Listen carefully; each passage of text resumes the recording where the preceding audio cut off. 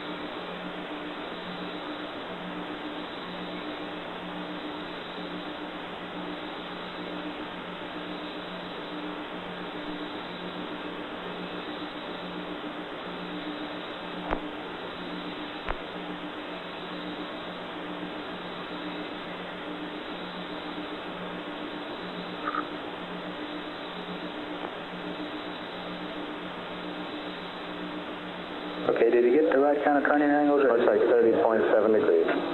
Yeah, that's about right. That's close enough. You ought to be able to see it. Okay. We're going to hear in a minute.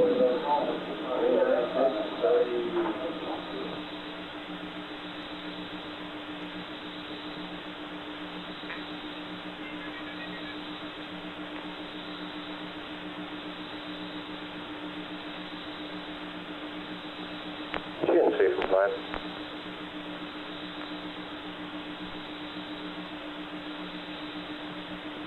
GNC from flight.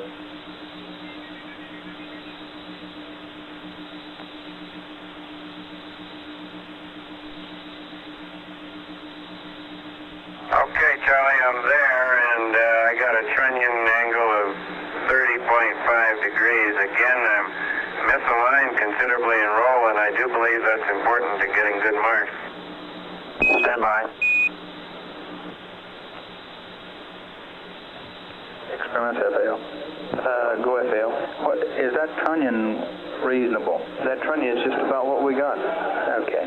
Hey, FAO, he's still concerned about his roll. I think we already have a story for him on that. We're going to give him a story, but we'd like If him to go ahead and make these three not marks. parallel, then I'm not marking normal to the horizon. I'm not marking at the substellar point. I'm marking off somewhere else. Hey, Charlie, FAO, can we get Stand by, 1 over.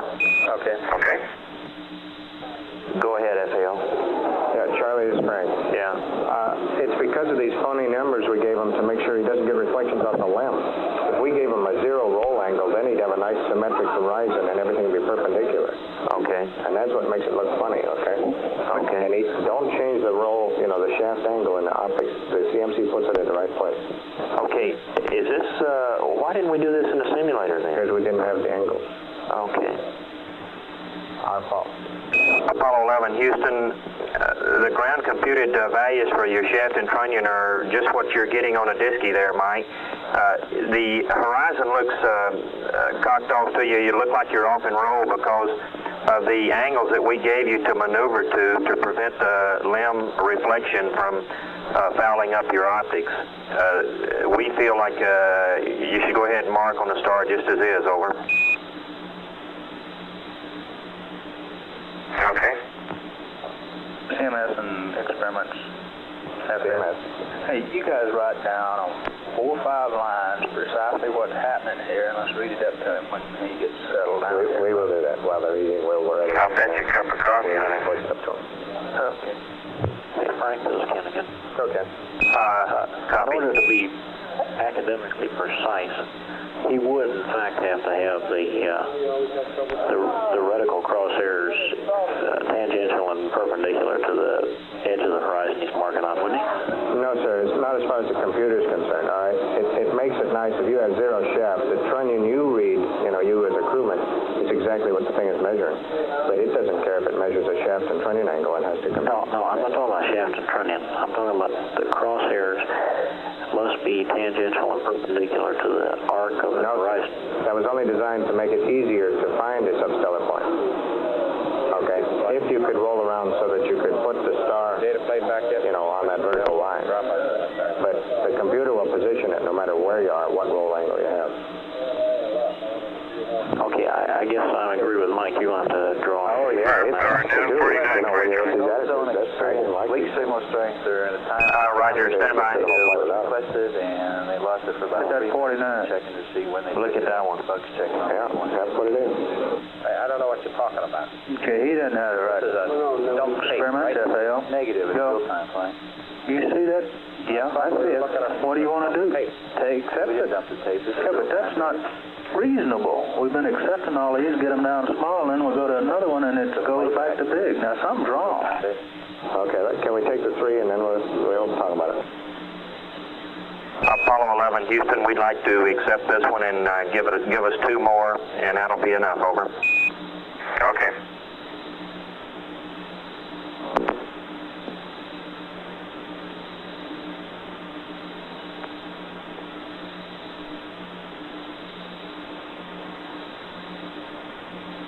Ecom from flight. Go, flight. A while ago at shift change, we asked you if you had dumped the tape, okay, that had the transposition and docking data on it. Now, have we dumped that tape? That's firm. Okay, procedures, that tape has been dumped. Why are we not looking at the dumped tape rather than the data that was recorded RF and the grounded Goldstone for this playback?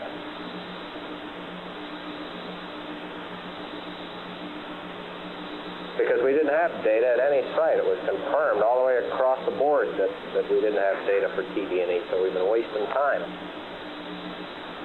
Procedures? Roger, flight. Want to take charge and get the right tape played back this time, please?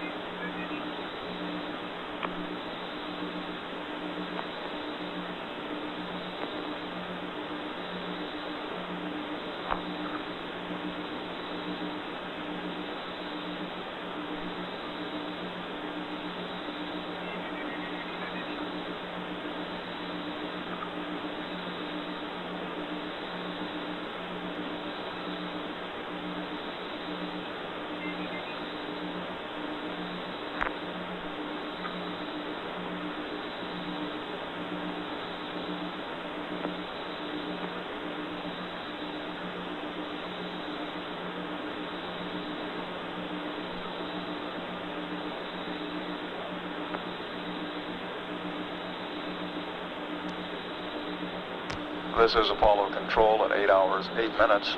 Apollo 11 now, 38,812 nautical miles. Apollo 11, Houston, we see your termination on P23. Thank you very much. Mike, we're trying to work up a story here for you. We'll be with you momentarily on an explanation of what's happening. Just put in a call to the crew. We'll stand by. Okay, Charlie, it just appears to me that you have to have the reticle tangent to the horizon at the point at which you mark, or else you're not at the substellar point. You're off laterally, and therefore you're measuring a larger trunnion angle than you should. It seems so to me. Our procedures people are working on this, and we'll be back with you momentarily, over. Thanks, sir. Guidance, flight. Go, flight. We have all kinds of groups, I'm sure, working on what's happening in P23. I assume that you've got your group pulling together some kind of a summary for me? Right, flight. We're working on it. Okay, and then I'll pull both summaries together. Right. I assume that the MIT guys you got in the back room are talking to the crew procedures guys in the back room if they got any thoughts, as well as to you? I assume they are, flight. I'll check to make sure. Okay, we ought to make sure they are. That's affirmative, flight. Okay. Have you got there, Luke? Yeah, I was on flight director too, and we were discussing it. Ken's gone back there now to get the story. Okay, great. Hey, I don't understand this flight plan here. It says PTC will be initiated after MCC1 or after MCC1 is scrubbed. Okay, it's scrubbed, and we're still on pad rest mat. Do we Have we uploaded him a PTC rest mat yet? Not to my knowledge. Flight FL. Go, Phil. What we want to do now, as soon as things settle down a little bit, is go ahead and send him the PTC rest mat, let him maneuver to 000, do the P-52 to the new rest mat, and go on and start PTC and press on. Okay. We ready to command? Guidance? I have the loadout flight. Pardon? I have the load ready to go. You have the PTC rest mat ready to go, right? That's perfect. Okay.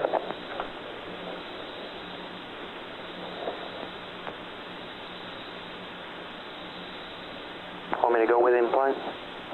Don't have him go in the pool and go on standby. Guidance, are you ready to uplink here? Let me make sure everything's set up, flight. Okay, I'm in flight control. Make sure the ground system's configured for uplinking. Why don't you get pool in except for us at his convenience? Hello, Apollo 11 Houston. We'd like you to go to and accept. We'll have a PTC rest mat for you momentarily. Over.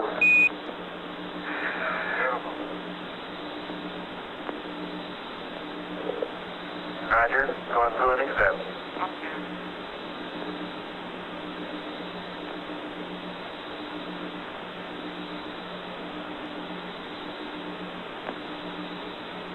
The PTC rest mat, which Capcom Charlie Duke just referred to as the passive thermal control attitude that the crew will place the spacecraft in. In this attitude, the spacecraft will be rotated at a rate of about 3 revolutions per hour to maintain the proper temperature balance. Guide safety. Go ahead, Steve. You calling flight? Right. I'm ready to go with the load anytime.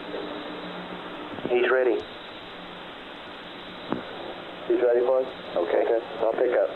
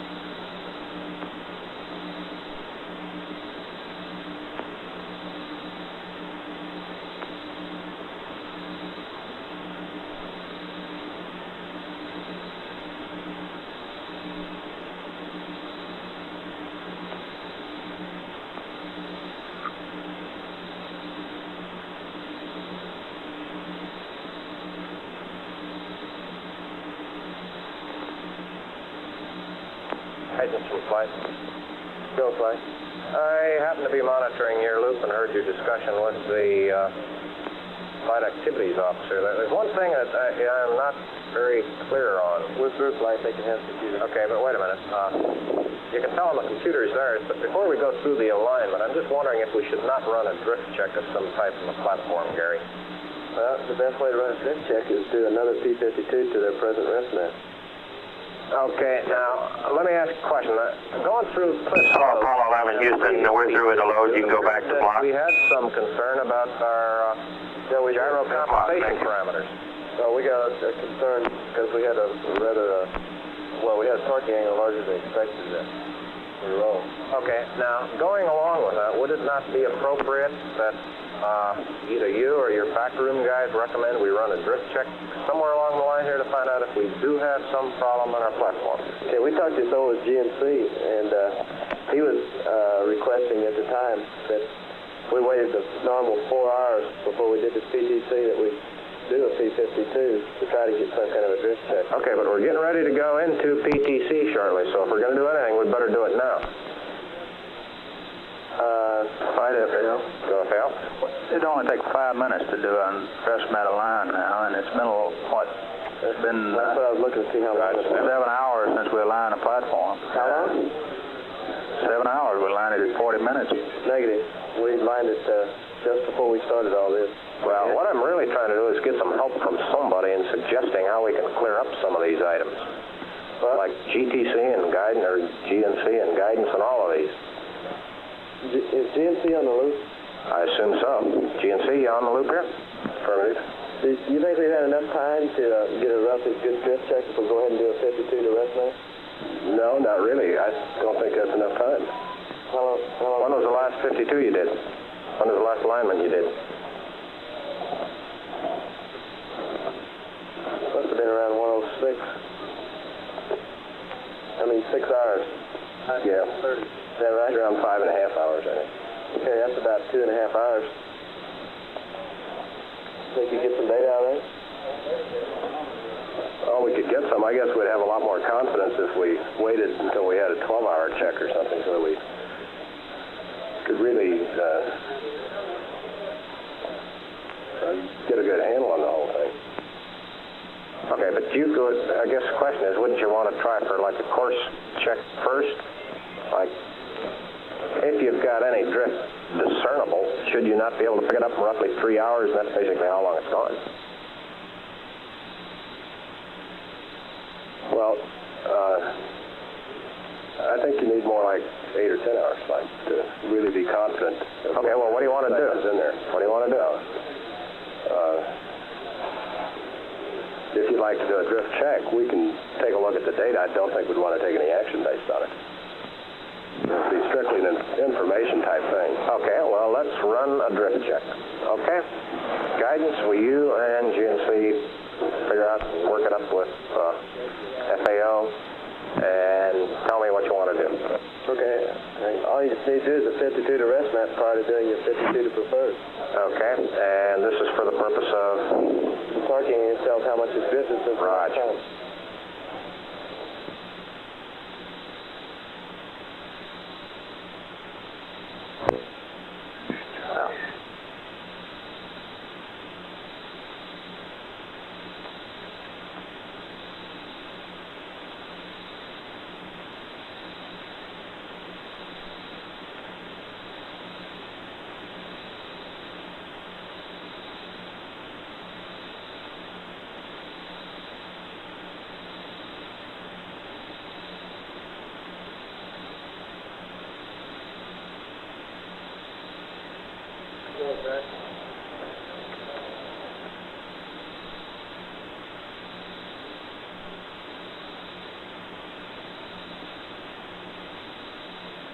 Mike, what's this drift?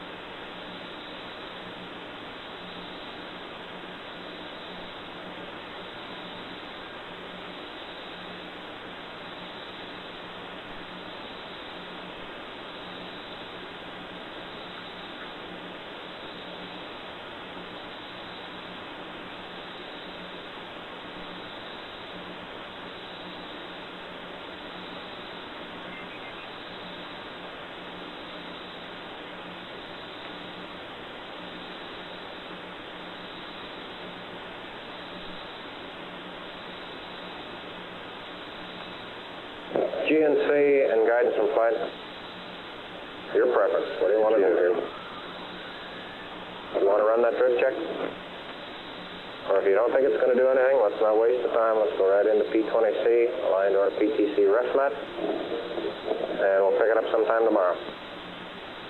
Flight FAO. Go FAO. We do another align prior to the P23s tomorrow, so we can compare the one we do tonight with the one we do in the morning and get a drift check. Yeah, that's what I'm saying.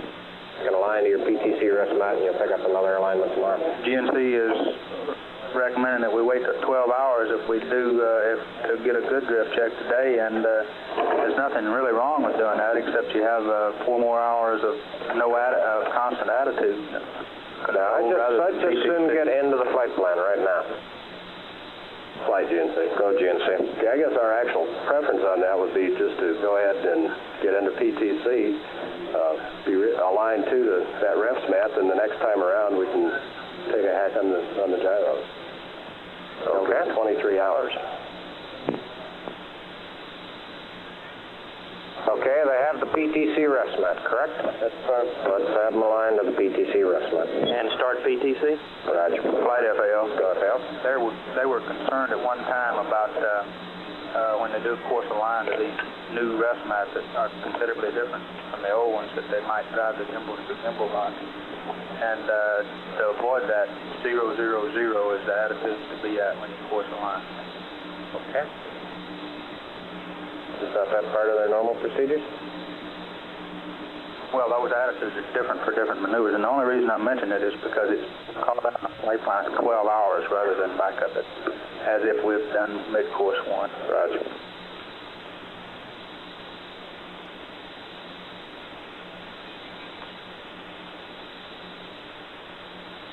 FAL, you say you want him to go to 000, then do the P50 to the preferred?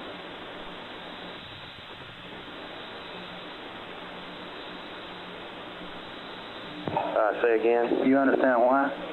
Yeah, the gimbal lock, but the P52 is going to be an auto maneuver to some stars. Suppose that it's not going to be 000. Okay, but we have a star for, I think, Port 2 FAL. Go ahead. What stars are available in Stand by. Flight Retro. Retro, you calling flight? Yes, sir. Go ahead. I got one of these aboard plans anytime you're ready to Okay. come in. Roger. There's a whole slew of stars available, Charlie, as soon as he gets them.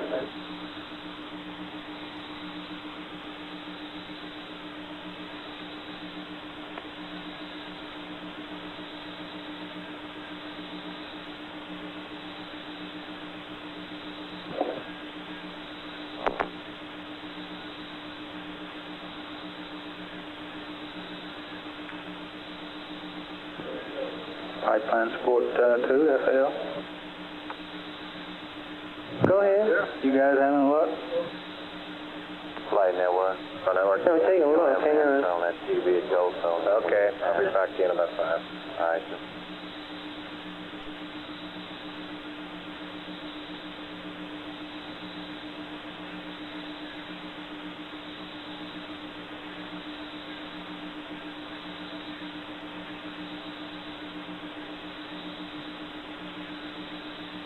FAO Capcom Flight Director 2. Go. It's what you're saying that you want him to do the P52 option 1 preferred as per flight plan at 12 hours. That's affirmative. And maneuver to 000. To do that. Now, what stars should he use?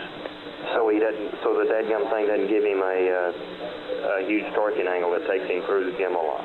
He's getting those numbers right now, Charlie. Okay. About a minute, I hope.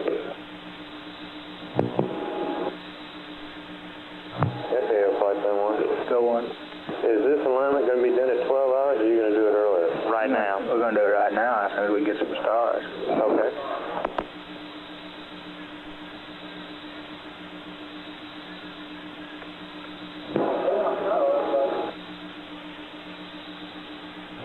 FEO, FE2.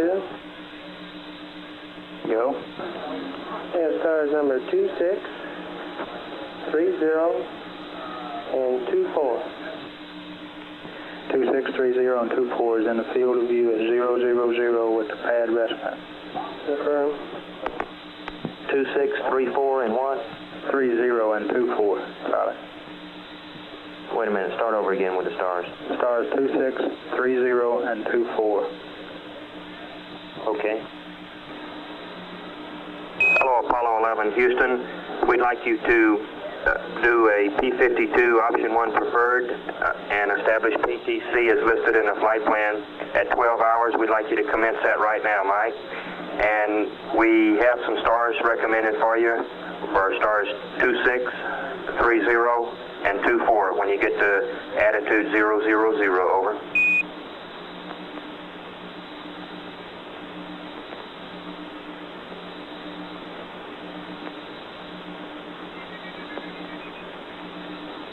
Okay, Charlie, it's off the link right now. Understand you're ready for us to do a P-52 option 1? 11, it's a P-52 option 1 preferred, over. And let's see, you said FICA and Bandcamp and what else? Roger, stars, codes are stars 26, 30, and 24, over. 24, okay.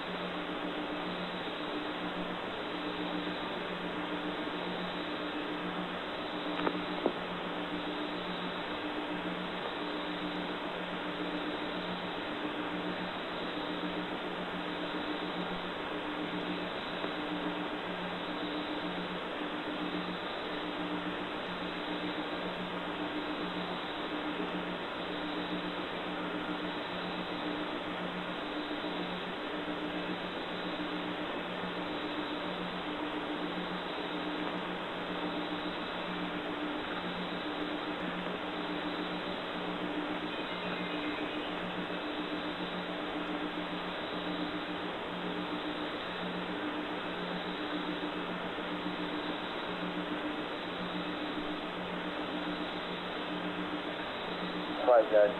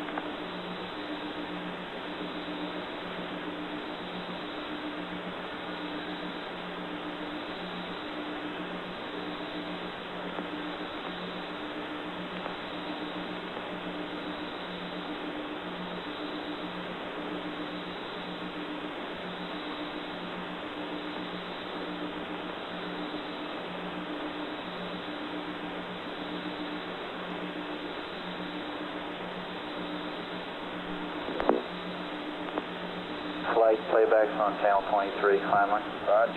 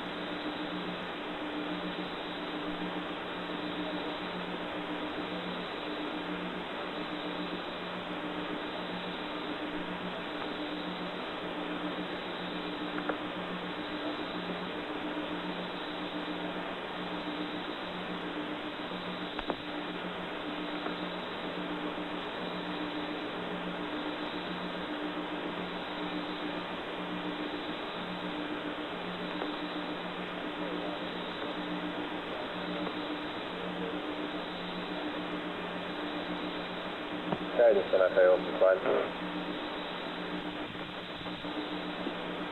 Price call retro. No, I'm after guidance. Flight guidance. Go ahead, Dale. Gary, are you going to have your backroom people pull together a story as to what they think happened in P23 there? Roger. Roger, flight. When's that going to be available? Okay, MIT's asking right now to get a recording of all that data we got from the P23 to look at. Print out downstairs. I'm going to try to get that. Were you happy with the onboard vector at that time? When we started into the P23? Let's see what Fido has to say about that vector. I don't think he looked at it. I don't think he looked at it about that time.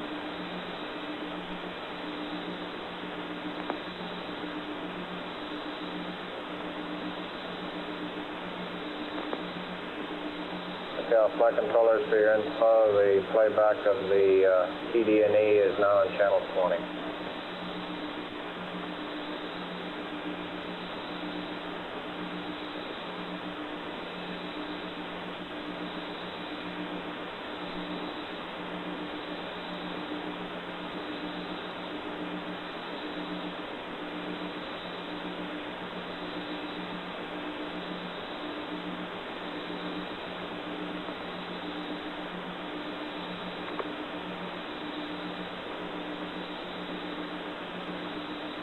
Guidance for flight. Go flight. Did he run his P52 option 1 the PTC rest map yet? No, he just flight. He got in there and he got a alarm 401, and he went out, exited the program. What's alarm 401? 401 is to look at the star, you have to look at gimbal lock. His attitude of maneuver is with gimbal lock. I tried to come to you. I get too off alert.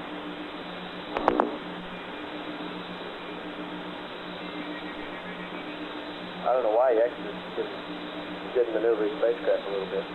Flight FL. Go ahead, Al. The Capcom told him to use the flight plan at 12 hours to do this, and it said to do this P52 at 000, and then we gave him some stars, and he proceeded to use those in the P23 attitudes, which Okay, he didn't go to 000 is what you alarm. said. Okay.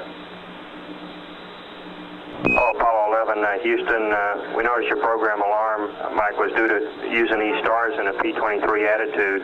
If you'll go to 000, the stars we gave you will work, over.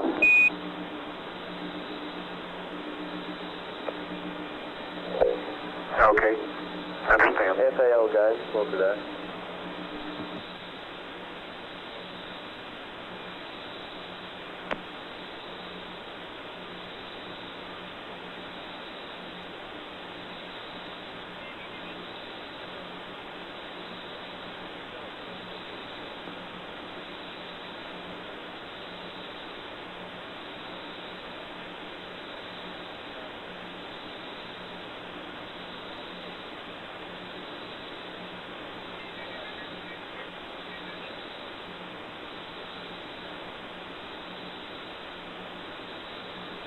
flight procedures. Go procedures. Okay, they got to change tapes now because there was a long dump and it was on 2 tapes.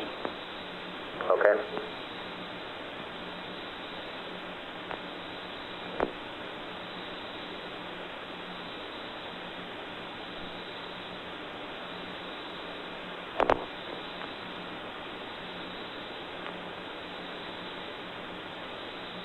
Okay, all flight controllers, he's back in his alignment program here. Let's monitor him as he goes through his P52 here.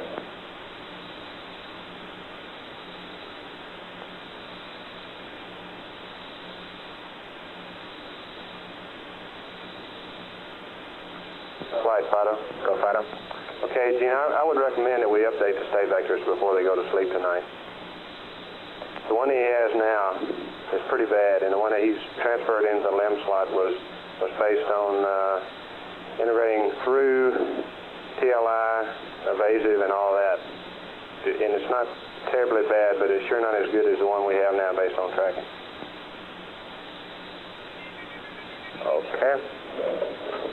You want to update the CSM slots, and then what is it, Burb 66 at over? That's affirmative. Let me check with Guidance to make sure that's the agreed upon procedure for doing that.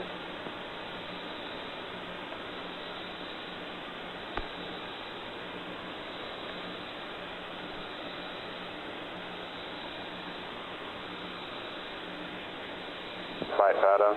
Go Fido. That's referring to the crew does the Verb 66. Okay. Flight guys. Go guys. Since he hasn't done his P-52, can we just go ahead and update him prior to the P-52? Yeah, he's back in pool again for some reason. Right, you got that alarm again, Flight. He's maneuvering out. Okay. Have you got the CSM vector available? Not right now, but it'll take about a minute. Okay, why don't you get one built? Okay. Playback day is back online, Clay. Okay.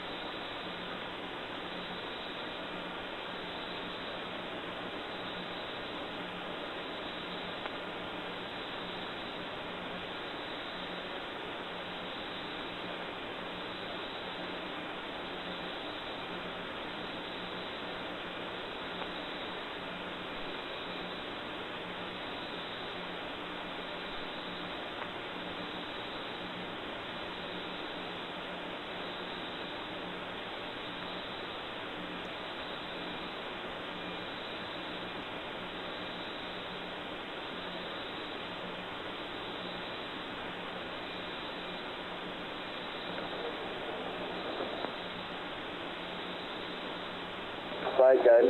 Okay. Okay, we have a loadout site, Flight. Okay, now the procedure, and go back over it again. We'll uplink it to the CMC slots, and he'll transfer it over to the LEM slot with Verb 66, right? Right, Flight. Is that per your understanding of the agreements, Capcom? That's from. Okay. Why don't you advise the crew prior to the time going into P-52 here, we'd like to give them a new CSM state vector, please. Much. Hello, Apollo 11 Houston. Prior to you starting your P-52, we'd like to give you a new CSM state vector over. Roger. When we finish the maneuver, and we'll give you the distance. Roger, we're standing by.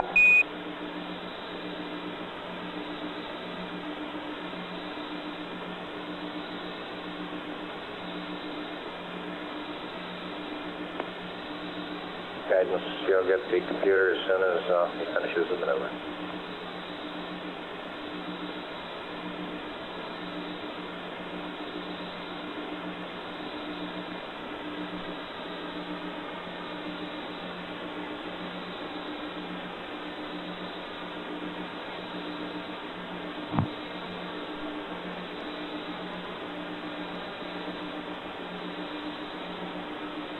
Flight guide. Go ahead. I think we better wait till after P-52. I just remembered, if we load this vector in there, he'll wipe out his rest net. It uses the same locations when you're loading. We'd have to put in the state vector and then reload the rest net.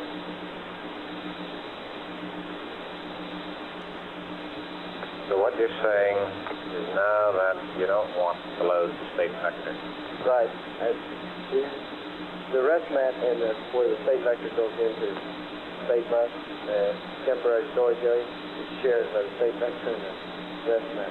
Okay, we're going to have to belay that state vector, Capcom. Oh, we can go ahead and uplink the state vector and then uplink the rest mat again. Why don't we do that? Wouldn't that be You got your rest mat handy again? Yeah. You got that load handy? Yeah. It's still It all works. Okay, we'll get it all cleaned up then. Okay. Now just clean the whole thing up, we'll be through with it. Okay.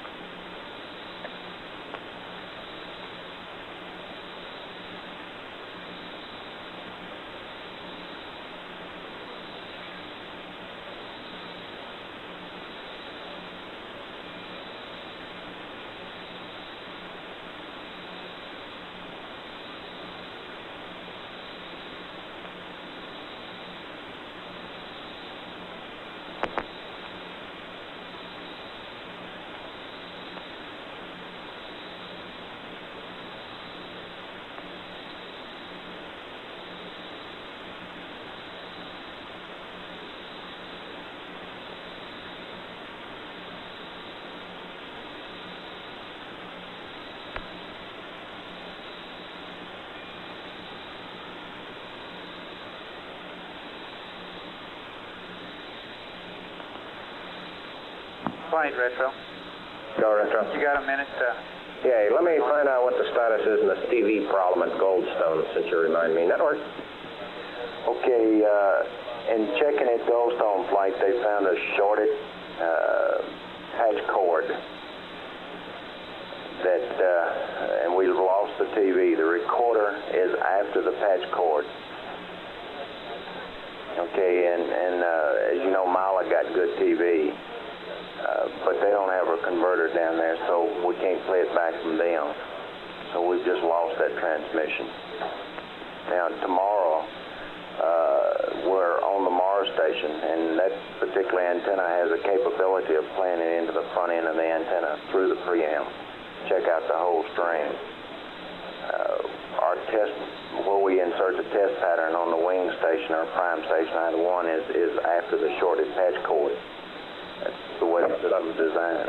Not due to a check, is it? It's not a complete check, that's right. Okay.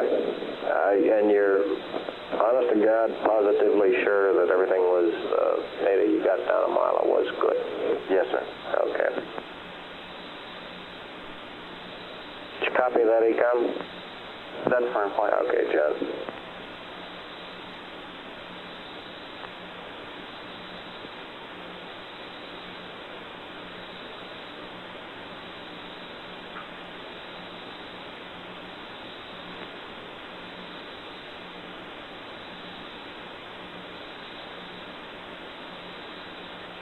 Hi, Ecom. Ready, Ecom? Yeah, I'm going to add one thing to that. Texas saw the FM, but they were set up to do like a DSE film. They saw the modulation and said they couldn't lock on it. And looking back, they were trying to lock on it from a DSE standpoint. So they don't have a scan converter either, so that, I think, takes care of Texas, too. Okay.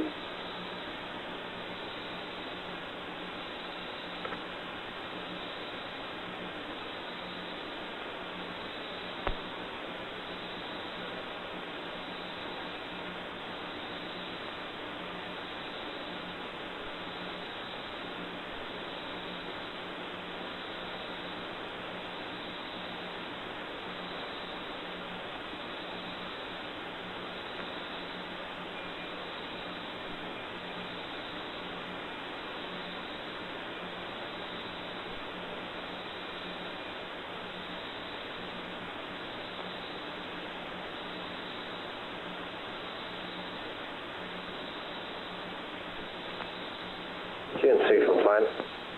GNC. Through with your playback now from Goldstone, or wherever it was you got that dump tape from. That's Brody flight, and I released it. See anything interesting, unusual, and did you get analog recordings? Brody, we got recordings. We saw nothing at all unusual. Based on what we've been able to come up with so far, the one explanation of what happened on the maneuver still is that the crew missed one of the proceeds required to keep the auto maneuver enabled. Think that's what happened there? Well, we can't verify it because we can't see the proceeds button activation. However, the crew, I guess, did report they had to hit proceed an extra time to make it continue. Didn't they have some problems similar to that pre-launch down at the Cape? If I remember right, I remember seeing that in one of the anomaly reports. Was that LGC? Have you checked that back with Span? No, I haven't. I know they've had problems with that button. Capcom says it was the LGC. Why don't you run it back through the Cape testing?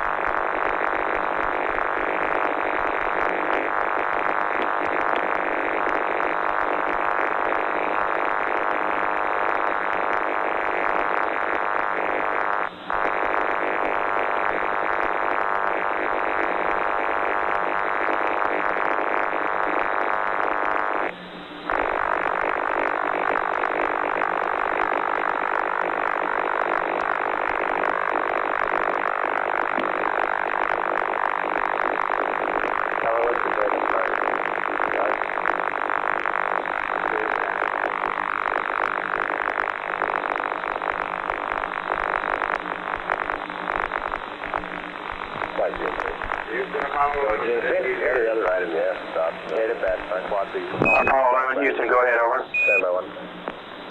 Roger, the disc is yours. Roger, stand by. We're ready for the load. Guidance. Computer yours. Okay, we don't have data flight. I think I've got a little bit right. Okay. Okay, we can do it on a little bit right. Yeah, stand by. Econ, you going to get us some high bit right here? No, we're looking around for nose flight and high gains now, reflection. We have to pitch up to get a good antenna. Gee, I don't want to have to make another maneuver. Let's uplink. We got to do it a little bit right. Yeah, let's uplink a little bit right here. Roger, flight. Guidance. We'll pick up. I'm going to put both those loads in there. I'll put in the state vector and re-input the rest there. Does he have to do the Verb 66 before you do the... Negative. Why? No, it doesn't matter. He can do the Verb 66 anytime. Okay.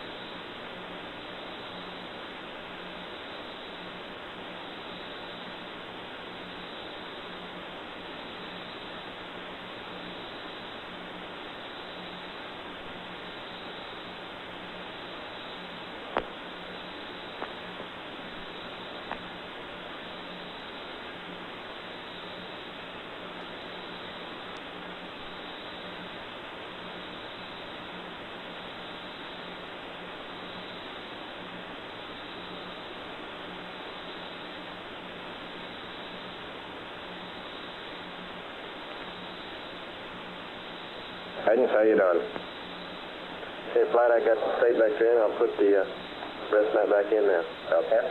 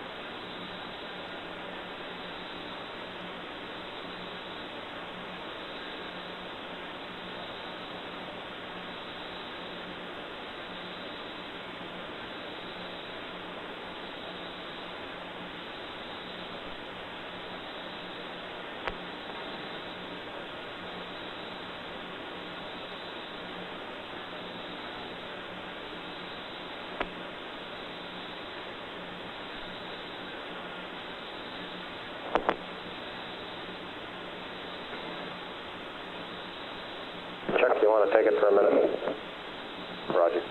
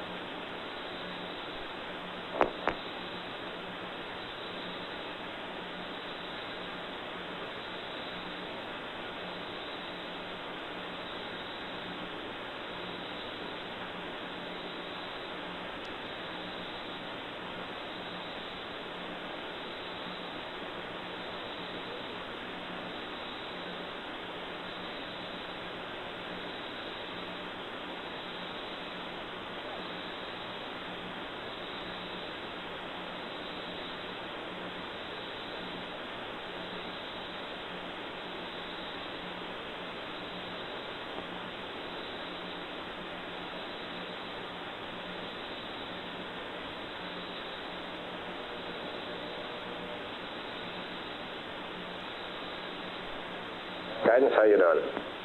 Flight guidance, we got one line in and there. I'm correcting it now. Okay. This is Apollo Control at 8 hours 59 minutes into the flight of Apollo 11. The spacecraft altitude is currently reading 42,753 nautical miles, and we show a velocity of about 9,100 feet per second. We are in the process now of uplinking to the spacecraft the attitude for the passive thermal control mode.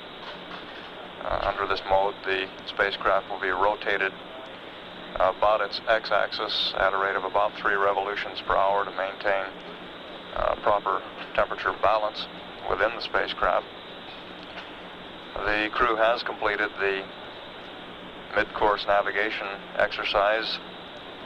They will shortly be aligning the spacecraft stable platform used as an attitude reference in the guidance system. This is a routine procedure. And following that, the spacecraft will be placed in the passive thermal control mode, where normally it would be left during the sleep period. The cabin temperature in the command module has been running between 65 and 70 degrees. The current spacecraft weight is 96,460 pounds. Raj, computers is Capcom. We had a little trouble there, Flight. Okay, what is the problem? You want him a verb 66? Roger, he needs verb 66. Okay. Hello, Apollo 11 Houston. You can do the Verb 66. The computer is yours, and then the P-52 option 1 preferred, over. Some kind of a vector set point to start with. He feels they might make it worthwhile to call up the simulator and run this P-23 stuff we were doing. Now, that sounds like a good idea. Okay. We're getting a printout, Flight, of that data for that period of time, D-log out of the RTCC for MIT to look at. Okay. And looks like that's going to be our thing this shift. Yeah, looks like it.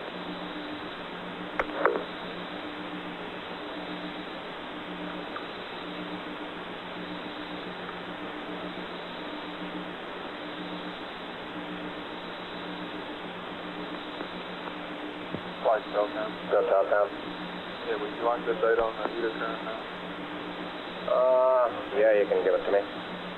Okay, it's running 2.43 average, low of 0.8, high of 6.8. Stand by.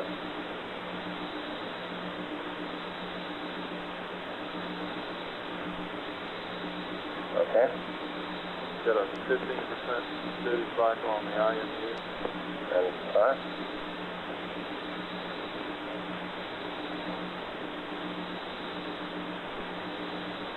Go ahead. 24% on the landing radar, with variations up to 50%.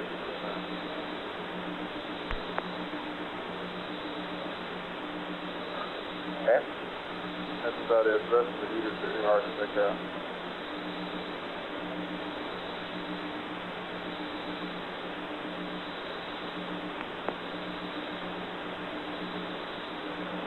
You know, given 2 or 3 parameters, you guys might be able to create a hobby shop all by yourself. That's true. Flight says 15% is exactly what we had on 10 also on the IMU. Good Lord, we even got a control in the action on that one. Right. 2 guys and 1 parameter. Sure make a lot.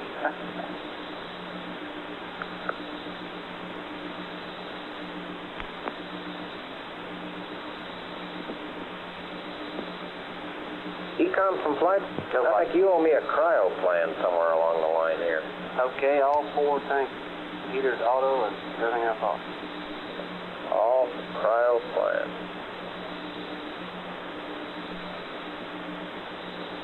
All 4 heaters auto, huh? Right.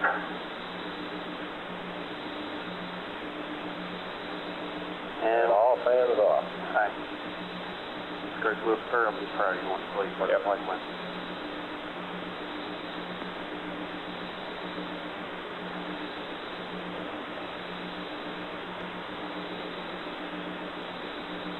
Okay, what are we going to do with our waste management valve? Yeah. It goes closed. Isn't there some magic memo you got out of all the ECS guys so that you get down to a 100%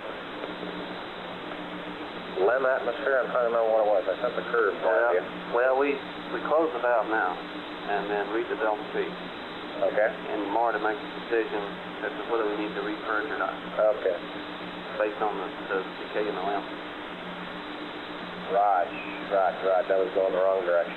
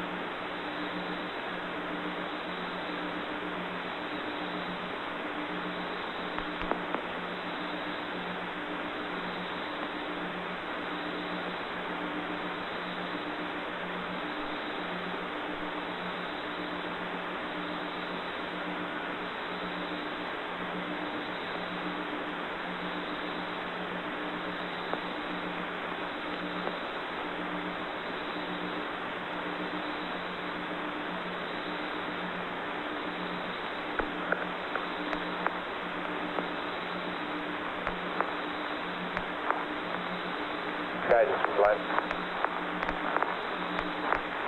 Still flight. Raj, let me know when you see a P-52, will you? Raj, you will fly.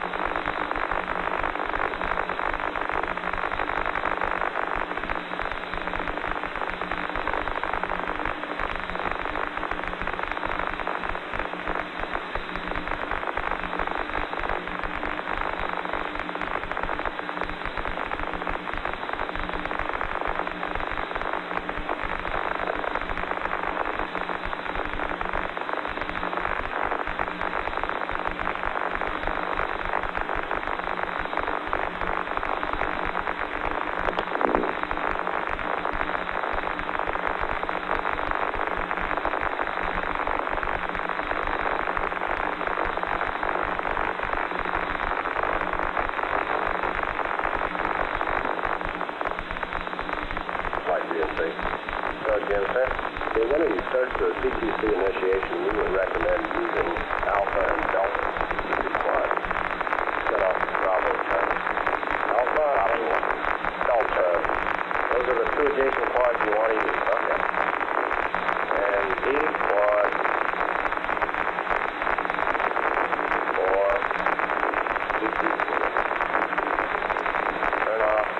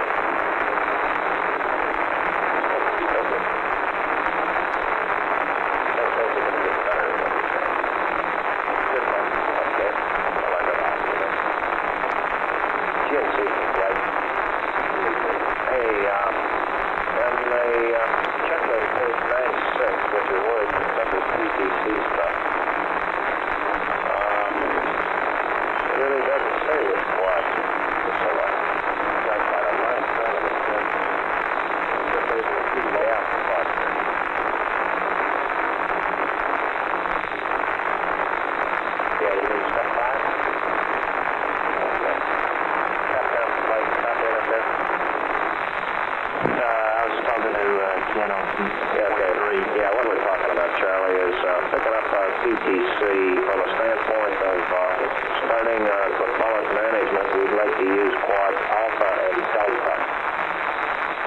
Okay. Okay, and I believe that comes in on page 9-7 of the checklist where it says disable all jet two adjacent quads. So that means we disable Bravo and Charlie. Correct? DNC? Correct.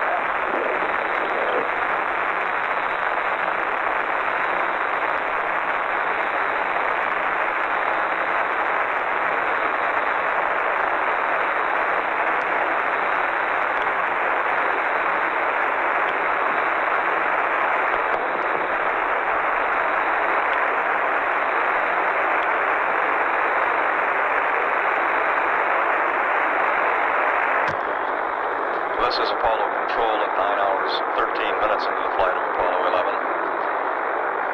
Based on biomedical data, the flight surgeon reports it appears the crew removed their pressure garments, their pressure suits, at about 8 p.m. for the commander, Neil Armstrong, and command module pilot Mike Collins. Lunar module pilot Buzz Aldrin apparently got out of his pressure suit about 1 hour earlier, or about 7 hours ground elapsed time. The spacecraft is currently 44,529 nautical miles from Earth, and the velocity has dropped down to 8,983 feet per second. We do have rather locked the spacecraft antenna at this time, accounting for the noise on the air-to-ground circuit. We'll take down the circuit until we've re-established better log. Have you seen the P-52 here yet? And we'll record any conversations that occur in the interim. At 9 hours 14 minutes, this is Apollo Control, Houston.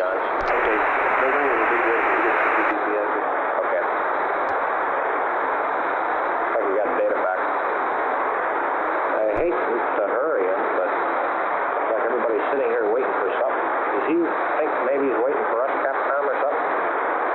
Say again, Mike? Does the crew think they're waiting for us for some reason here? No, I told them to continue. Okay, is our, just out of curiosity now, ECOM from flight, is our primary evaporator shut down? Flight I can't tell. They see the evaporator was off. This time he would have shut it down.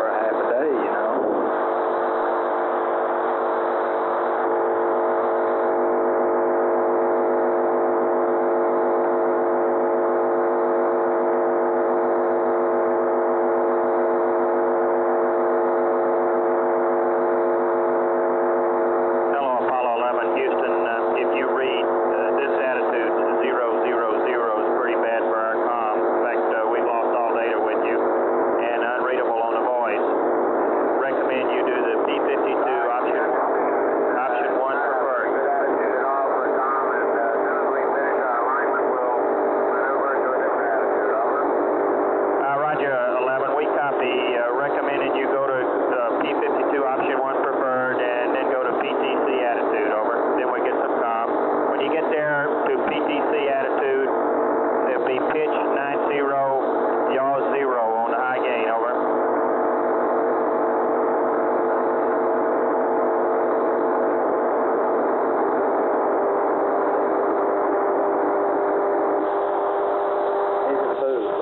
Flight they realized the problem. Okay.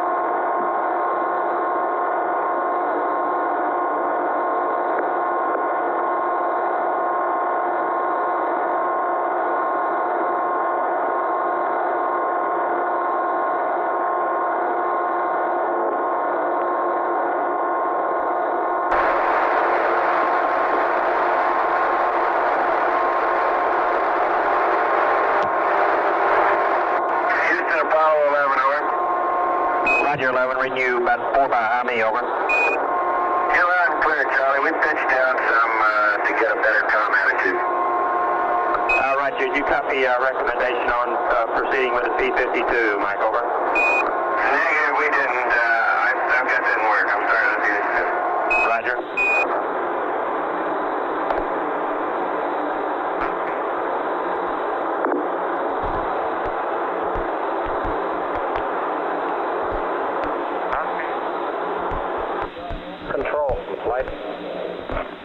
Go, Flight. I'd like to give your span guys in the back room another item to work on. Roger, go ahead, Flight. Okay, in the checklist. Back on ping 64, landing radar self-test. Okay, if you remember, we eliminated the gimbal trim check primarily because we didn't want to stroke the doggone gimbals from side to side and possibly get up in a hard over position and not be able to complete the descent. Okay? I notice it's been brought to my attention that we're doing the same thing with the landing radar. During the landing radar self-test, we stroke it from position 1 to position 2 and back to 1 and do other good things. I'd like the spans appraisal as whether they think that's a good thing to do. Roger. Okay, and that's ping 64 step. In fact, there's several steps in there. The entire procedure. Okay. I think for the same reason, if it's in position 1, it might be worthwhile to leave it in position 1. Okay.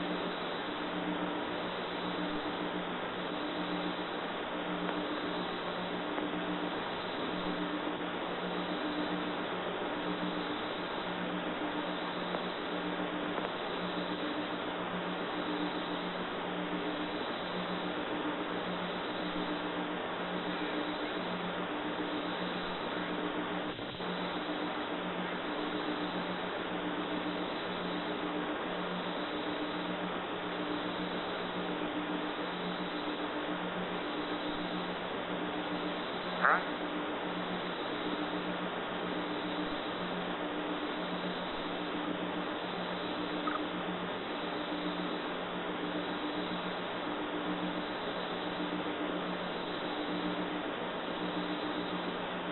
you monitoring as P-52 again? That's firm, flight. Okay.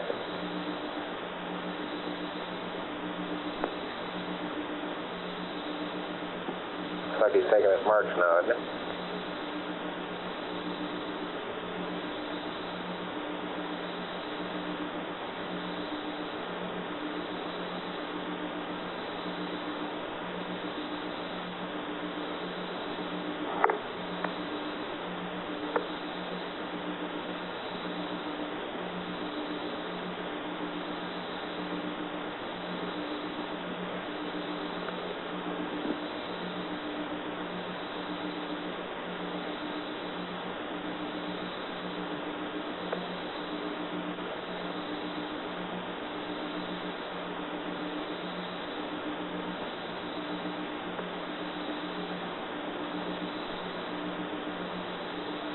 Capcom flight. Charlie, if we're going to vote for you to fly one of these things, you're going to have to say something once in a while. Flight guidance. You know, I think we ought to run a pot to find out how long it's going to be between words from Neil. Oh, he's already said something. When? When Mike was off the loop. Yeah, he said, Roger, we'll do that. He copied the stars and, How many hours ago was that? no, it's about 20 minutes. Is that right? I missed it. I've been waiting for that. I seriously have logged in there the last time I heard words from him.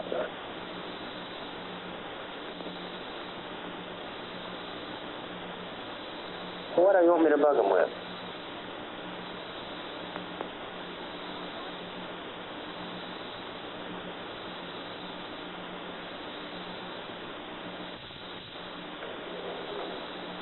Flight guidance.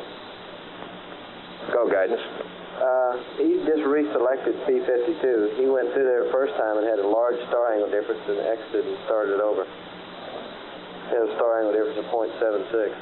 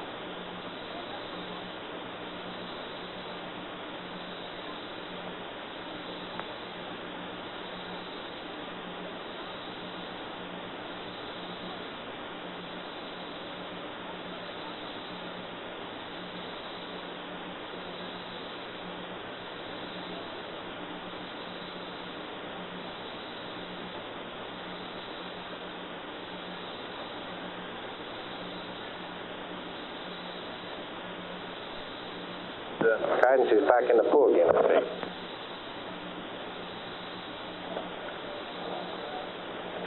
Flight Flight guide. Go, guys. He's exited twice more now. He's getting alarm 407, which means he's trunnion, asking for a trunnion bigger than 50 degrees.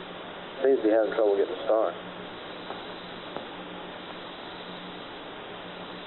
Back in P52 again. Right. Okay. Capcom, Guidance, and FAO, will you get all your backroom supporters to watch this P52, and let's see if we can figure out what's going on.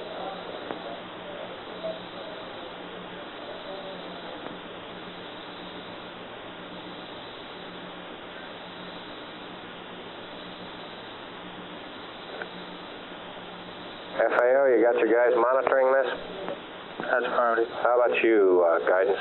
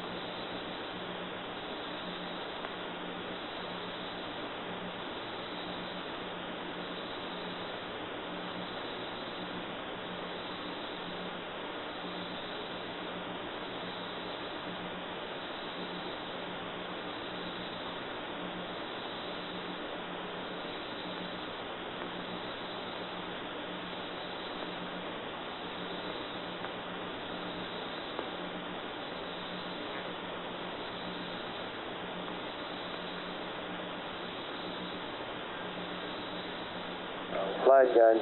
Go, Guidance. Yeah, he just got a good star angle difference. He just got a good star angle difference there. Right. Okay. In large star here.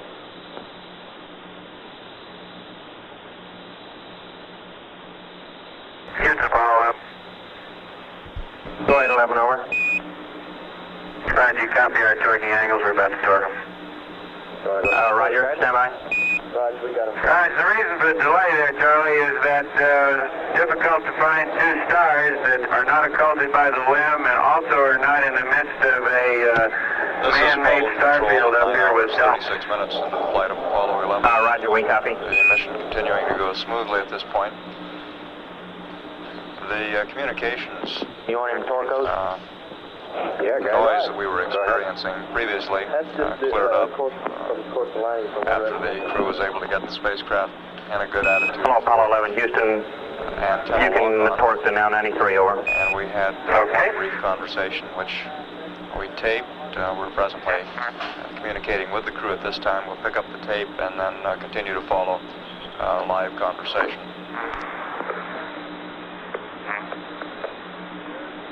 What is your star angle difference in the last one? 0.01. 0.01. That's real good.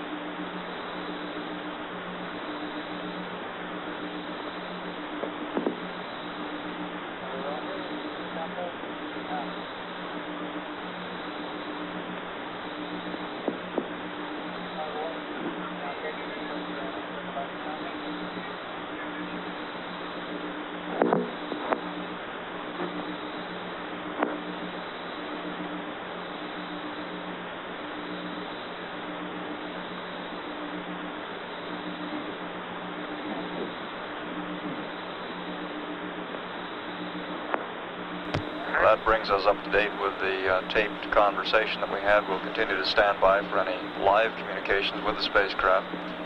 Most of that conversation with Mike Collins involved the platform alignment that the crew is involved in at the present time, aligning the stable platform used by the guidance system as an attitude reference. Apollo 11 is presently 46,688 nautical miles from Earth, and the velocity is 8,750 feet per second.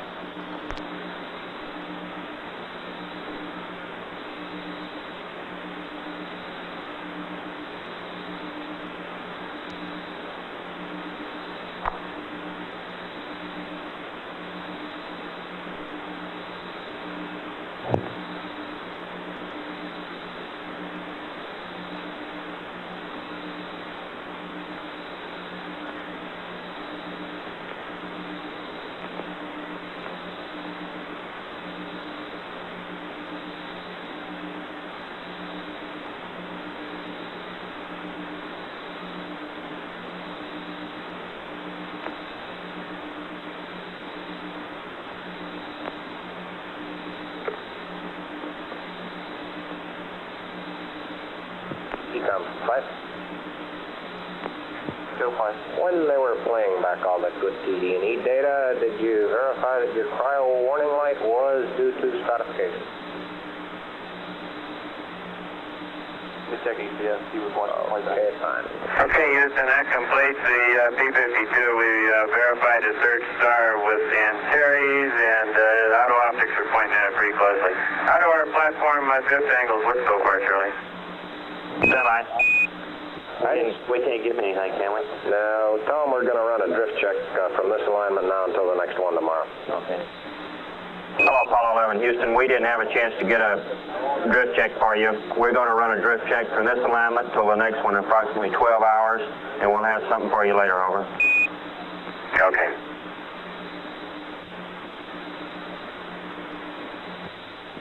Like, we want to go PTC now?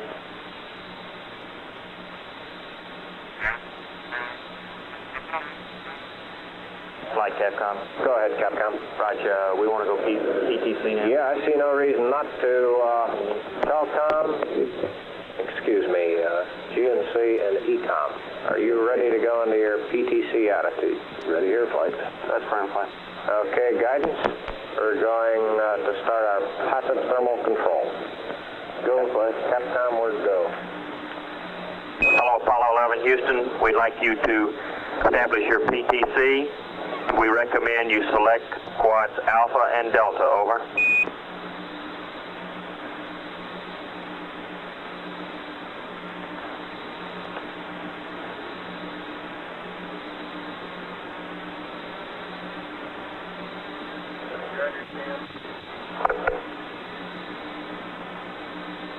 Roger, understand. Alpha and Delta quad for PTC.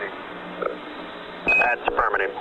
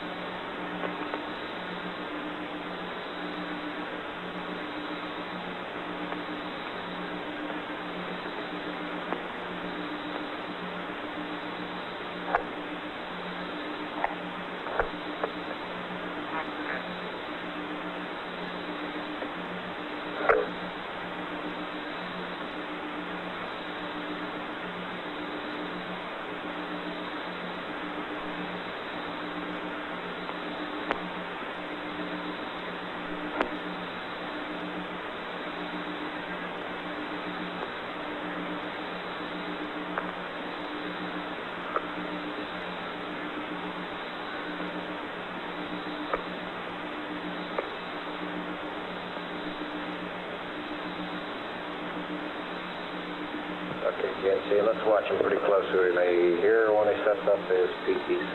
Make sure he goes through it right.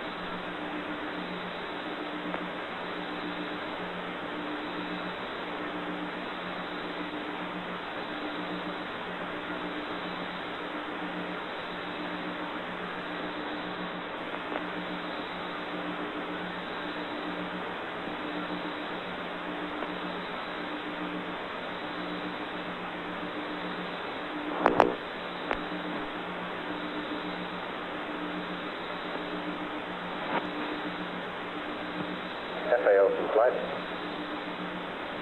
Still fine. Okay, we're going into PTC shortly, and looking over the flight plan, it doesn't look like there's much more the crew has to do prior to the start of their sleep period, so you might start checking around and see if there's anything that would prevent them from slacking out early if that's what their desire is. Roger. Okay, all flight controllers, you might do the same thing. Since we're not going to make a mid-course correction here, we're starting to move into the PTC attitude and establish the PTC. You might make sure, check any open items in your area because the crew may come up and ask to go to sleep early.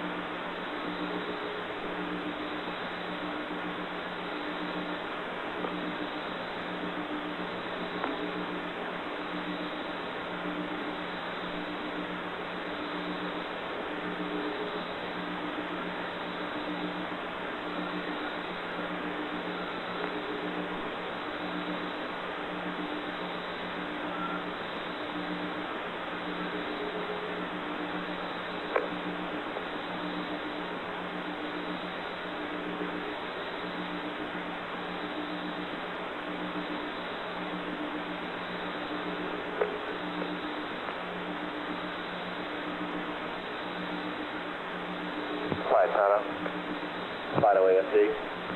Yeah, I'd like to leave the console for a couple. Roger.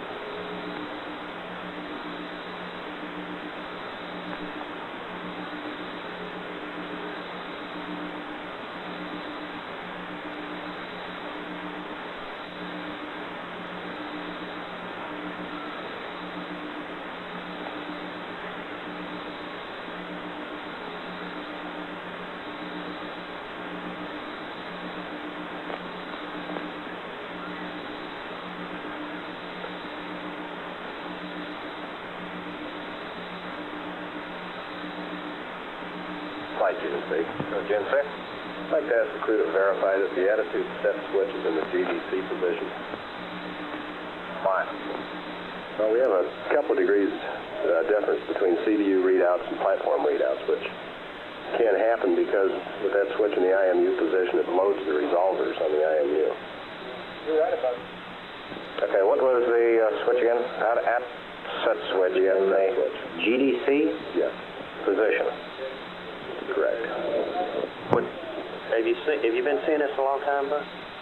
Well, we just picked it up. It has been an IMU before, and what we're talking about is that we don't know if it was or not. If it was in the IMU position, it might have screwed up P23. That's what Ken and I were talking about earlier, too. How about that? Okay.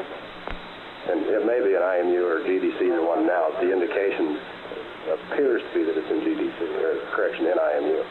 You want to see if it's in GDC? You want it? Oh, Apollo 11, Houston, would you verify that the attitude set switch is in GDC, over?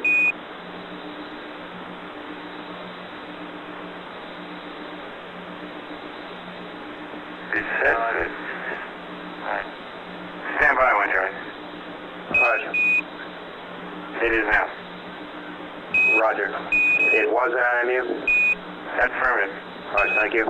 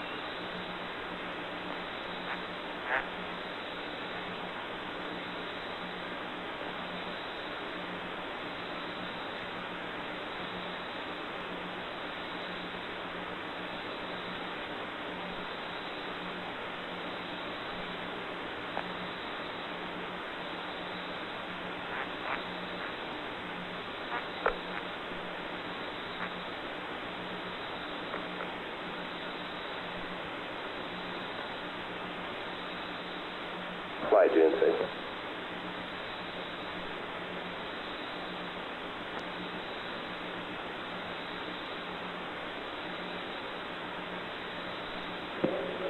Go ahead, GNC. Just a matter of interest. That resolves the discrepancy we saw here on our CDU versus IMU. Okay.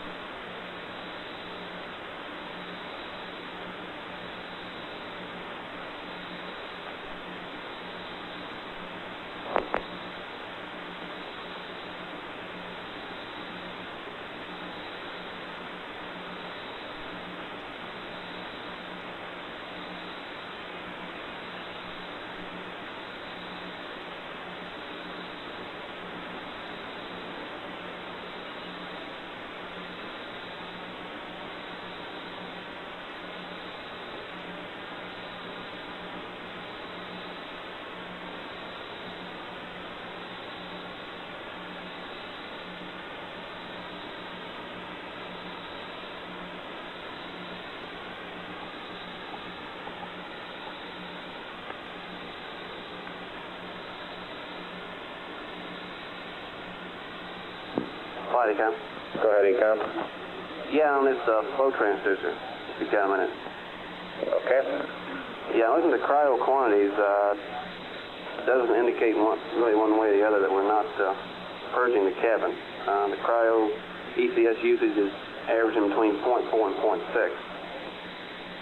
Now, there's a way to verify that we're really actually dumping. You're talking about pounds per hour? Right. Go ahead.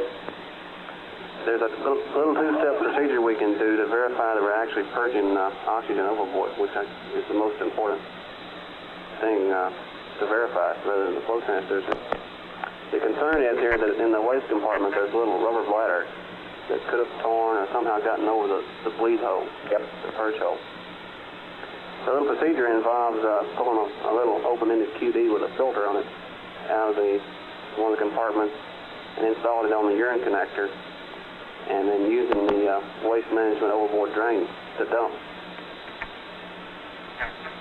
Waiting about 30 minutes to see if the O2 flow takes in that configuration. Okay, stand by.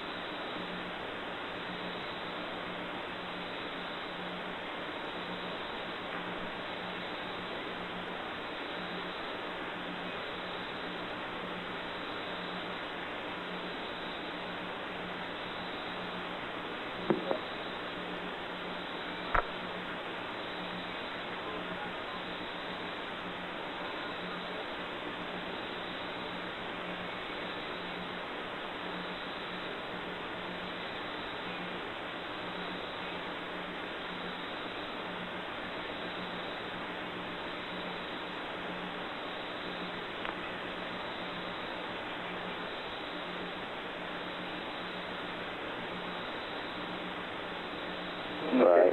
That's the one he said we were all screwed up on, right? Okay. Last time? Right. And my records show him doing that at around 7 hours and 50 minutes or so. Okay. And y'all might check y'all's records back there. And the numbers we gave him are, do you have them? Flight booster. Calling flight again. Booster. We're terminating support down here. Everything's dead on the stage. Come on. Yeah, it's just told them we're still living. They have two-way lock, but no TM. Must have just died. Okay, how about it? By the way, gentlemen, thank you. You can go both ways. I'll go both ways. FAO Capcom, Flight Director 2. That any day. Hey, Tom, would you check and make sure that the filter assembly quick disconnect is in R6? Let me get the name of that again. The filter Assembly QD. QD and R6. Yeah. Okay. And I'd like a storage list, copy of the storage list sent out to us.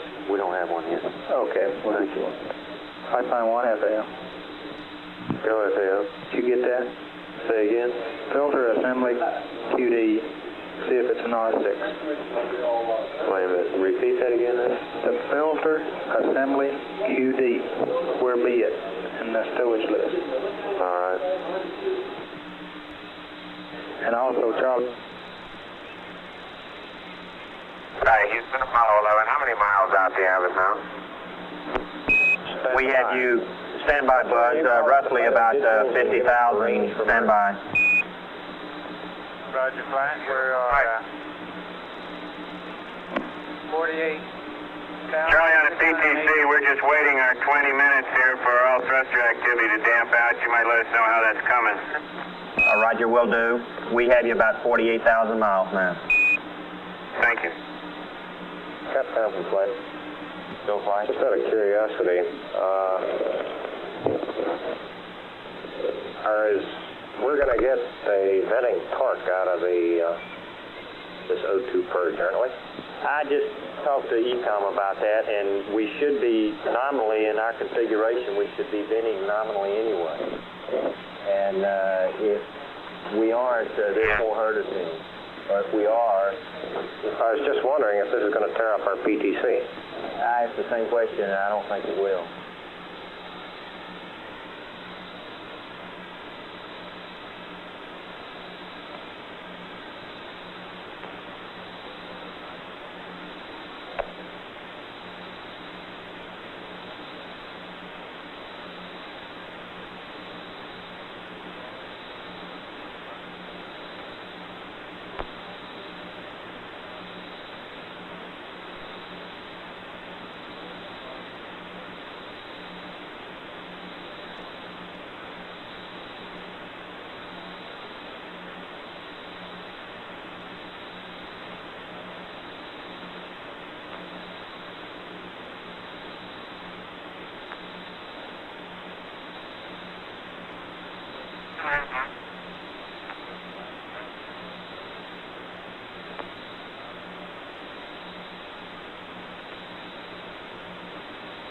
Houston, Apollo 11, we still have our oxygen fan on for tank 2. Is that what you want? Stand by. Flight gun will turn it off as partially. At the same time as close. Yeah. Hey, Charlie, I can see the snow on the mountains out in California, and it looks like LA doesn't have much of a smog problem today. Roger, Buzz. Copy. Looks like a good view out there then. And Apollo 11, Houston, we'd like you to keep the O2 fan on, and we'll give you an ECS configuration prior to sleep. Over. Okay, fine.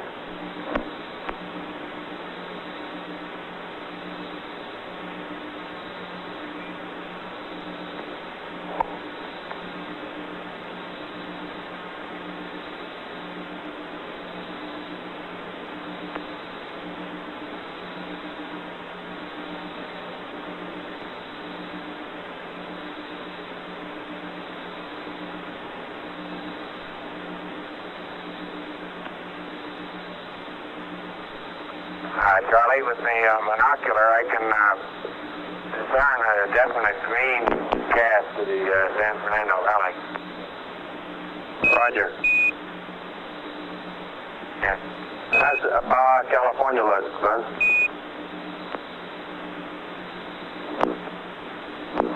Well, it's got some clouds up and down it, and there's a pretty good circulation system, a couple hundred miles off the west coast of California.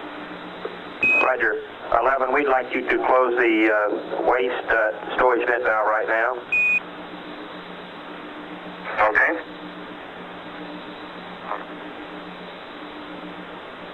Surgeon, but you tracking all this discussion we got in waste management, vent valves and purging and all of that jazz? Some of it, Flight. I haven't, I missed the initial discussions because I was talking to the Hornet surgeon. Okay, well, will you get together with ECOM? Waste storage vent valves closed. Copy.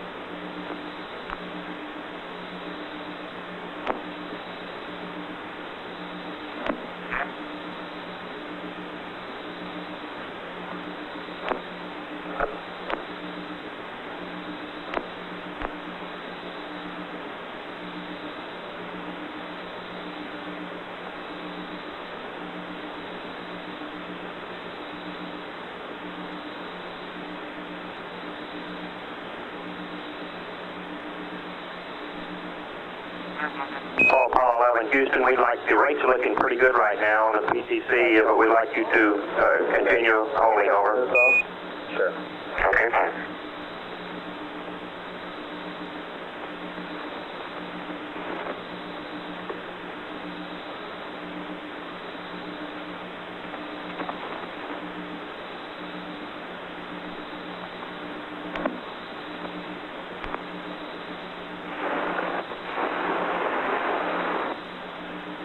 Flight Surgeon, I can Okay. You understand what we're doing Yes, now? sir. Okay, I do. fine.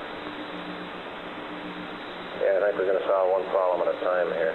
Make sure we don't vent during PTC so they can get some sleep, and then tomorrow when they do come up, we'll use a different procedure for enriching the cabin.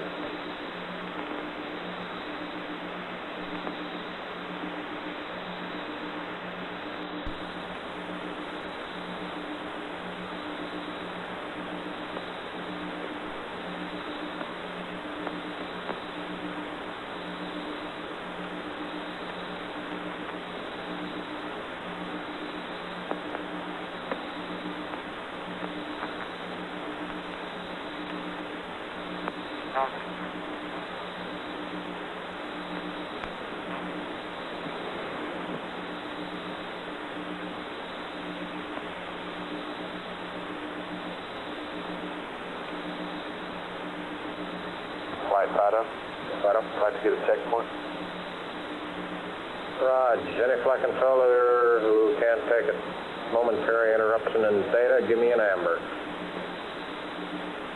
No amber? Go ahead, Fido. All right, thank you. GNC? Flight, were we able to get the PTC roll established? Fido. It's only going to be a momentary interruption. GNC? Fido, hold off on that if you can. All right, let me see if I can stop it.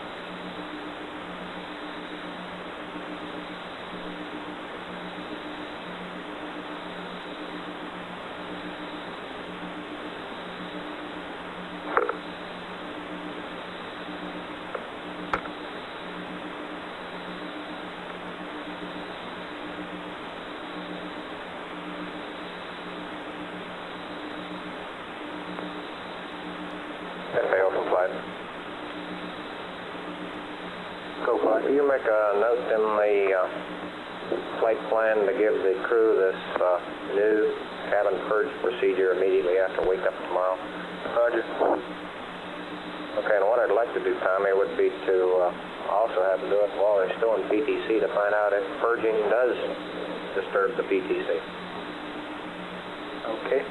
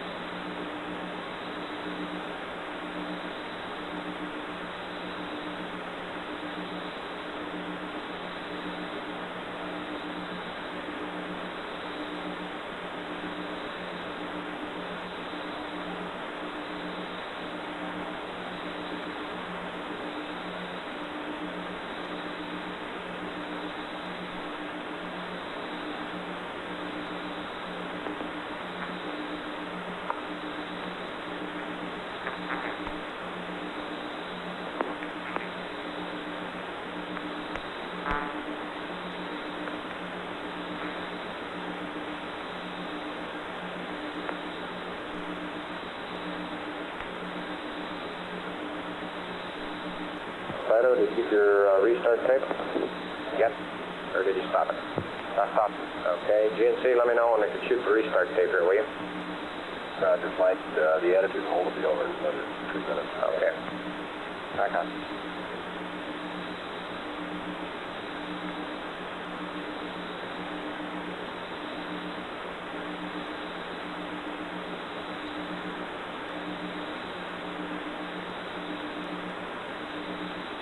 Econ. Go, Econ. Yeah, when we close that vent, the O2 flow pegs low on about 0.3. And also the accumulator cycles only went to 0.75 now. So it indicates there's still something wrong with the flow transistor. In addition to maybe another problem. Say that again now. We were running about 0.3, you know, and didn't really know whether to believe it or not. You turn that vent valve off, and it's pegged low. Down to 0.196 at the bottom of the field, and hadn't moved except during that last accumulator cycle about 6 minutes ago. So the pegging that thing off the field high, it only went to 0.75. So by turning off that vent valve, we have shifted the flow transistor. So previous to that, the accumulator cycle has been pegging it off the field high this time. Okay.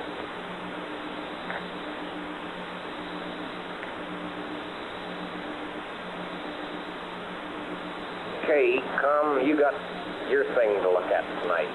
Guidance has got his thing. Everybody will have their things to do tonight. Hancock? Joe, what are you doing? We're standing by for PTC. Oh, okay. They're taking bets on which way it's going to roll. Okay.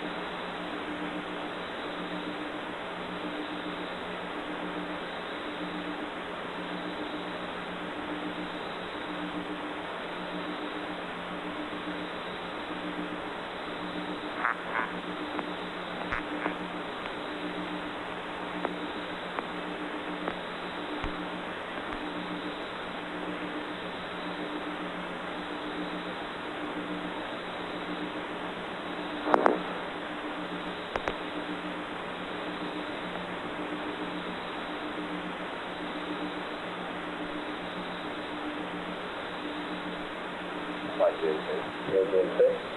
rates are low enough they can start to roll anytime.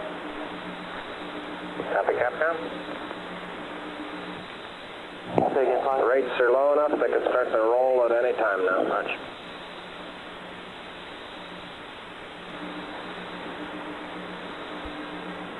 Hello, Apollo 11, Houston. Your rates look really great now. You can start your PTC. Okay, thanks, Ryan.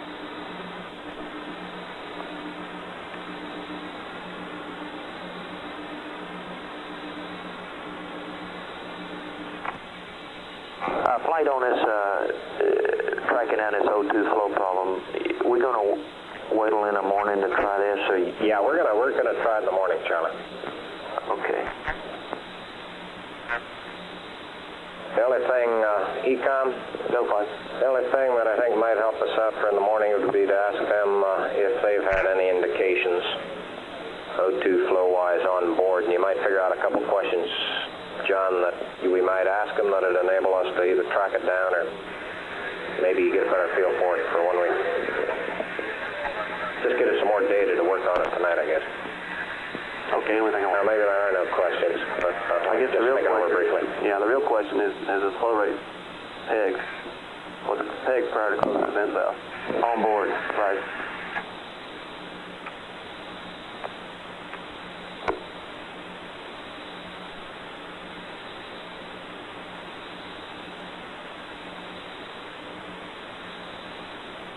Houston, you're 11.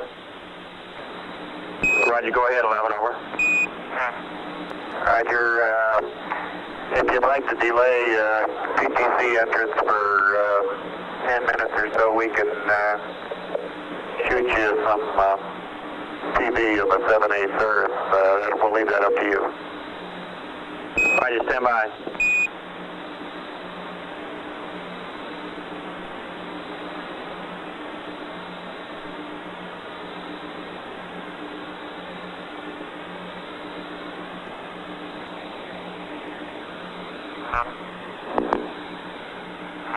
Thanks.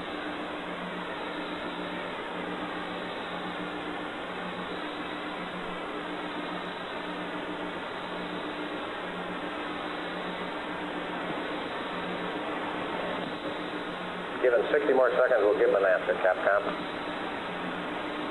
Hello, Apollo 11, Houston. We'll have an answer for you on the TV in about 1 minute, over.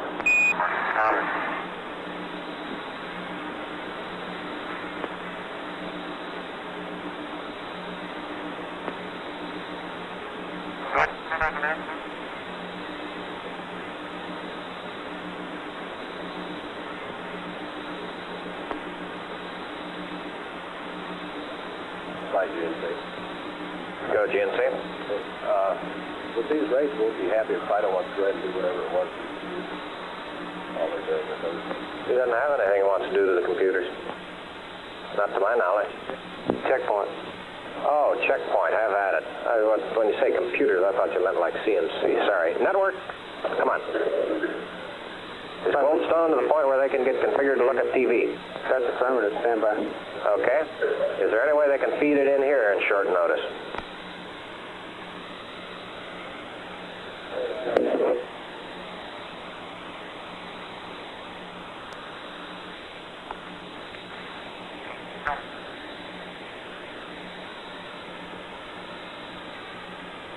Ecom, Capcom, Local 1. Go ahead. Hey, John, do you hear that blurbs on GOTS or AirGround or whatever you're monitoring? Sound like it's unintelligible conversation or transmissions, a syllable or two at a time. Is that the VOGA? We don't have a VOGA in anymore. Goldstone's ready to record. Let me check the AFD. Figuring the mode 4 down. No. Okay, I'll John, tell you what. there's no VOGA in now. Capcom, can you talk to Goldstone and get some ideas to the quality and when they've zeroed in and all that kind of stuff? In other words, since we can't monitor it directly here, what we'll do is we'll record the doggone stuff, Charlie. Right. And why don't you have Goldstone tell you when they've got it zeroed in and when they've got a good quality picture on that, and you can relay it on to the crew. Okay. You get that, network?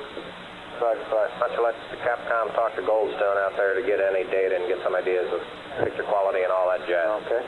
Okay? Network, Capcom.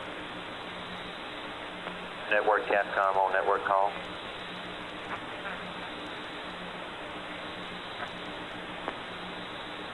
Network Capcom. Calling network? Yeah. What loop is Goldstone on? You can get him on GOS conference or GOS 4, either place. Okay. GOS 4 is probably preferably, that way you'll be talking to the M&O and you wouldn't bother anyone. Okay. GOS conference. Goldstone M&O, Houston Capcom on. Goldstone M&O, go ahead. Roger, it's Houston Capcom. Would you let me know when you get a good TV picture on the downlink? We're going to start the TV now. This is Apollo Control at 10 hours, 26 minutes into the flight of Apollo 11. Correct. Apollo 11, Houston, we're ready at Goldstone for the TV. It'll be recorded at Goldstone and then replayed back over here. Niels, anytime you want to turn it on, we're ready, over. Okay, it'll take us about 5 minutes to get rigged. Roger.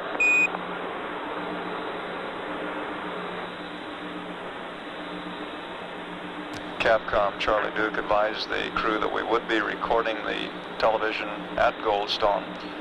We don't have an estimate at this time as to how long it will take to get a playback of that Apollo 11, Houston, could you verify the reading on your O2 flow indicator, over?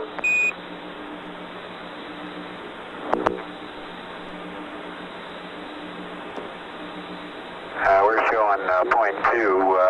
We just inadvertently touched the rapid repress button. That made a temporary glitch in the flow. Was it tag prior closing down? Roger, during that glitch there, did it go almost peg high, over? Capcom. I believe that.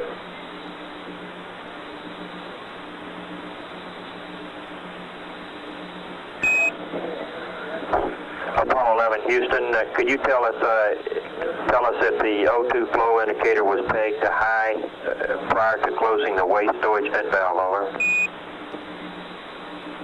No, it was not. Roger, thank you.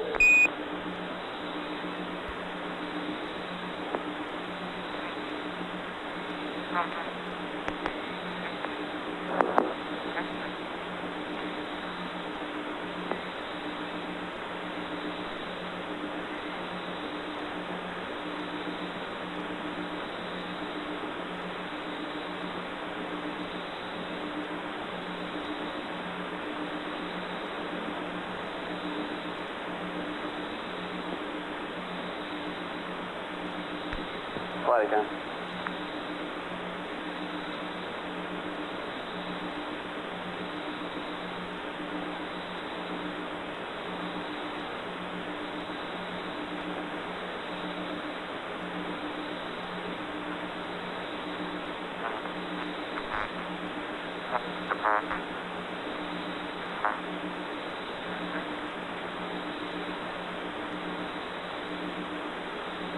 Flight again.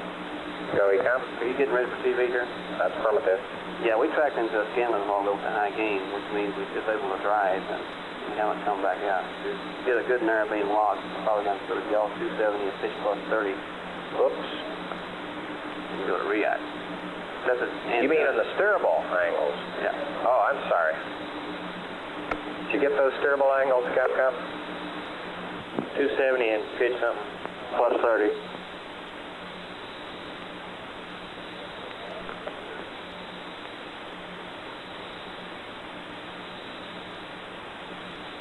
We're on the Omni thing? Now we're on a high gain, but we tracked into the limit and disabled the drive. Now we're back out. I don't understand what happened there. Tell me about high gain.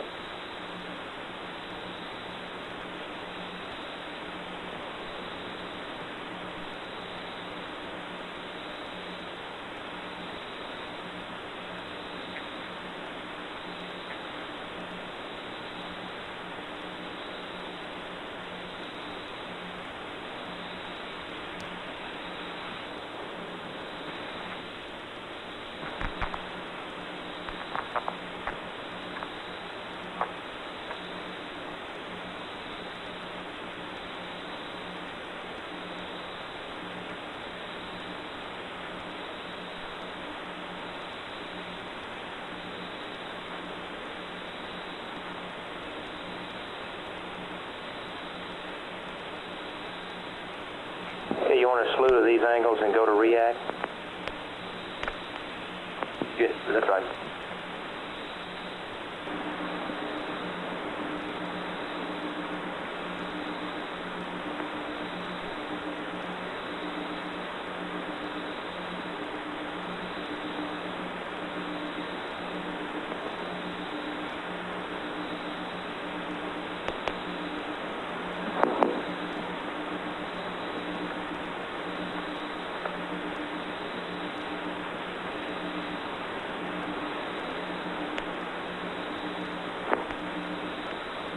Flight from control. Self-control. Apollo 11, Houston. A while ago, we cracked into the scan limits and disabled the auto drive on the high gain. We'd like you to position the antenna at pitch 30, yaw 270. Go to react. That will give us narrow beam width. Over.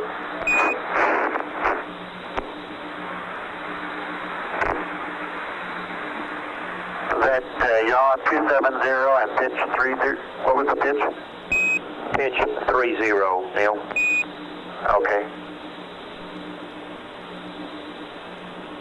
I think we've got you. By the time we got narrow beam. Roger, we got a good signal now. Thank you much.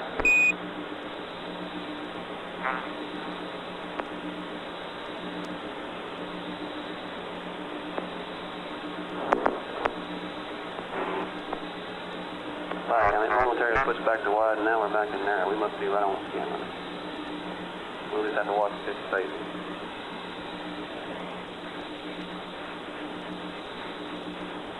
Okay.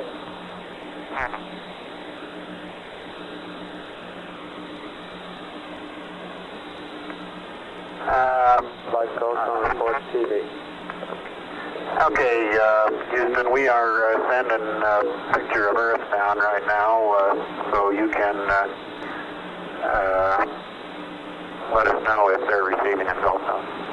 Roger, 11. Goldstone is receiving the TV. Stand by, we'll let you know on the quality. Over.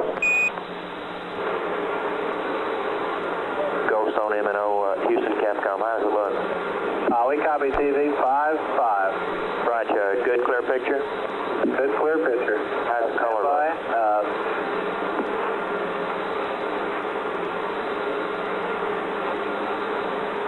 Houston, I have my TV man on net 2 at this time. You can talk direct, please.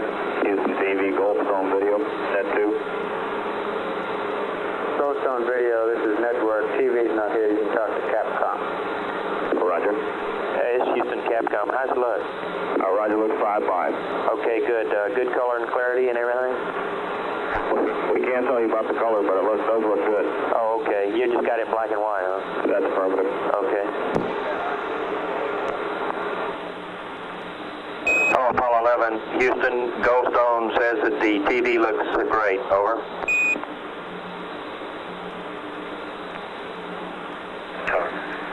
Okay, Roger, we're coming in on Earth. Oh, Apollo 11, Houston, did you copy? Over.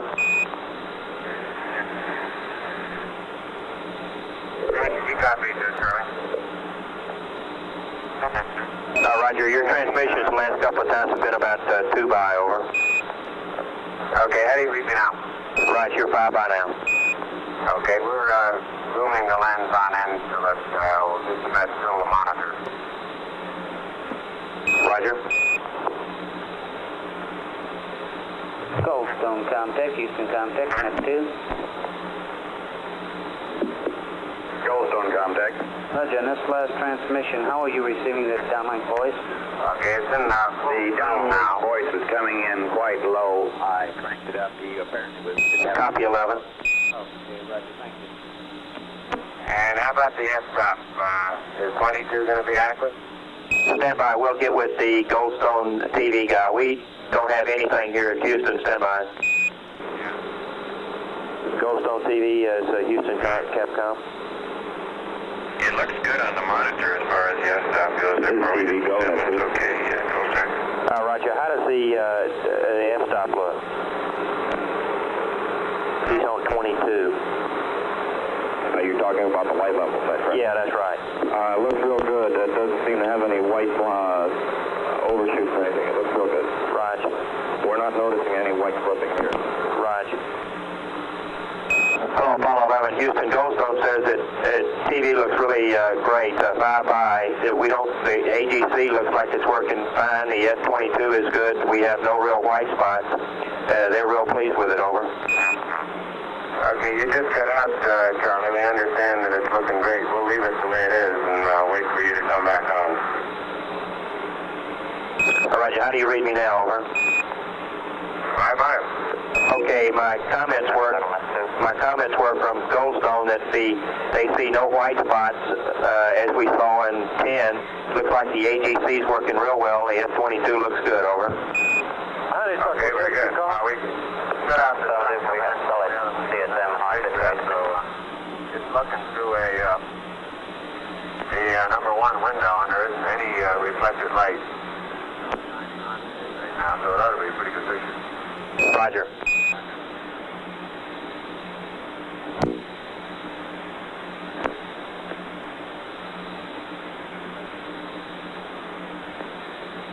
You want them to terminate their convenience flight? Yeah, why don't we get another 5 minutes or so? Roger. I might ask them to pan it or either provide some description or Zoom or just have them work around with the thing for a bit, Capcom. Roger. You want to try interior?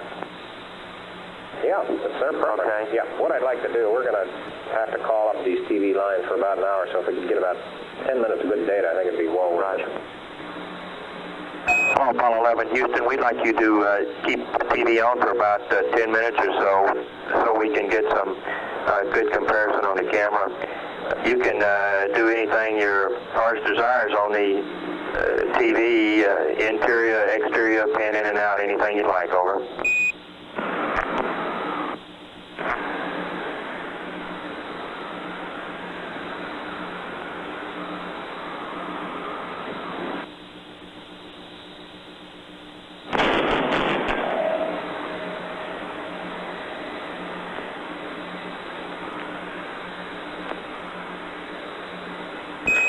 Houston, over.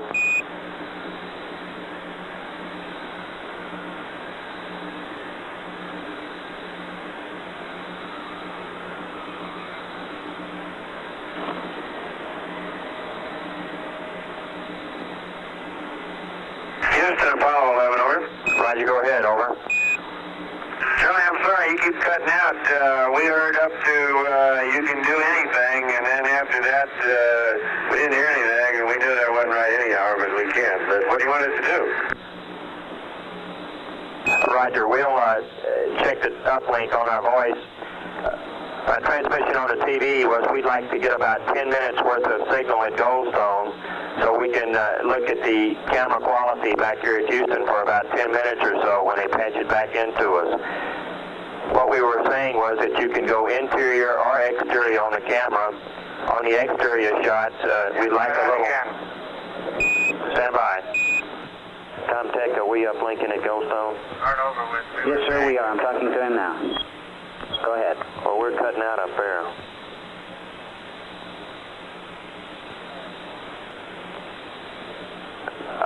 Flight, I'm cutting out. Do we got another receiver we can drop there? Roger, stand by. Ecom, it's up to you, babe. I think the best alternative would be to hand over another site. Which am I? You mean for voice uplink, is what you're saying?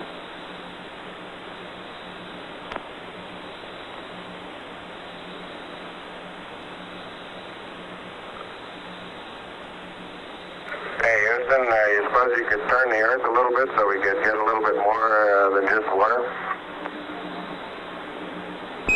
Roger, 11. I don't think we got much control over that. Looks like you'll have to settle for the water.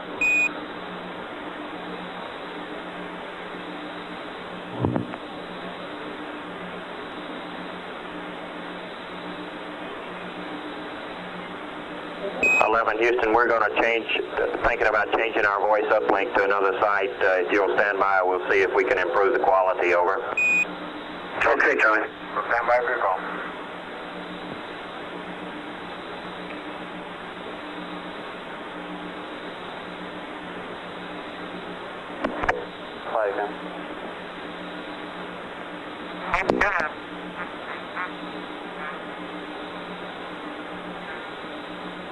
had he come? Yeah, I think the best alternative would probably be to hand him a wall if we continue to have a problem. He heard that transmission on that, apparently. He did? Okay. You want to keep it on Goldstone then?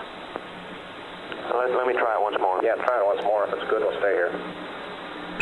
Apollo 11 Houston, we'll try once more on this TV request. We'd like 10 minutes worth of TV, and we'd like a narrative, if you could give us one, on the exterior shots.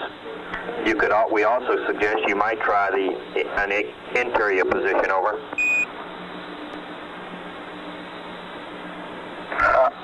Roger. We're seeing the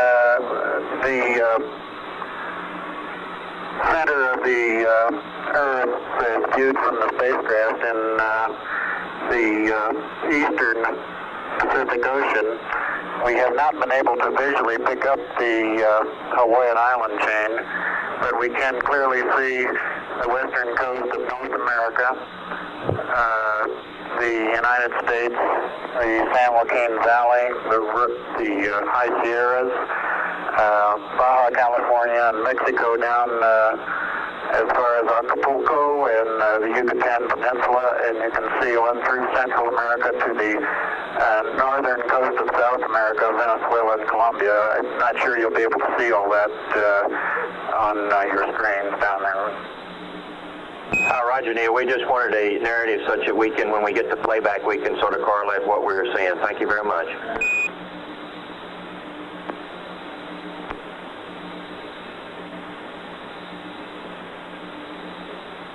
I didn't see anything but the Disky so far. Looks like they're hogging the windows. You're right.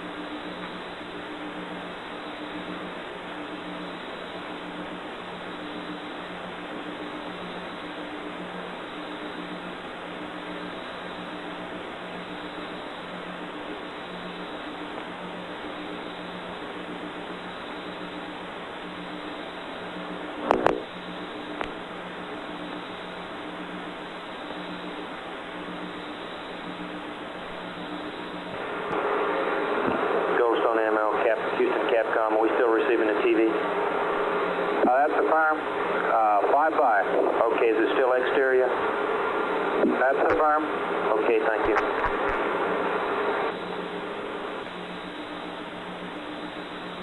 GNC, we pretty stable in our attitude now? Yeah, it's flight very stable. Okay.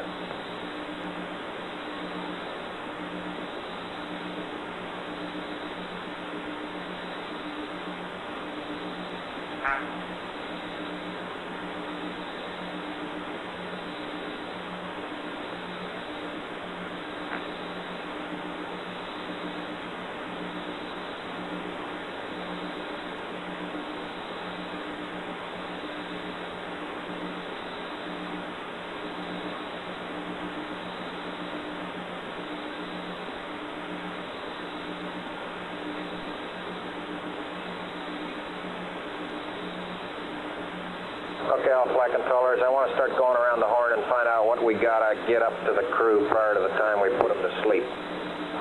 Retro, you got some block data that's due up at 12 hours. How do you stand in that? That's affirmative, flight. I'm computing it right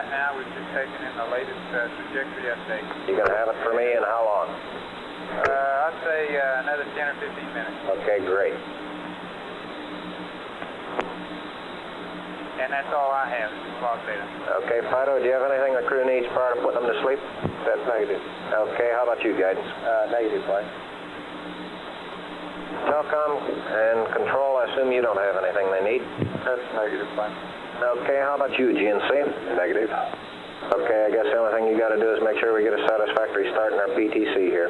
At the rate we have now, Flight's an order of magnitude less than what is predicted to give a stable PTC. Okay, so you expect no problems there. Okay, how about you, Ecom? Anything you want to tell them before they go to sleep? Well, we got to fix the cryo tanks. Yeah, we got a cryo plan.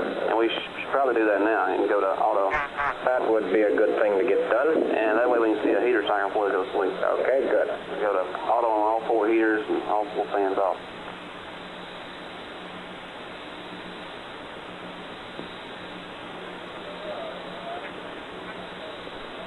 Auto on all 4 heaters and all fans off, right? Right, and the battery charge will terminate in about a half an hour. Roger. Okay, and we'll give them a call on that. Roger. Hello, Apollo 11, Houston. On your cryos, we'd like at this time for you to place all 4 cryo heaters to auto and turn off all 4 cryo fans, over. And you can tell them that's either Okay, all 4 cryo heaters are auto. And all 4 cryo fans are off. Roger, that's going to be your sleep configuration. Okay. Buzz will be terminating the battery charge in about a half hour. Roger.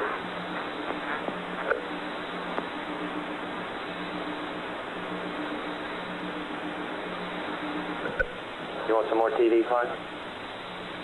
Flat feed transmission, how has the uplink been? Have you noticed any distortion or breaking up? Say again, Clark? They can terminate TV if they're convenient. Hello, Apollo 11, Houston. You can terminate TV at your convenience. We've got enough tape, and you can start PTC at your convenience. The rates look super for starting up, over. Roger, Charlie.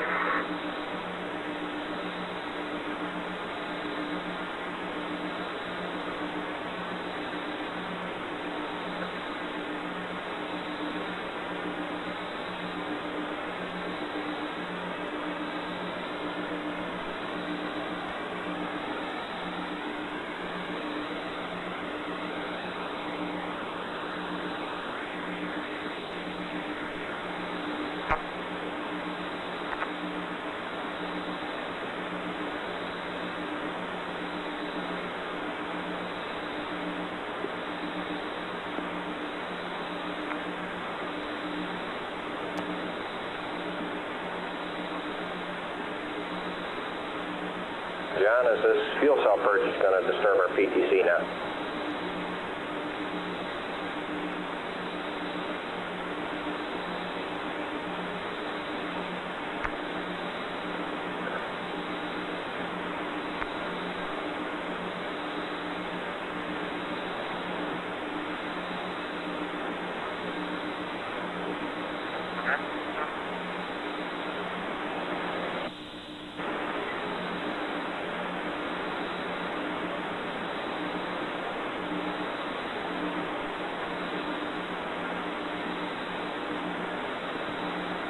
I'm scheduled for about 10:30, and we haven't observed it.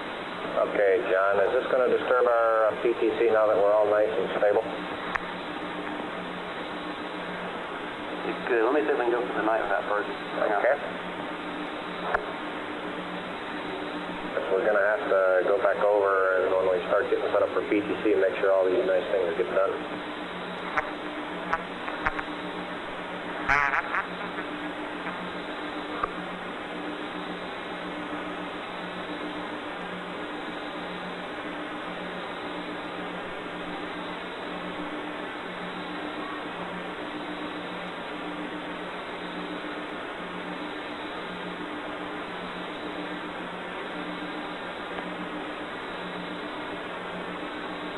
This is Apollo Control at 10 hours 51 minutes. That TV transmission lasted about 15 minutes.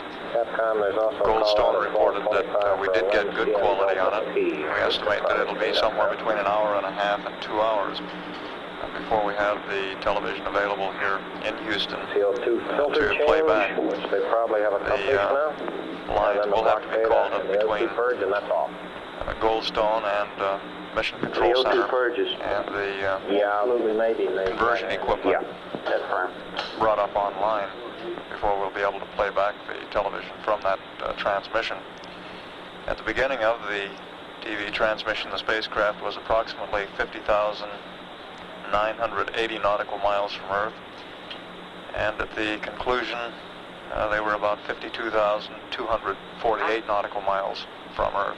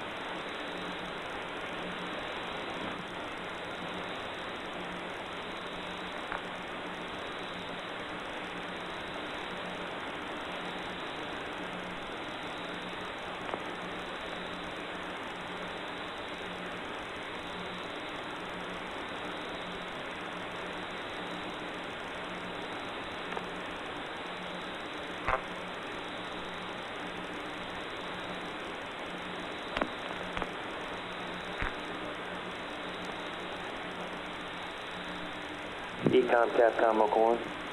Go ahead. Hey, John, I got a flight plan update here. It says pre-sleep checklist, new pre-sleep checklist. We don't want to recycle those O2 fans. A2 fans? That's affirmative. We do? Yeah. Okay.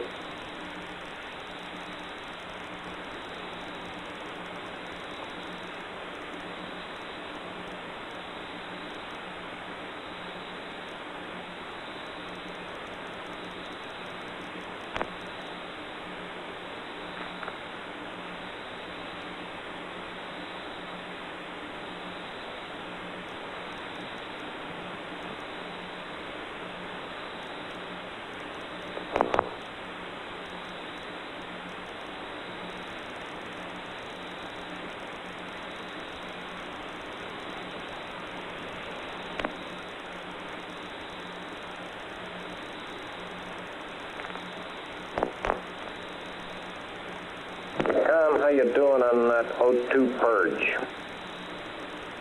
Sorry, come and run it down. Okay.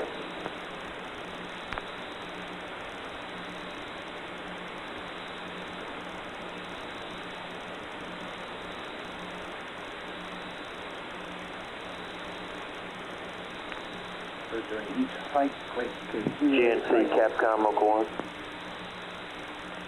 Go ahead, Capcom. Hey, Buck, how did the Vasey maneuver data look? Oh, it looked tremendous. Okay, was the burn time right and everything? Yeah, I think it burned 2.8. It was? Yes. Okay. I think I had residual here of about 0.1. Okay, fine.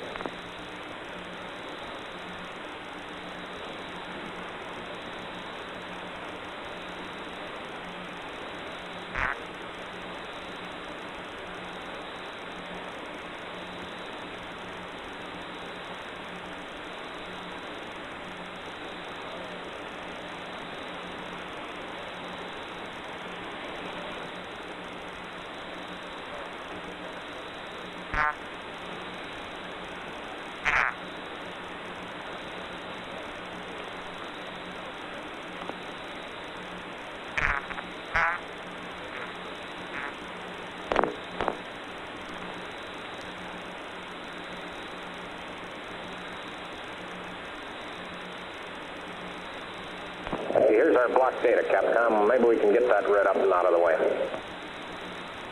Roger, flight. Boy, that's hard reading. I hope your copy is better than mine, Capcom. Mine looks pretty good, flight. Yeah, Okay. I give him the original. That's okay, that's okay. This is good enough for me. Flight, I'm wait till he starts this. I'm watching this P52, this PTC initialization. Great. GNC monitoring here? Affirmative, flight. Okay. Rolling up now. He's almost through loading dead bands. Roger. Now, wait a minute. All he's doing is setting the attitude hold flag, isn't he? No, he's already started the roll rate. Oh, he has? Oh, yeah, you're right.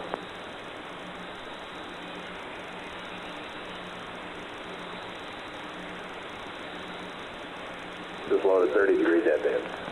Okay.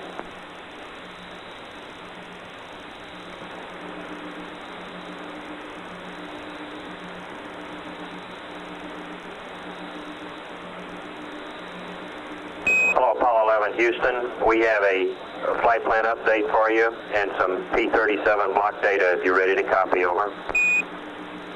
Stand by.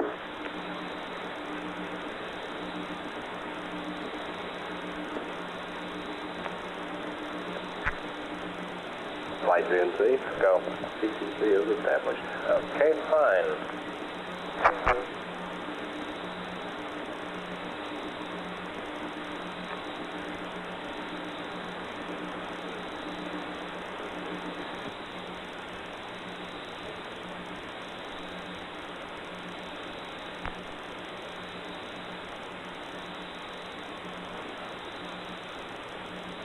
Okay, Houston, PTC has started now. It looks good to us, and we'll be ready to copy in a minute or two. Roger, copy 11.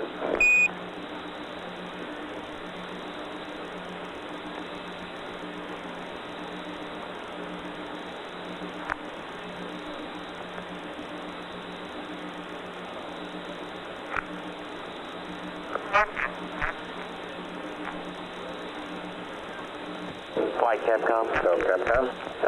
This stuff is on his flight plan update. Really, what he's done at nominal times. I'd like to just tell him if it's okay with you that. Houston, Apollo 11, ready to copy the flight plan update and P-37. Roger, stand by 1, Buzz.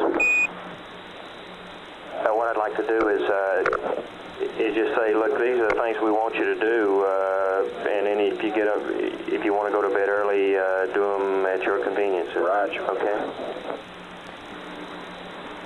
Apollo 11 Houston, coming at you with a P-37 block data. Over. Okay. Roger. 02744 5363 minus 165 07314 03744 8016 minus 165 07246 GETI 04644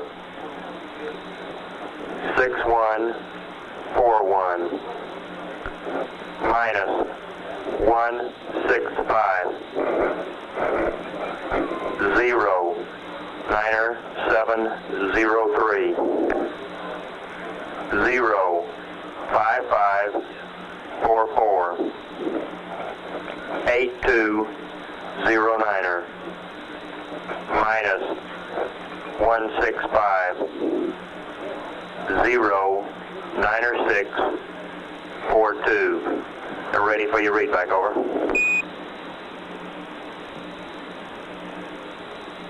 Roger. 02744 5363 minus 165 07314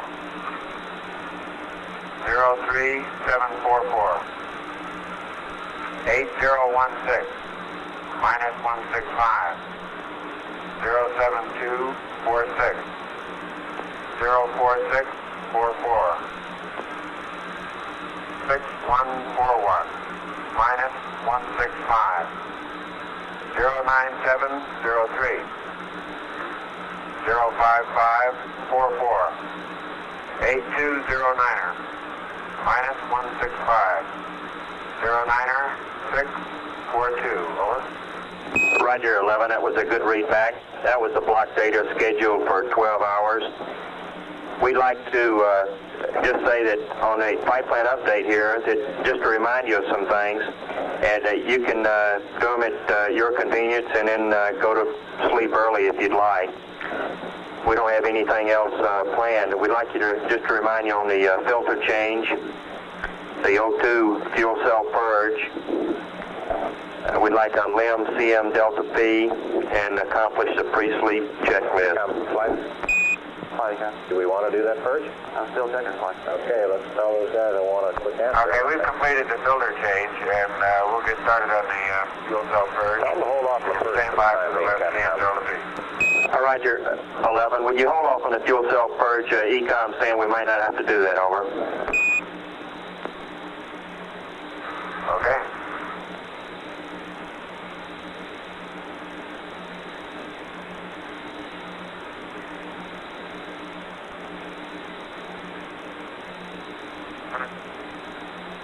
Charlie, the LEM CM Delta T is 0.5. Copy, 0.5 out.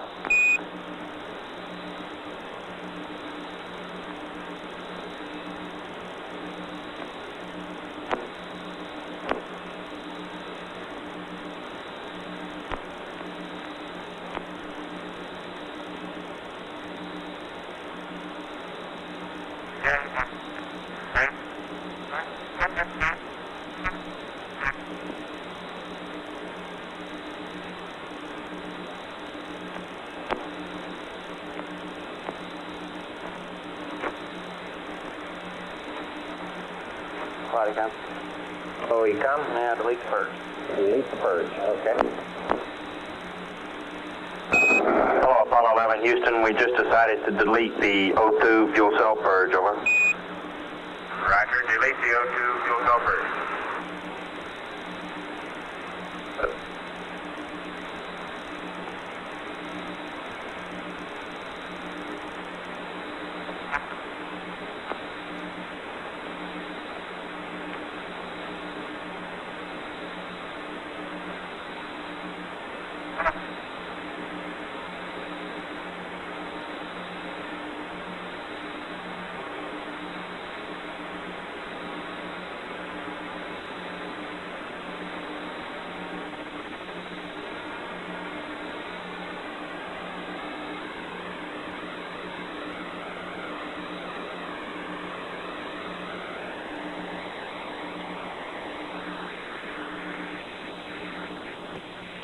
Mike, did you want to talk about the O2 flow indicator transducer at all? John, have you got those questions worked out that you might want to ask them? We already asked one question. That was it pegged when the vent valve was open? And I guess the other question was, does the vent valve position to the vent, does the arrow line up with a detent? In other words, does the indicator line up when it's in a detent? Now, which one is that? You're talking about the waste stowage vent. Right. There's a soft detent in it. Yeah, you might just describe the problem we're seeing, and basically we're not seeing what we would expect as normal cabin enrichment at this point. We think there might be some partial blockage in the waste disposal area, and we're going to check on this tomorrow when they wake up. Okay.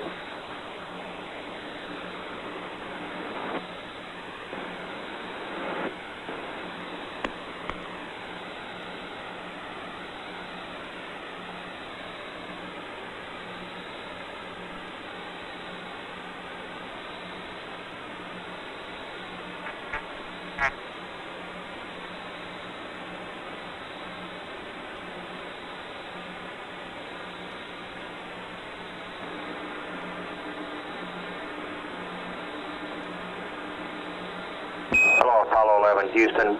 We've been noting some funnies on the O2 flow indicator transducer. We kind of got a suspicion it's the transducer. We expected to see an O2 flow pegged high with the waste storage vent to vent. It was not. We also noticed some funny indications when you close a waste storage vent valve. We're going to continue to look at this through the night, and we'll be with you in the morning with an assessment of the problem.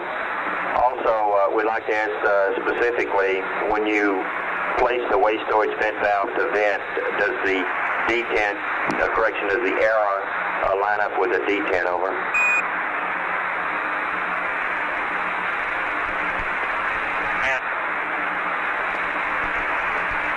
Stand by one, Charlie. We'll give you something on the detent. Roger.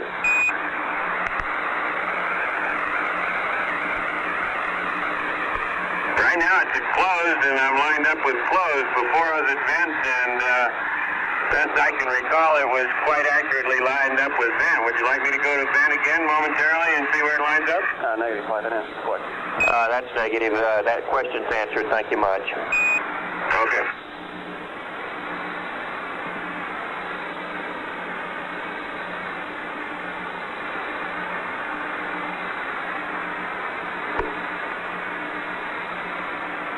Yeah, we might tell them that because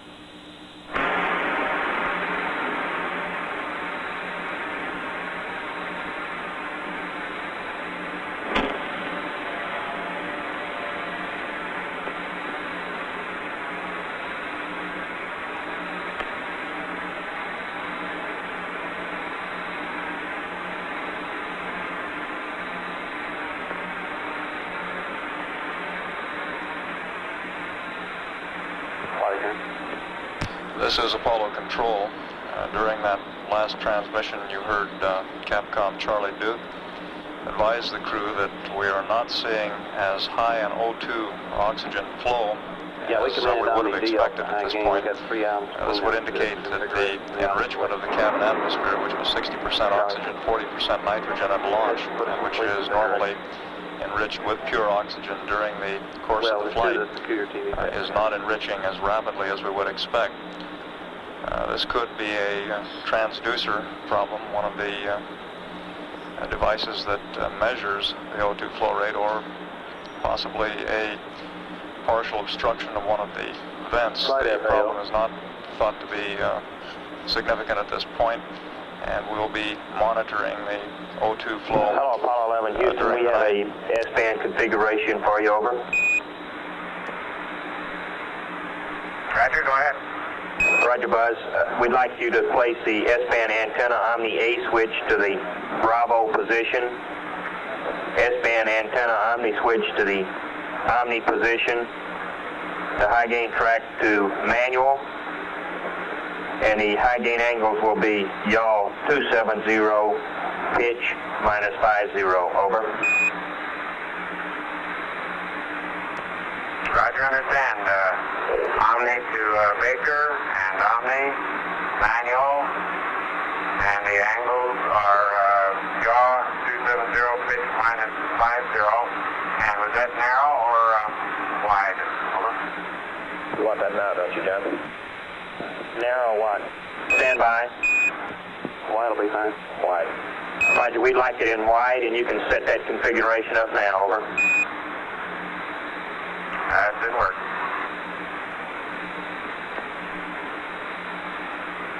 Okay, all flight controllers, speaker forever hold your peace. We're going to terminate air-to-ground communications with the crew, except for those that are initiated by them in about 5 minutes.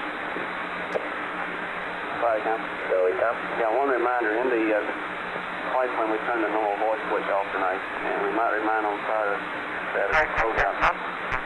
they want to call us on downvoice backup during this week.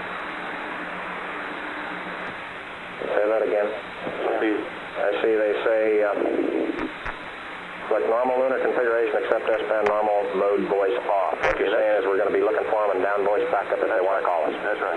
Okay. Copy, Capcom? I'm not sure why they won't know that. I don't know, is it intuitively obvious? Well, okay. He's set up so he's got no voice downlight to improve the circuit margin on TM on the Omnis. If he wants to call us, he has to throw a switch. Right.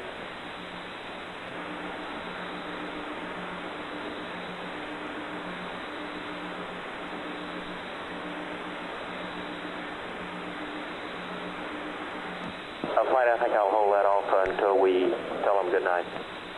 Okay, well, I'm ready to tell them. All right. Flight Surgeon? Go, Surgeon. Roger. We got two items we haven't heard anything about. Quick crew status report tonight, and might have about the chlorination of the water. Okay, but that's normal. That is normal, but if you're going to say goodnight to them, they're not going to give it to us. Well, how about I'll ask them for a crew status report? That'd be fine. Okay. Go, you Better delete the battery charge. Yeah. Almost forgot that. Flight okay. Stand by, everybody. Go, AFP. How about the O2 purge? Did you answer on that yet? O2 purge, negative. We're not going to purge. Hello, Apollo 11, Houston. You can terminate the battery Bravo charge, and we'd like a crew status report. We're about to say good night, over. Roger. Stand by.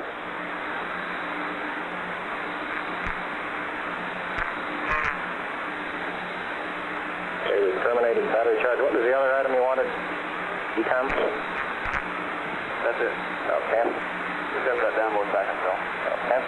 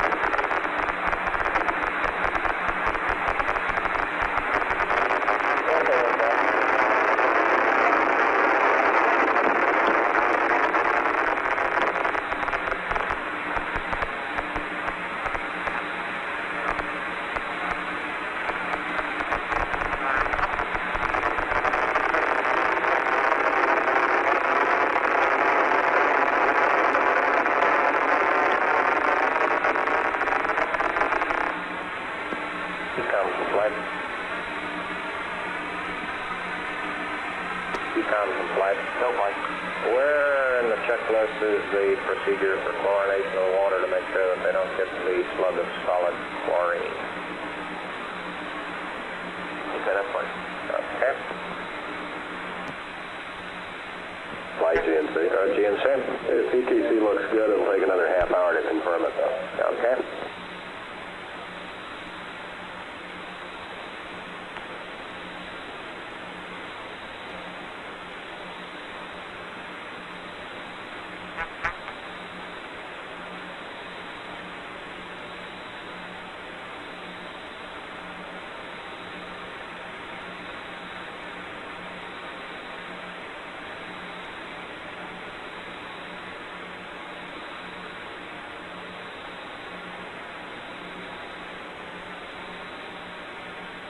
Flight Ecom, you on with the procedure? Roger.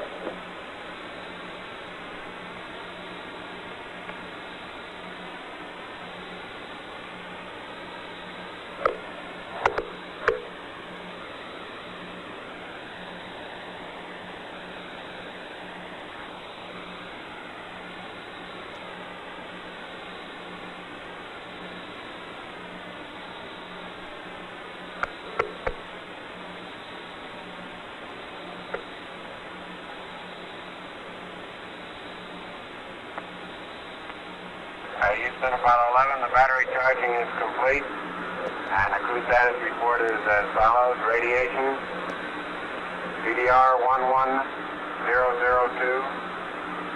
CMP 10002, LMP 09er003, negative medication, ready to fill, over. Roger, copy 11, thank you much. We'd like to ask one question. Have you tried the gas separator on the water, and how is that working, over? Yeah, Mike's got a couple of comments on that. Yeah, it's working good so far, Charlie. We've got one installed on the water gun and the other one installed on the spigot down in the LEB. And we have... one problem with them is that they leak at the junction between the food bag and the water filter. However, with that exception, they seem to be working pretty good. We were getting some gas through initially, and I think that was just getting the system purged out to begin with. And the last tubeful we poured was almost free of bubbles, over. Roger, sounds good. We'll check in on that problem with the span guys and let you know in the morning. If you have to call us tonight, we'd like you to do it on down voice backup. We're configuring the mid-span for that mode, and as far as we can see, you're cleared for some Z's, over. Okay, maybe we'll get around to lunch. How about a peanut butter and jelly?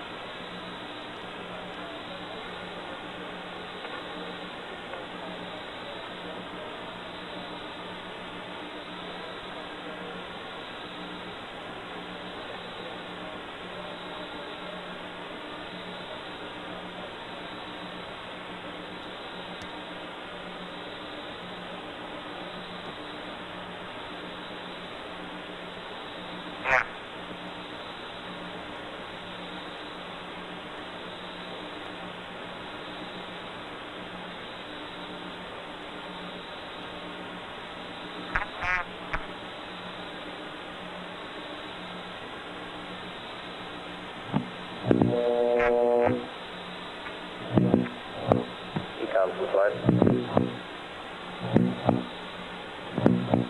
Flight to come. John, one item I happened to hear because I had Gosport punched up. I don't know if it was reported to you by network. I assume it was. During the period of time downlinking your TV, Guam noted that the rendezvous race, the center patch had a lot of ripple on it. You heard that? Yeah, I heard that. And the infield comment was that you can get a little RF EMI if you get close.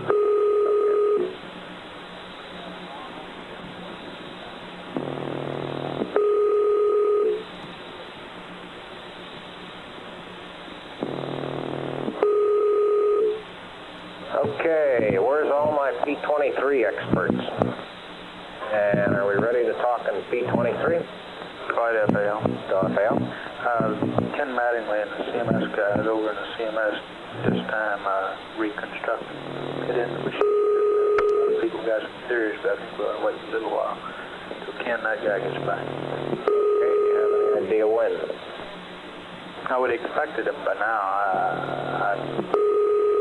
Check. Okay, let's figure in about 9 o'clock. We're talking P-23. Guidance you got? Roger. I assume you got your MIT guys participating in that exercise? Roger, right there. There. Okay.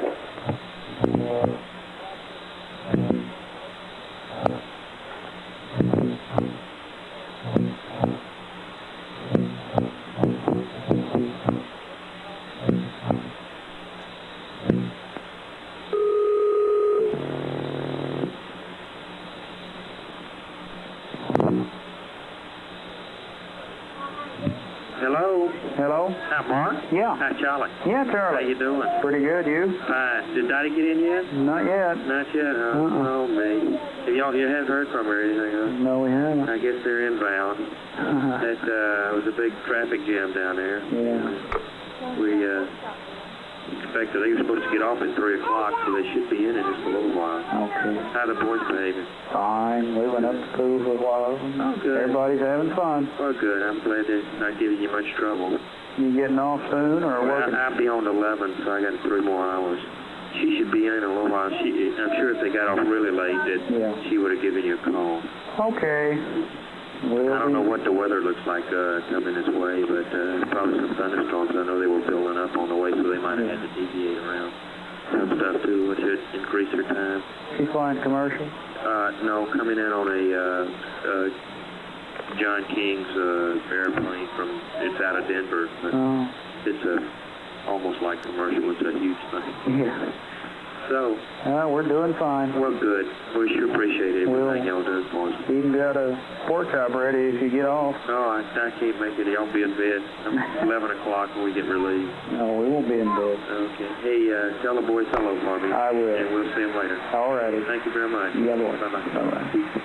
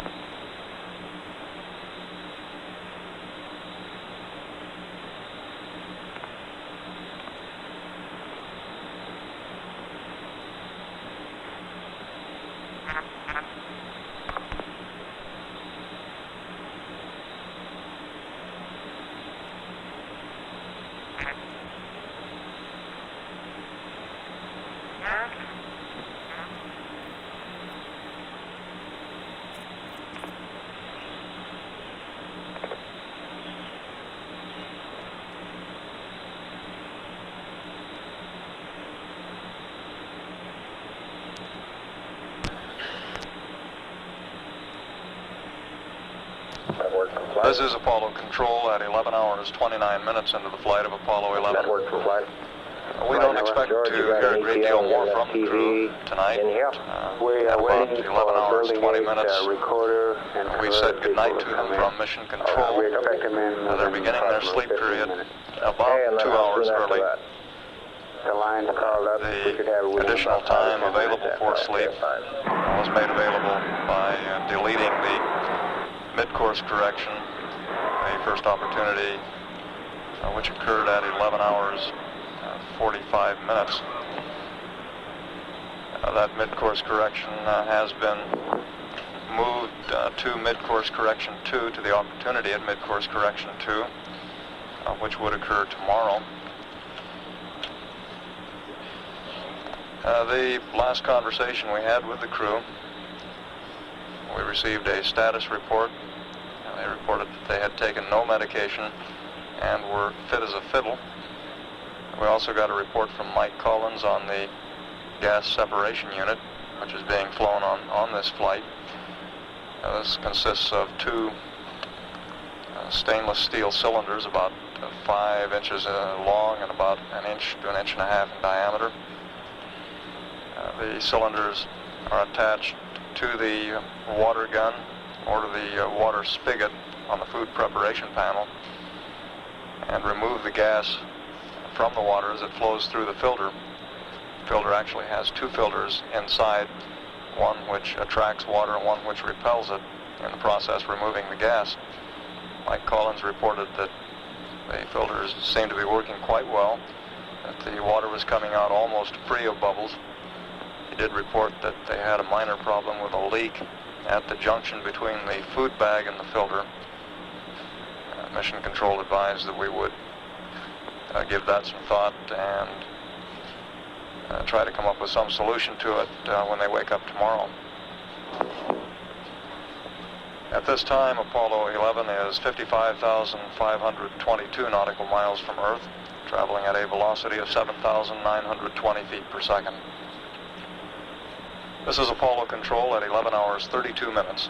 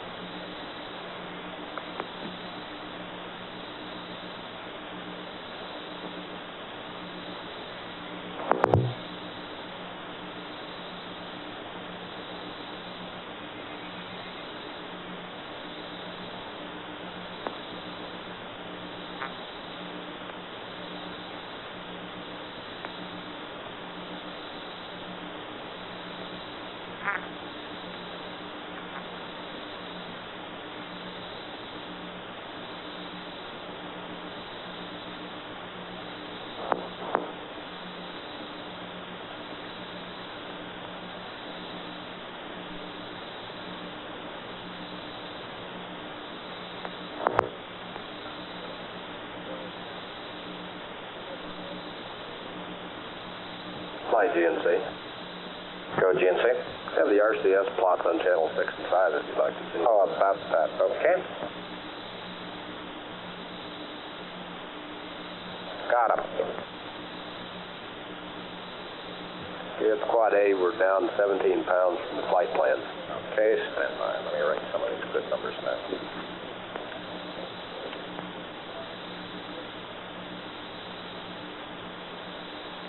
Go ahead. Okay, quad B is -10. Okay. Charlie is -18.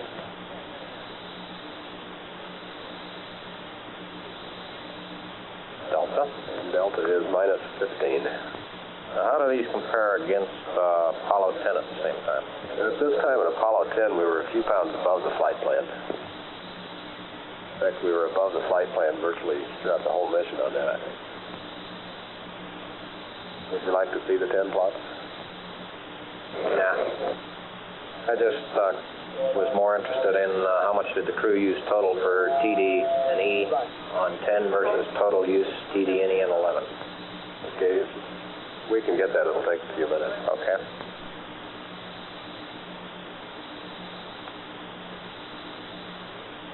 I notice on these flights we're still quite a ways above red line. Roger. With this kind of usage rate, we might run into problems eventually. Roger.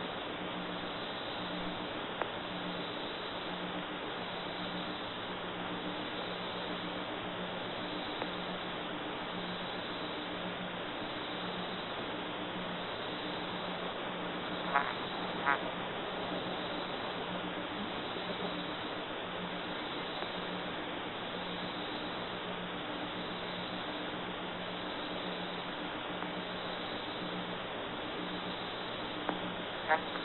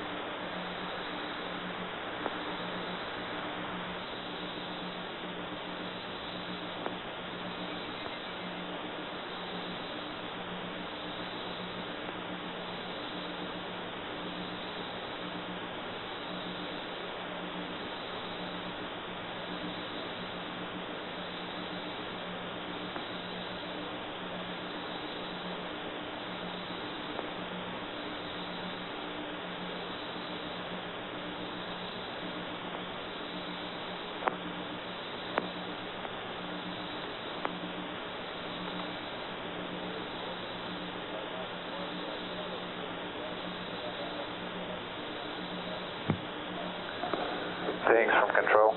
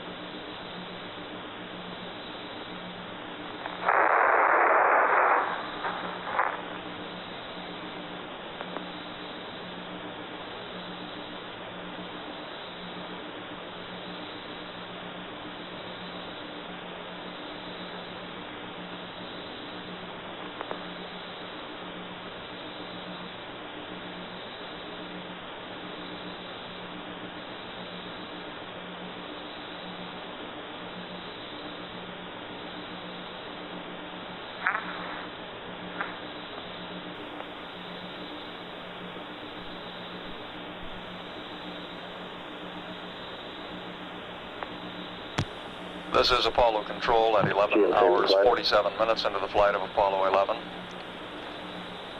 At this time, we are receiving We're bringing up the standby CP. Would right television data from Goldstone. The data is coming in and will be processed here and converted, and we estimate that it will be available for playback in about 20 to 30 minutes. And we will have a firm time on that as soon as possible. At the present time, Apollo 11 is 56,704 nautical miles from Earth, and the velocity is 7,821 feet per second. We've had no further conversations with the crew since we passed along a good night to them at 11 hours 20 minutes, getting them to bed about 2 hours ahead of the scheduled time on the flight plan as a result of the deletion of mid-course correction 1.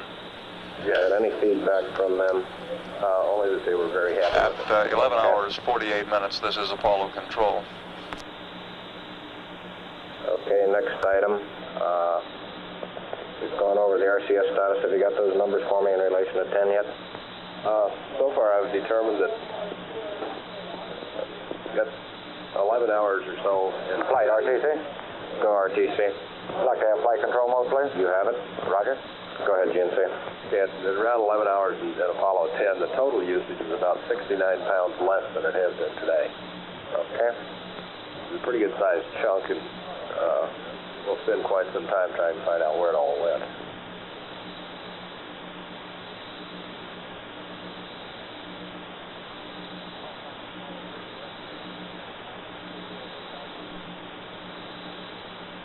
Okay, still to you, GNC. On the playback of the data, you saw nothing unusual in the RCS quads A through D from the TD&E stuff. You didn't see anything new. Referring out of the valves are closed. That's affirmative.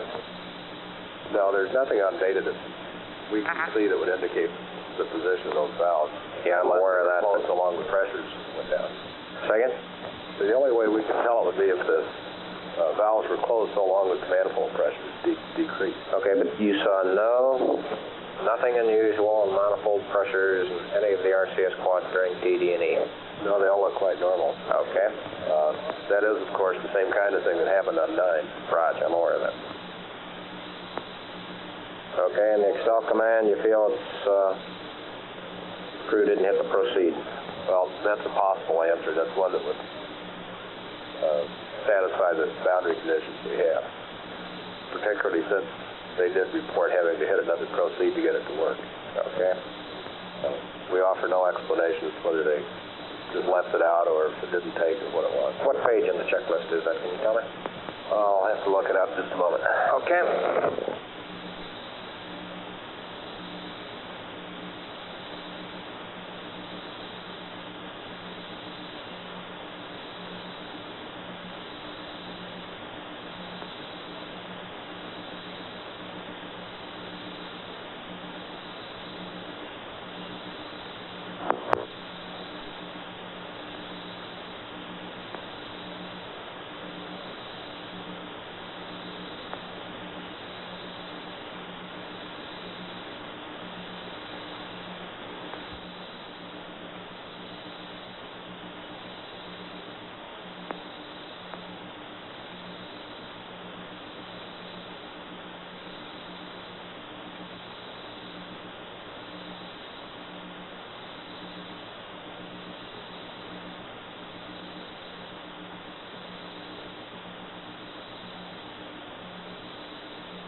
Capcom contact. Page 32 or 33? 33, I think, flight. Yeah.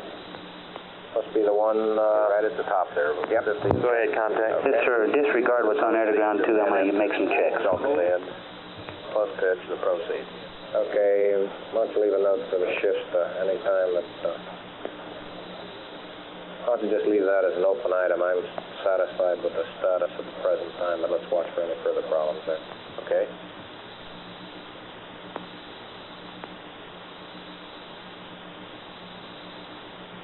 Okay, 1 one other note I'd like you to leave for all future shifts between yourselves and ECOM. Apparently the crew thought they had the pitch gimbal hung up, if you remember that discussion we had earlier. Yes. Well, let's make sure that after each footer we go back and make sure that all of our currents look pretty good. I think that's about all we got. And that looks like that closes up all of the open items I got in your area. Okay, one comment I would make to you, Flight. Talk about the handset switch and the GDC versus IMU position. And after going through all that some more, it looks like that should in no way affect the onboard operation as far as the DAP and so forth. Okay.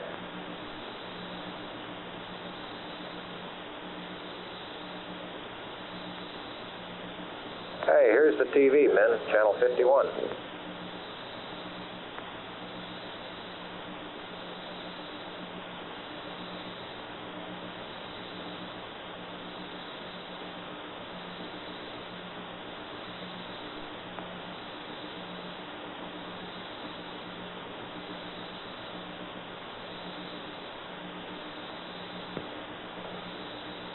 Ecom from flight. Ecom from flight. Arnie, you on down there?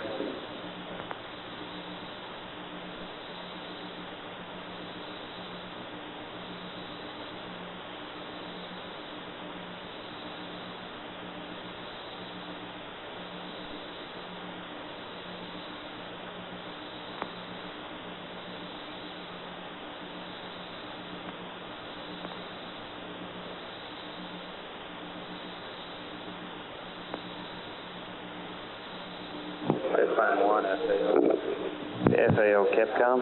Go ahead. Go, Capcom. Hey, Tom, they got a monitor on board, don't they? Yes, sir. As far as I know. Looks like they're having a problem.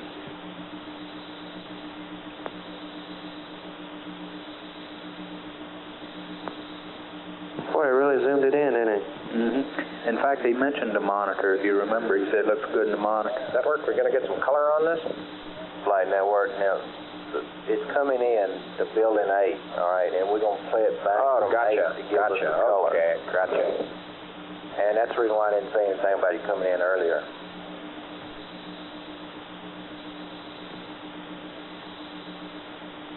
Flight RTC. Go, RTC. Okay, we'll be handing over from Goldstone to Honeysuckle at 12 hours DET. Raj.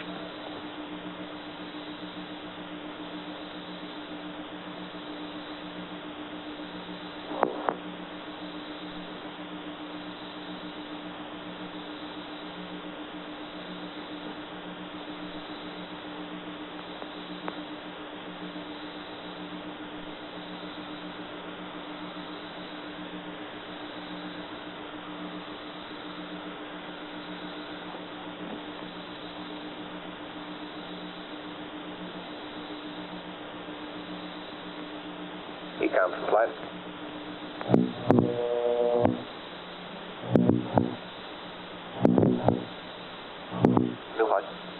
Hey, John, from a standpoint of heat leak, do you see anything of any significance so far? I imagine it's still too early to tell in your cryos. Yeah, that's fine. Okay.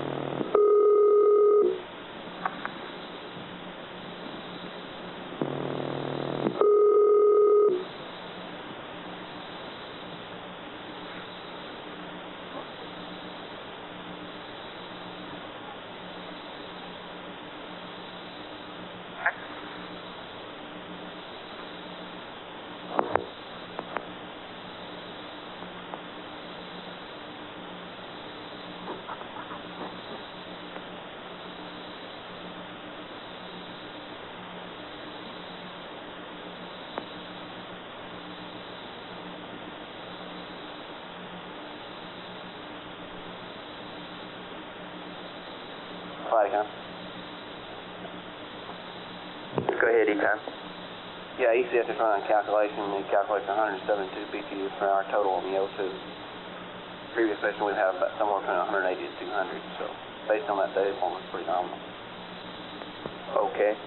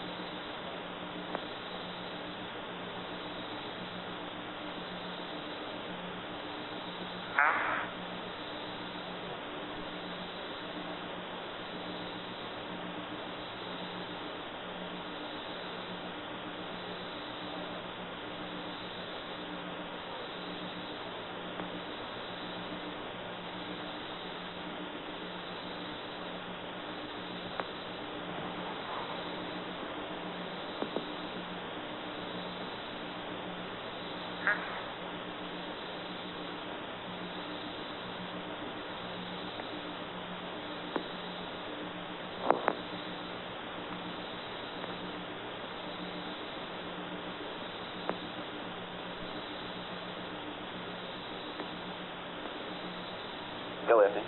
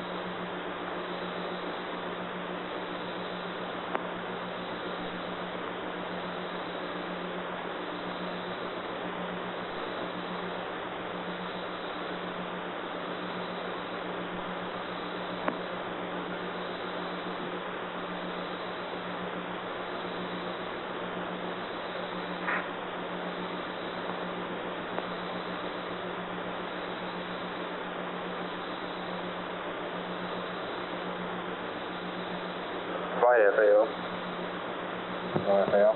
Hey, we looked into this fuel cell purging thing, and we purged fuel cells during PTC on Apollo 10 and didn't observe any adverse effects, I assume, since it didn't bother the PTC. And also, we have some fuel cell purges scheduled later on during PTC in the flight plan. So what we'd like to do is somehow get back on a nominal fuel cell purge cycle, and we'll work with COM to do that. But we will be doing fuel cell purges during PTC later times. I'm not worried about doing fuel cell purges in PTC. I'm worried about doing fuel cell purges when the crew's trying to sleep. Okay, right at the beginning, that might tend to disturb the PTC. Okay. We'll get a chance to evaluate that tomorrow. Okay.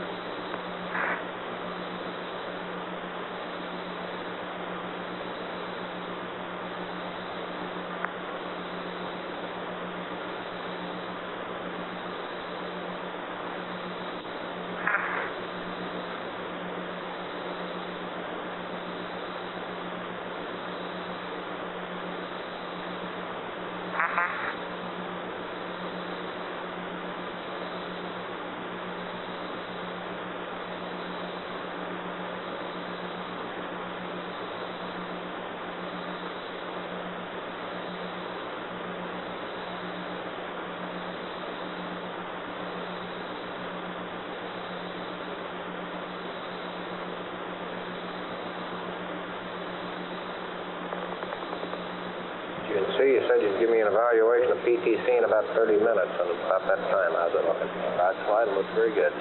Okay.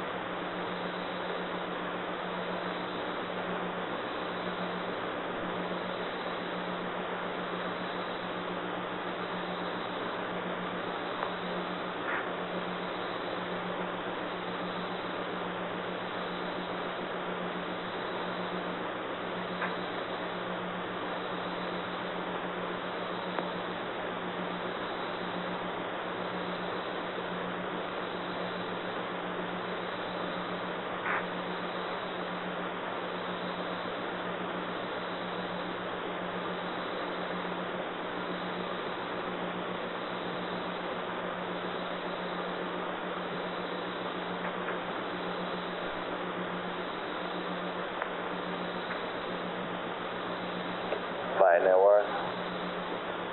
Go ahead. We're going to play the TV back from Building 8 at 01:45. I think that's what time the CAO has got you set up with the networks.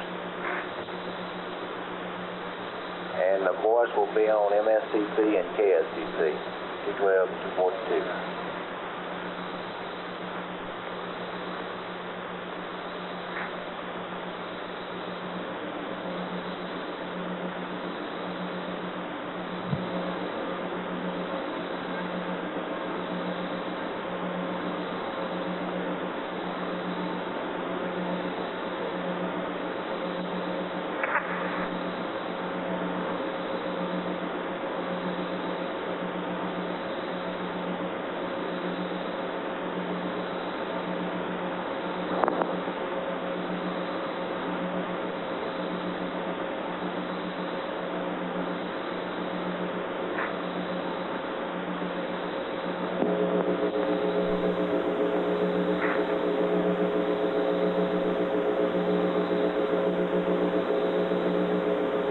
This is Apollo Control at 12 hours 5 minutes. We expect to have the unscheduled television transmission, which came in to Goldstone, California, and was taped there and has been transmitted to Mission Control Center, ready and converted for replay in color at 8:45 p.m. Central Daylight Time. Will be about 7 minutes from now. The TV transmission runs for a total time of about 16 and a half minutes and is an exterior shot out of the Earth. At the time of the transmission, Apollo 11 was 50,980 nautical miles from Earth. The transmission came into Goldstone at their last time of 10:32:40 and ended about 16 and a half minutes later when the spacecraft was at an altitude of 52,248 nautical miles. We'll stand by for a replay of that transmission at 8:45 p.m. Central Daylight Time.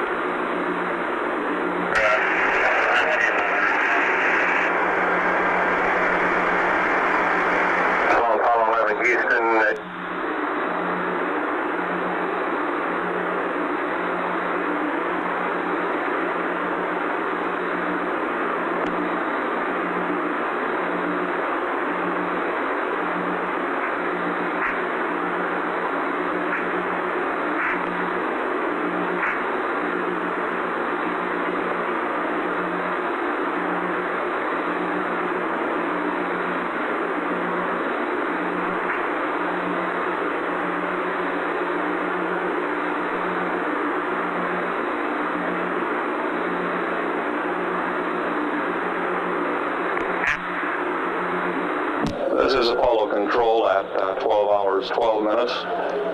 We expect to be ready to release the television transmission from the spacecraft, which was received at Goldstone, California. That should be ready to go in a little less than a minute.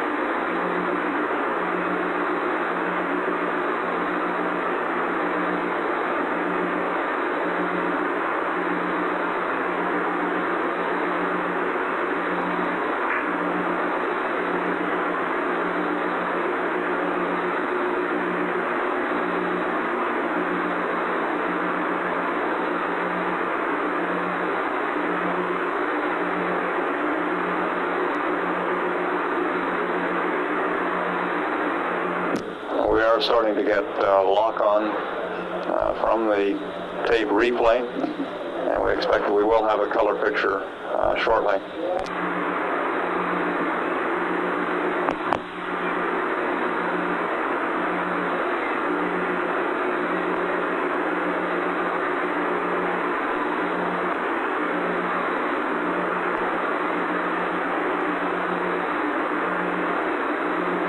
Minute TV, stand by, we'll let you know the quality, over.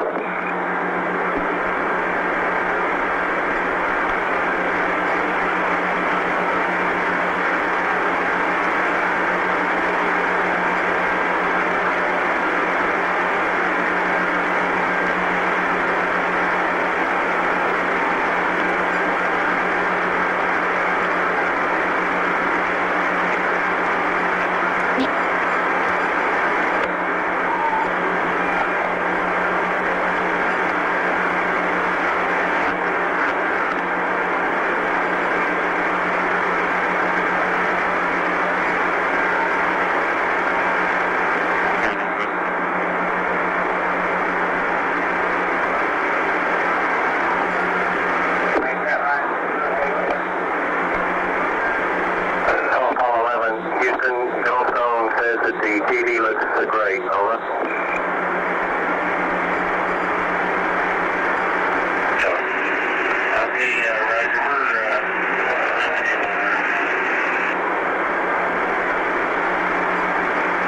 Apollo 11, Houston, did you copy, over? Roger, we copied that, Charlie. Roger, your transmission the last couple of times has been about 2 by, over. Okay, how do you read now? Roger, 5 by now. Okay, we're zooming the lens on in so we'll just about throw a monitor. Roger.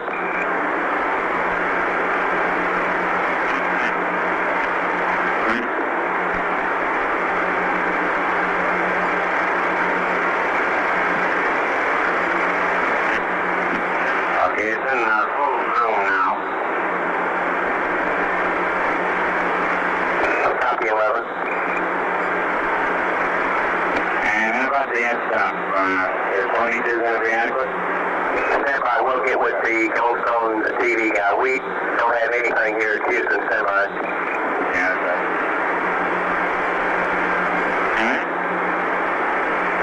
It looks good on the monitor as far as the f-stop goes. Therefore, we just assume it's okay. Yeah, go for it.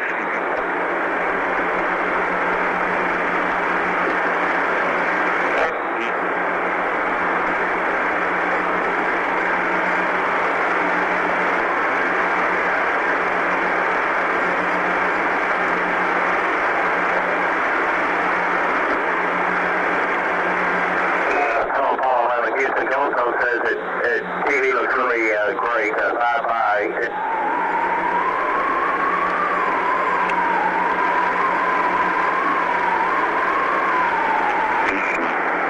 Okay, you just got out, Charlie. We understand that it's looking great. We'll leave it the way it is and wait for you to come back down.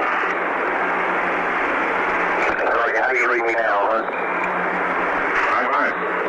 Okay, my comments the Corcom Cone Zone that they see no white spots as we saw in 10. Looks like the AGC is working real well. The S22 looks good, over. Okay, very good. Well, we got out the sun coming in, coming out of the space there, so it's looking through the number 1 window, and there's any reflected light. Now, so that would be pretty good picture. Roger.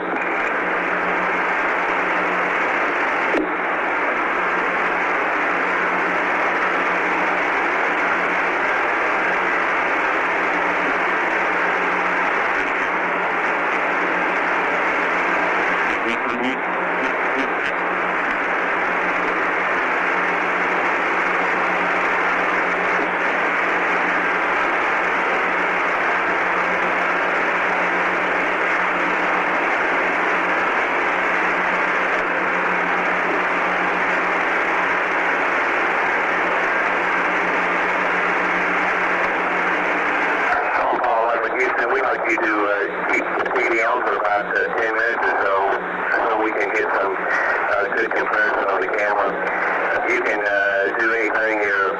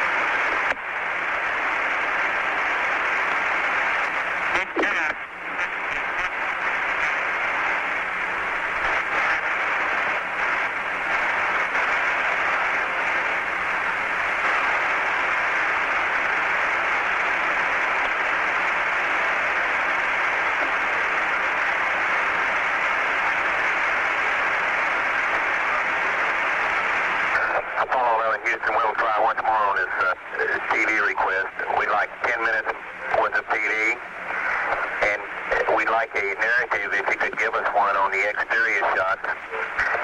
We also suggest you might try an interior position. Over.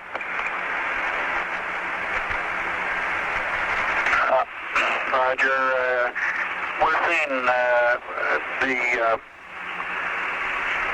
center of the Earth as viewed from the spacecraft in the eastern Pacific Ocean.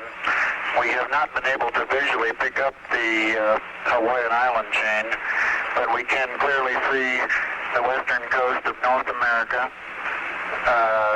the United States, the San Joaquin Valley, the High Sierras, Baja California, and Mexico down as far as Acapulco and the Yucatan Peninsula, and you can see on through Central America to the northern coast of South America, Venezuela and Colombia. I'm not sure you'll be able to see all that on your screens down there. Roger, Neil. We just wanted a narrative such that we can, when we get the playback, we can sort of correlate what we're seeing. Thank you very much.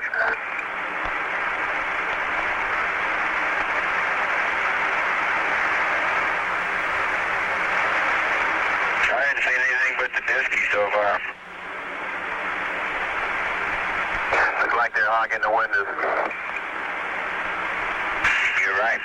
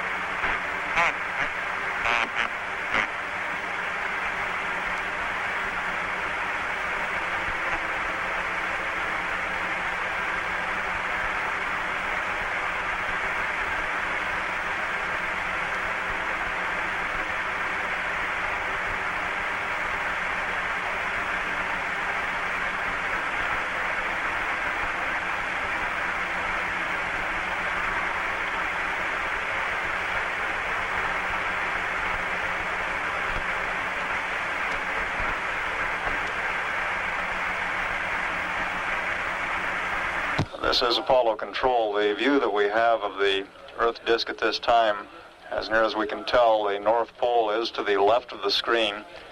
The land mass that was visible was the western coast of the United States. The Earth then would appear to be rotated 90 degrees with the North Pole to the left, and the South American continent extending toward the upper right of the globe, but not visible.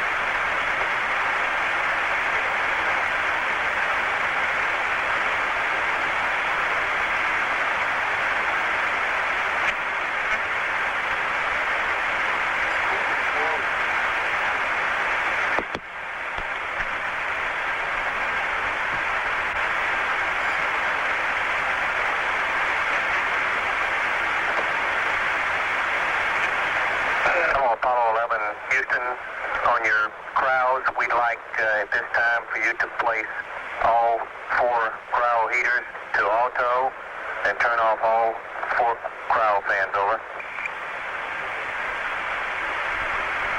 Okay, all 4 cryo heaters are auto. And all 4 cryo fans are off. Roger, that's going to be your sweep configuration. Okay. And Buzz will be terminating the battery charge in about a half hour.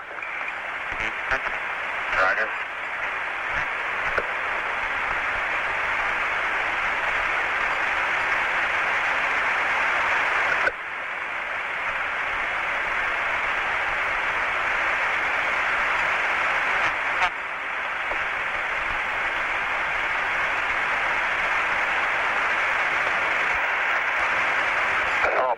Houston, you can terminate TV at your convenience.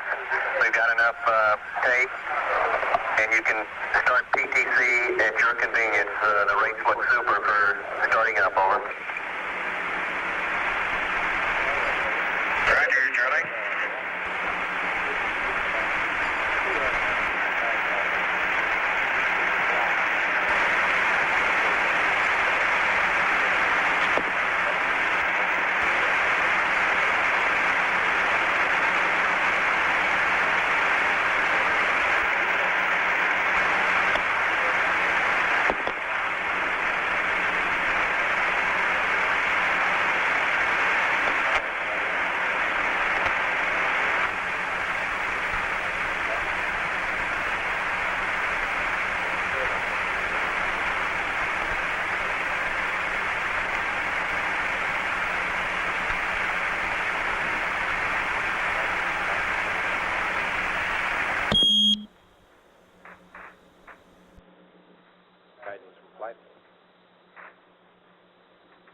Flight guys. How long have we had an M65 called up there? M65? Yeah. And the CMC. Let me check.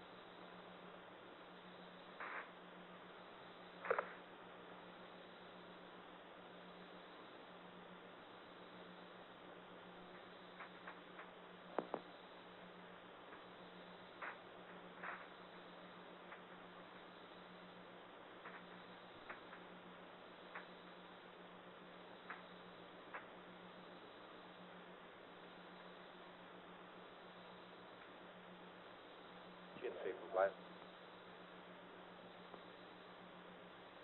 GNC. Did you hear that comment from FAO and call up an M65 and driving some relays and apparently the AGC? Flight guys. Go ahead, guide. Okay, it's been up for about 10 or 15 minutes.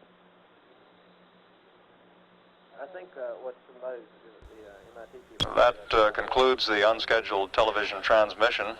That transmission came in about 2 hours ago at a ground elapsed time of 10:32:40 beginning. Lasted about 16 and a half minutes. At the beginning of the transmission, Apollo 11 was about 50,980 nautical miles from Earth, and at the conclusion, about 52,248 nautical miles. AGC people are starting to get sort of worried in the back. At the present time, the crew is in a scheduled rest period. They did indicate before going into the rest period, when we last heard from them, that they would probably use part of the time to get a bite to eat and then get some sleep. At this time, Apollo 11 is 59,908 nautical miles from Earth, traveling at a speed of 7,569 feet per second. Is anybody asleep there? At 12 hours 31 minutes, this is Mission Control, Houston. Standby flight. I don't think so here. Let me canvass my backroom people. They see the strip charts.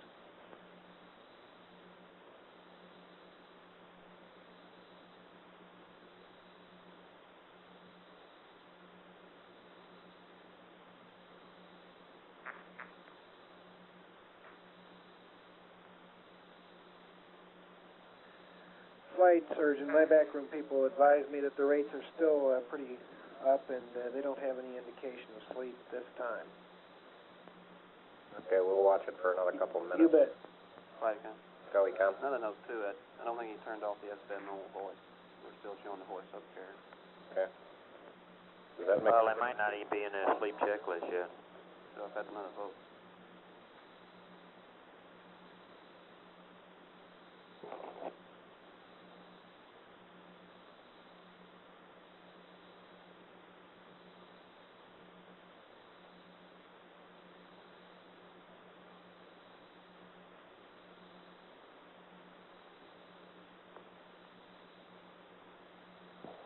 What are they concerned about in the back room? This thing? Okay.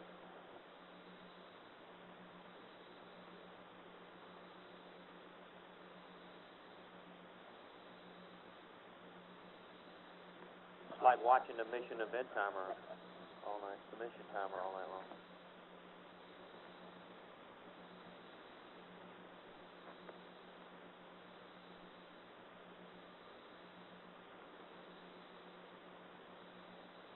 Flight GNC. Go, GNC. I think their concern here is that every second when you update, you keep recycling relays in there. That's a firm flight. The DSKY relays that light to light the numbers. Yeah.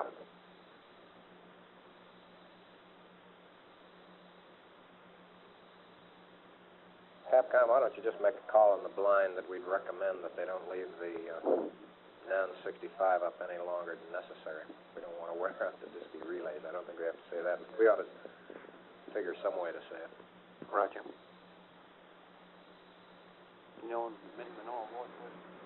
No, I think I'll pick that up in the sleep configuration checklist, John. Okay.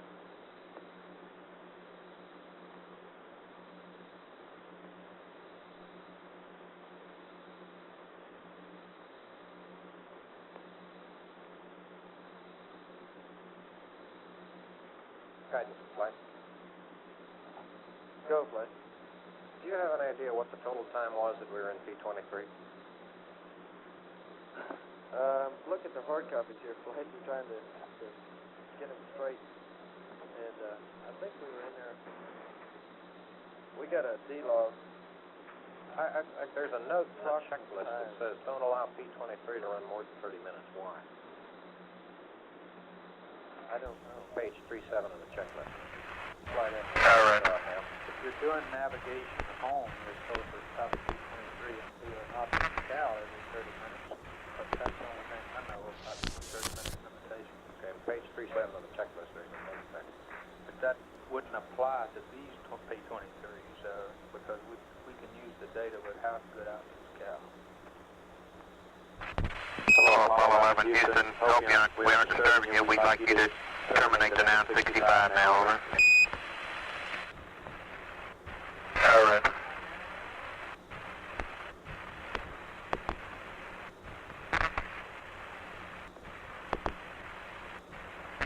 Guidance, DNC, and FAO from flight, it's terminated.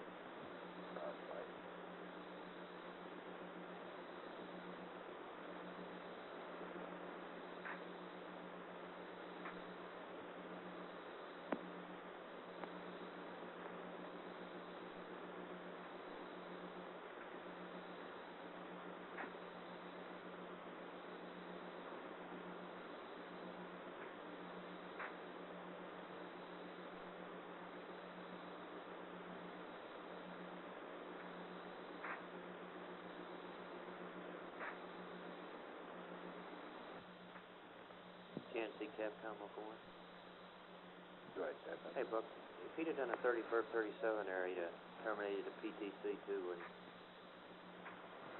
Yeah. I think verb 34 would be right way. GNC, guys. Go ahead. Did you know what he just did? You kill that on board. Looks like you did a verb 46, which killed a PTC, but you got all the jets disabled, right? Right. So the DAP right now is he's trying to kill all that. He did a verb 46? That's what it looks like. Okay, I didn't see any codes come up. That's what the AGC said. What did he do? It looked like he did a Vert 46 to kill the, close the deadband and everything else. If he had jets tonight, it would be trying to kill the PT2. So it looked like he did.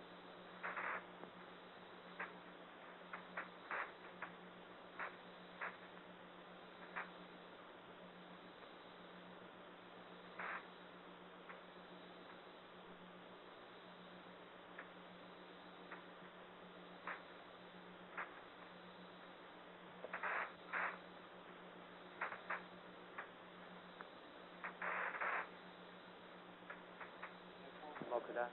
Yeah. Good. It looks like what he did, Charlie, did a Vert 46. Right, right on. It kills the Go PT2, fire. but it's all right because all the jets are disabled. Yeah. Roger, go ahead. He collapsed the deadband down and everything now. By doing that Vert 46. Okay, he doesn't have a 30-degree deadband anymore then? No. As long as he keeps the jets disabled, it's going to be all right.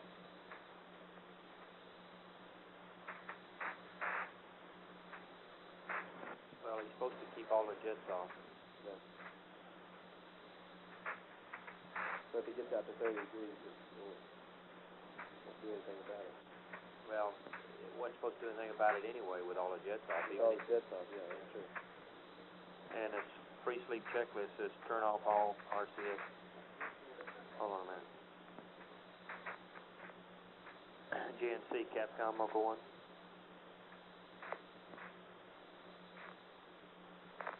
GNC, Capcom, Uncle 1. All stations sick. We handed over to Goldstone. Honeysuckle is weak sickness. Are all the auto RCS jet selects off? Yes, they are. So, Vert 46, that's a jet. I won't affect the guy anyway. Did he do the Vert 46? That's what everyone keeps saying. I didn't see it. It will reselect attitude, preferences, and so forth in the dam.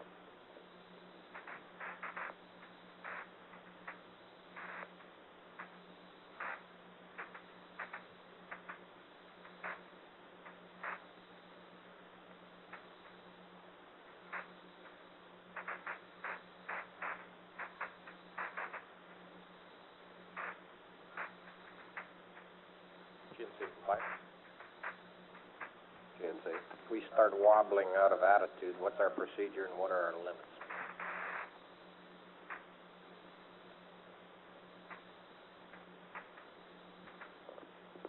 I'm sorry, you're talking to deadband now? Yep. 30 degrees is... Flight Fido. Checkpoint complete. Roger.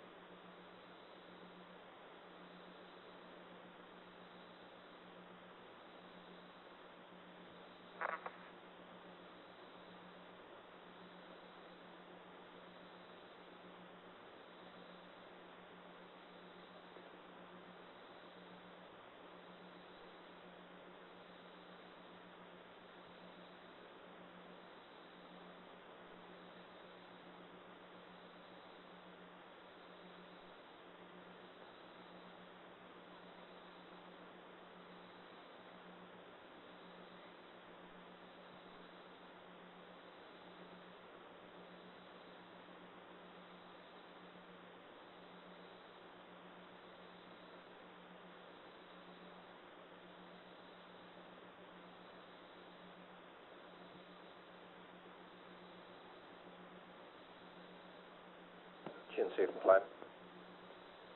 GNC. What did the Verb 46 do to our depth configuration? What it did, flight, was collapse the deadband from the 30 degrees that he had selected.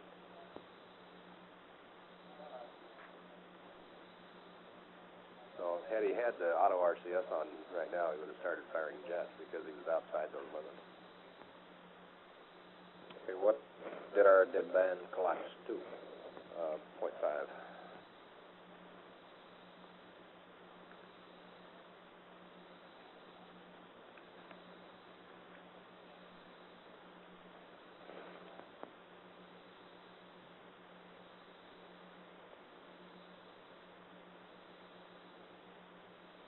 Okay, how do we go back and reestablish the proper deadband? I don't recommend doing it, flight, since we already have a stable roll going. I agree that if you wanted to get the thing back to 30-degree deadband, since at the same time he did this, he changed the reference about which he would hold the deadband, you'd have to go back and do the whole procedure over again. Okay. Do you think it'd be wise to, I don't see any reason why you should turn on the auto RCS select switches. You don't think it's worth telling him that? Well, it'd be surprising to him, I guess, if he selected, turn his jet on and it expires.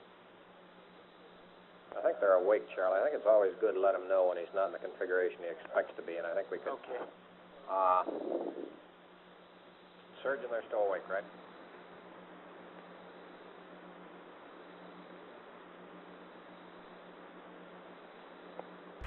Apollo 11, Houston, over.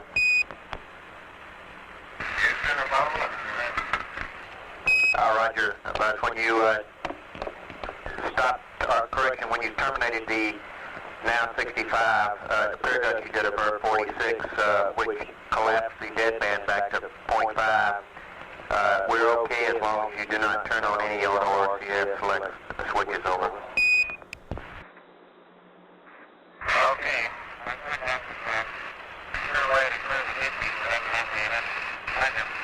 Roger. Verb 34 would have been a better procedure. Yeah. In fact, I would have on page 98 out of PTC. We need to delay turning up the auto RCS until after he's done his self-commitment. Okay, well, let's make sure we get that in the checklist for tomorrow. Okay, I think he's advised. I think that he understands the problem. We're not going to have any future problems there. This is Apollo Control at 12 hours, 47 minutes. We've just put in a call to the crew. Flight Director Gene Kranz verified with the surgeon that they had not gone to sleep at this point. And Captain Communicator Charlie Duke has put in the call. We'll pick up the tape of the conversation and then stand by for any following live communication with the crew.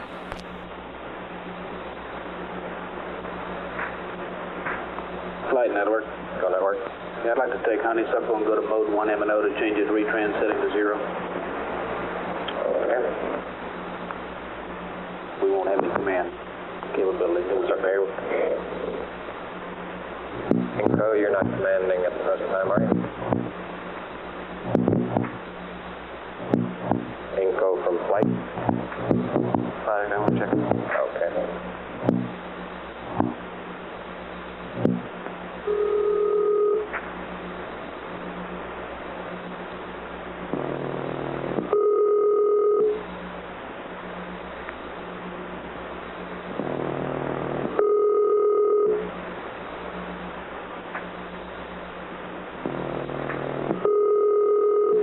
I only got 1 to 10 in about a minute. Roger. Network, copy.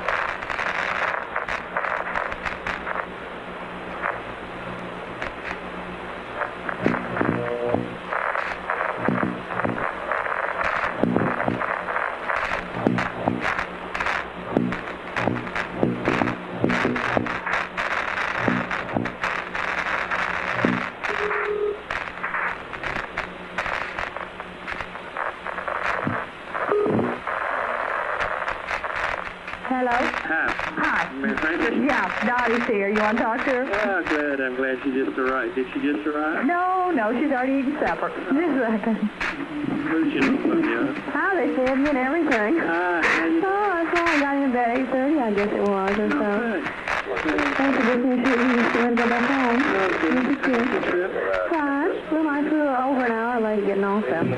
Now, did you get in late, sir? No, I got in right on time. What time did you get in? Well, it was about 1:45 when I landed here. Oh, well, good. Well, first thing you had to rush over there, you had to have to come home, so I was wondering if, No, I had to go at 2:30, so I ate a hamburger out at Ellington. And, I didn't like it when I was there. Yeah. Hey, what time did you get off? I get off at 11. Not till 11? Yeah. So, we'll see you later. Go home and go to bed. Okay, well, I don't know. I probably won't be in this quite close to you know. Okay. Everybody's there. But, are you getting some supper? You are, aren't you? I had a little bit. Yeah. How's everything going? Fine. How's the boys? Fine. They didn't want to see me, though. They wanted to see you. Oh, really? Yeah, I know they hurt my life. He said, yeah, I want you. Okay, well, tell them I'll be on in a little while.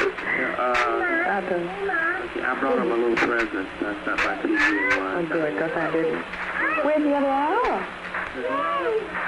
You know the other hour? Yeah, free time, great.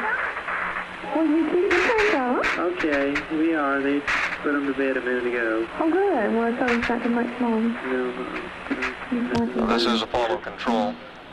We don't anticipate a great deal of further conversation with the crew.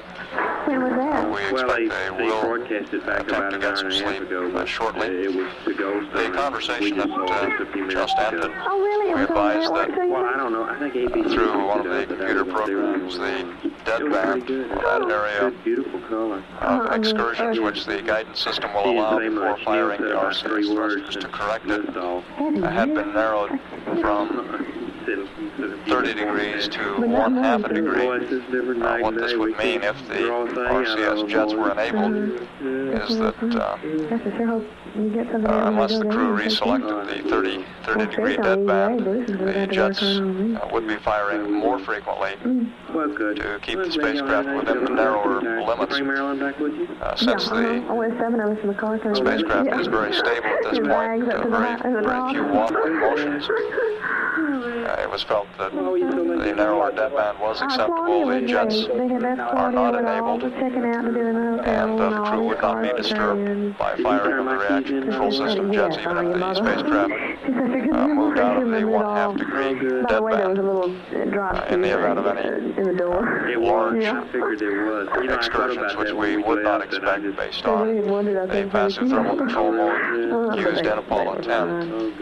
It would be possible to awaken the crew from the ground and have the situation corrected. We would not expect, however, for the spacecraft attitude to change significantly during the night. And we do intend to continue in the passive thermal control mode as it is presently set up.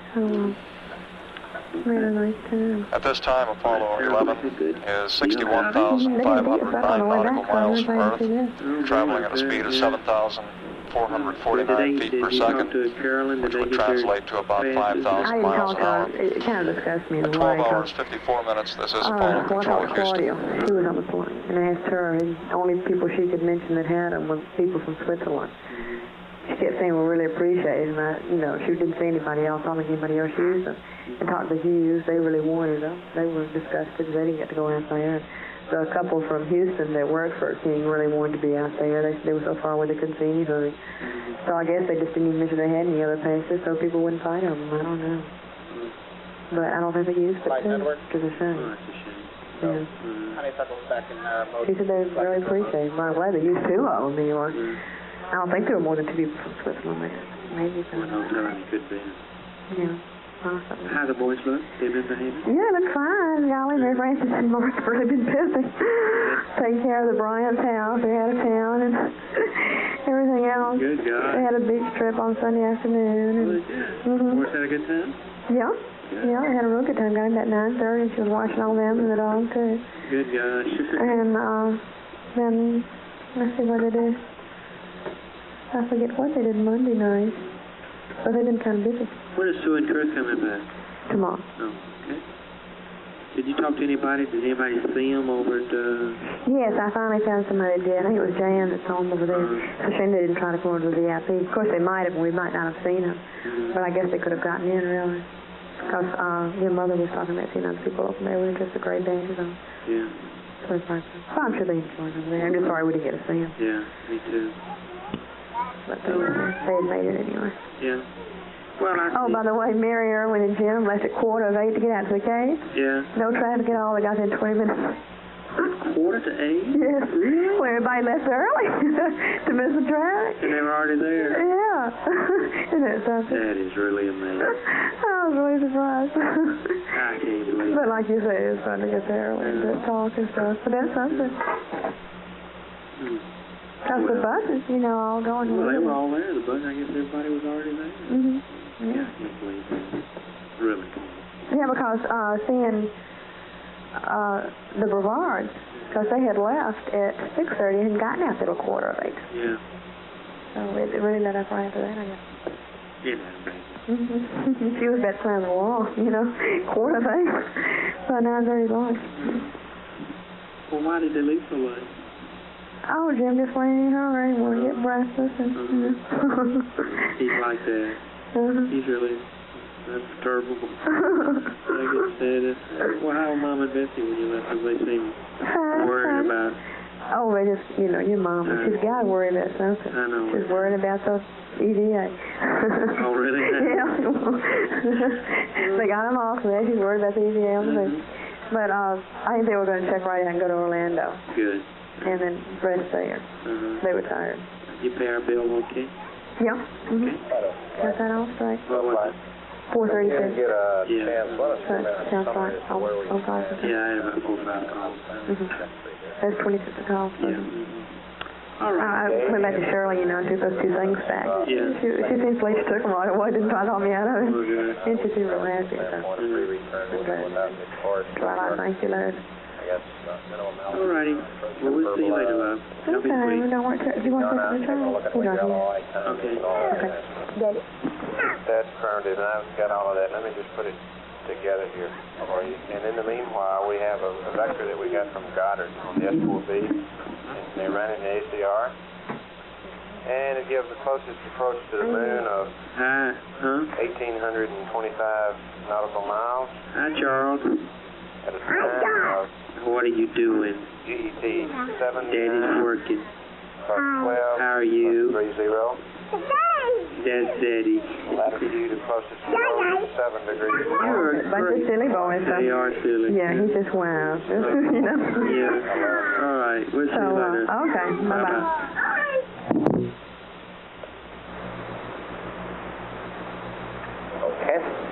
Okay, and I'll be back with you shortly. Roger.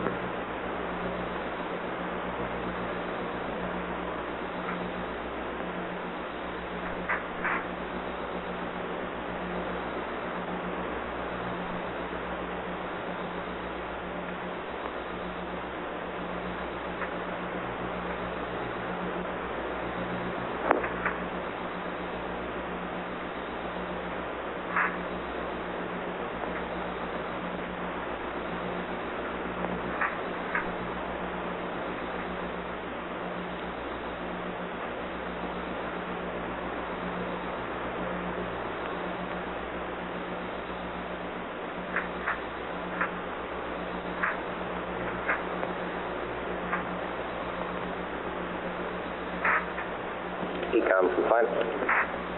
Still fine. I was talking to Ernie a bit ago, and he says you got some update on your O2 flow rate. In other words, that apparently you got more out of turning waste management bed off than what you had expected. That's firm flight. The flow is measured at a current of peg Gulf scale low at 0.196.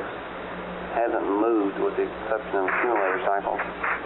And these accumulator cycles since closing the valve have only pegged out at 0.35.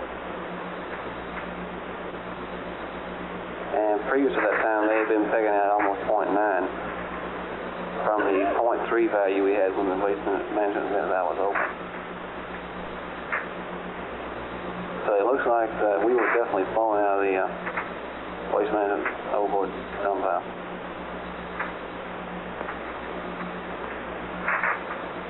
think we actually were flowing.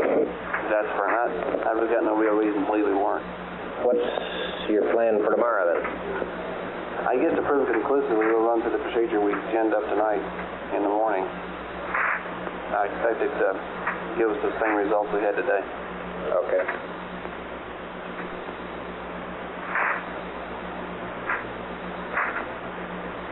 And also the cryo tank pressures indicate that we turned the, something to demanding flow off. To about the right tune, so I feel pretty confident we reached the cabin.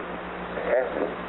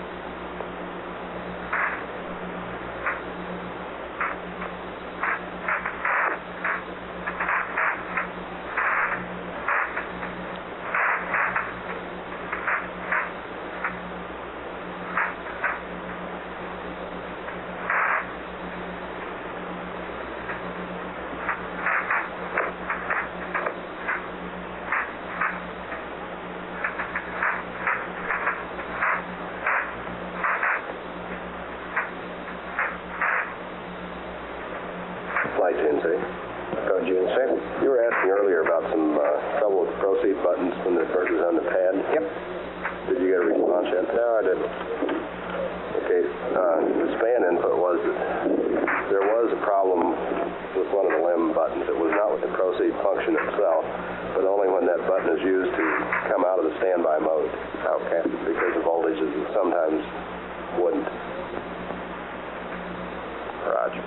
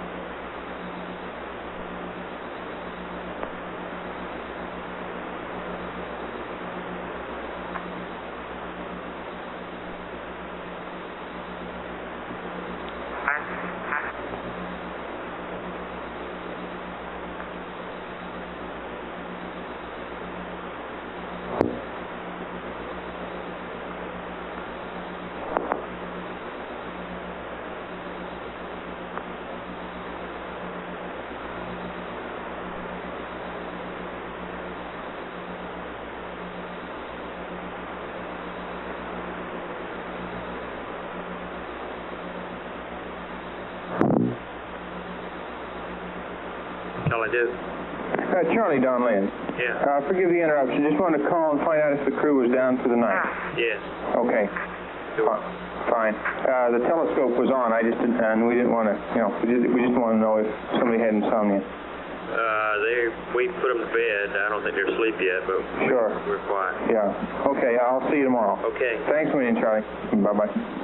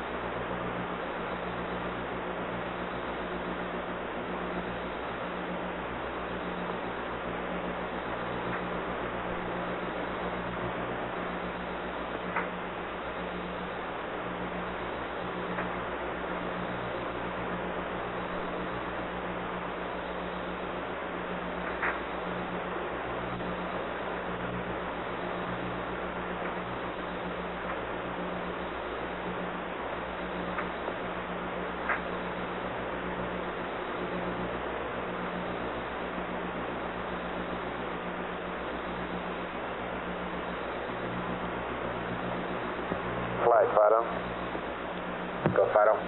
Okay, if you have a little time now, I think we have a summary. Sure. Okay, currently we're looking at a mid-course 2 at around 26 plus 40 of 21.2 feet per second, and that is 2.96 seconds of burn time.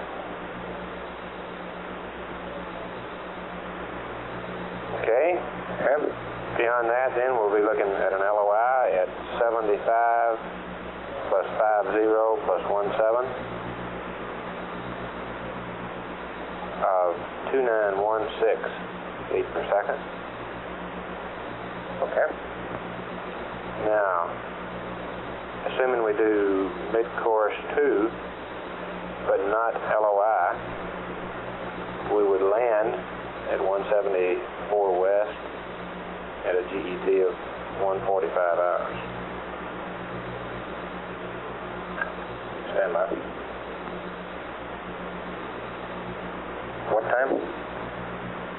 Land 174 west, what time? At about 145 hours. Okay. Okay, and that landing longitude is approximate there. Okay. It's, in fact, 174 is the longitude of EI, approximate. Okay, now without a mid-course 2, or in other words, what we're on right now, the height the closest approach to the moon is 174 nautical miles. And we have a gamma at entry interface of minus 47 degrees.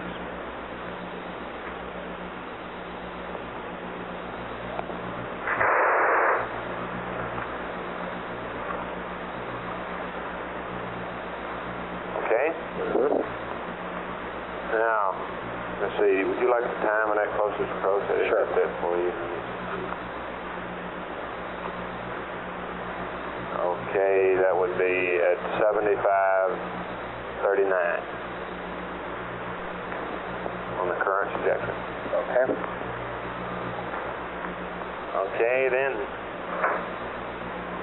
assuming we do mid-course 2, we can do a flyby at LOI minus 5 to the MPL for about 7 feet per second. Off of the current trajectory without any mid-courses, a flyby at that same time would cost about 40 feet per second. Okay. And Retro has some PC plus 2 stuff that I'll let him talk to you about. Okay, PC plus 2 with the mid-course 2. About 3,400 feet per second. Say that again now. PC plus 2. PC plus 2 at 78 hours. Assuming mid-course 2. The altitude is about 3,400 feet per second. You mean, oh, okay, with mid-course 2, okay. That's correct. Without mid-course 2, PC plus 2, 78 hours, be about 3,675 feet per second.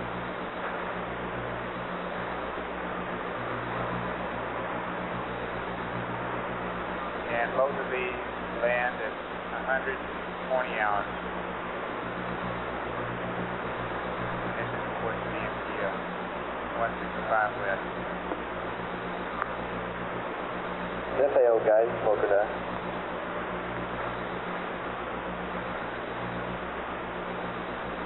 Said 145 hours again? Negative. 120 hours landing time. Sorry, okay.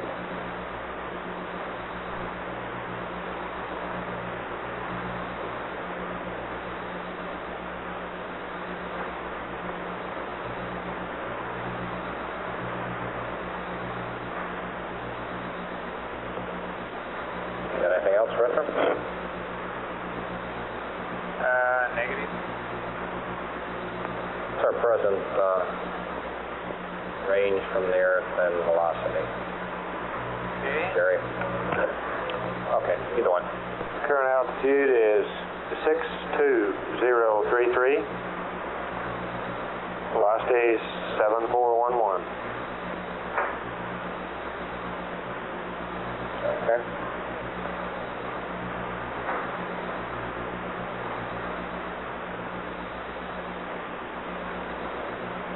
Right, Retro. Go. Did you get a chance to go through the summary there that I brought up earlier? I went through it briefly. No, I don't. I've done some additional studying on the trade-offs in the area, flyby through the CP Plus 2. Since I brought that summary up, it's a study from essentially about 60 hours to about 80 hours. The study I brought up to you only went through about 60 hours. Right. 60 hours is essentially the sphere. Roger. So I do have some of the additional data if you're interested.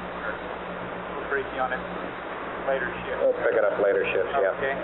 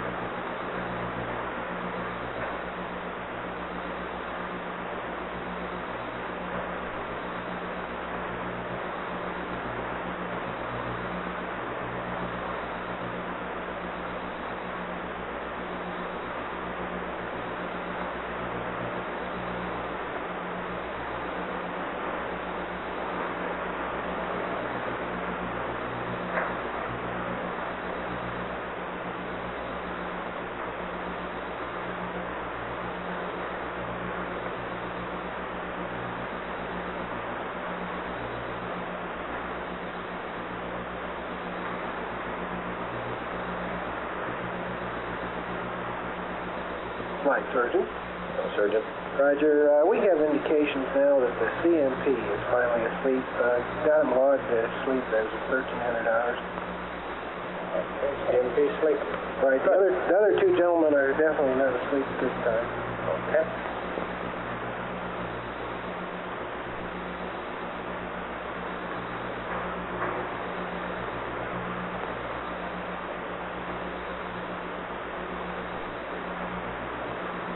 Other PTC looking, GNC. Very good. Might be holding in there.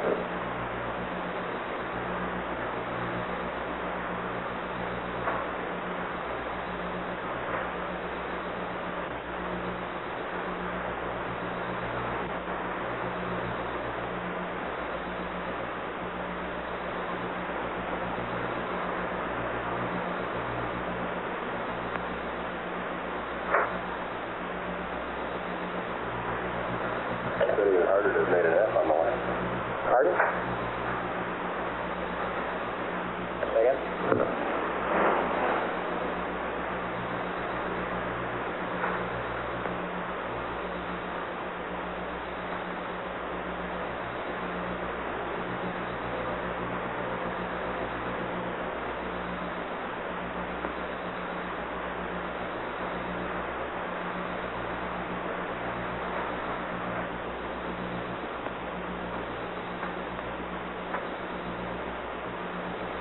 Flight Network. Go Network. Both Honeysuckle and Goldstone report that it appears the spacecraft has gone to mode 8. Downlink, first mode 2. This is backup voice? That's correct. Okay, I'm told we should be in mode 2. It looks like we're out of... Yeah, stand by. Okay. Right, Decom? that's normal configuration. They finally turned off his voice up here. Roger. I assume he's on that downlink mode. Okay, the sites are configured for mode 2, and TIC is... Okay, we're configured. We should probably configure now for mode 8 so we can start down, back up down voice. Okay, what's the normal sleep mode going to be so we don't get surprised again? Is it going to be mode 8 or mode 16 or what? It'll be the mode 16, right? Okay, do you want the sites to configure for mode 16? Yeah, Enco's doing that now. Huh? Enco's doing that now. Okay.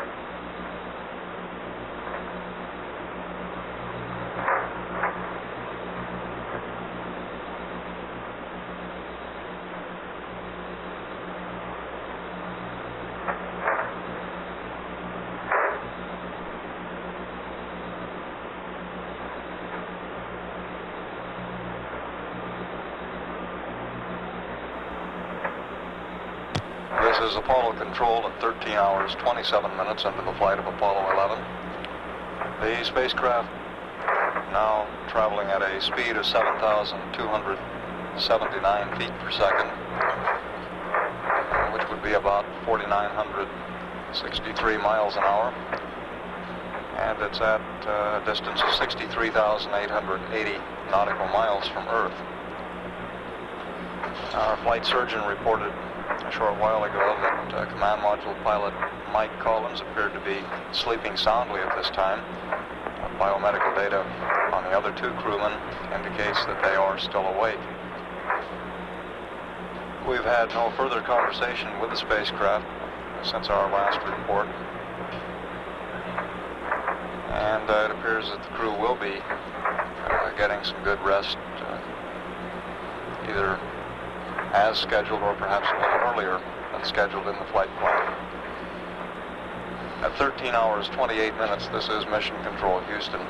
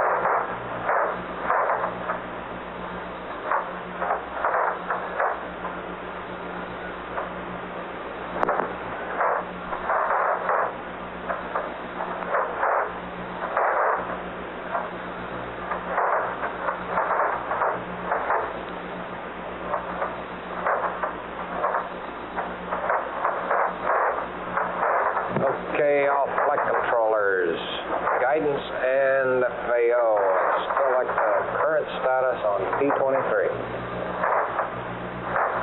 Okay, best we know. Go. Ken Mattingly and Frank Hughes went over the simulator and flew this thing, and Guidance can tell you about some work that MIT and he and MIT is doing, but we flew the same thing in the simulator, and first of all, we have to say that Mike is correct with respect to how the reticle ought to look, and that's either a misconception on somebody's part in our back room or a loss of communication in what Mike was saying and what the man understood him to say.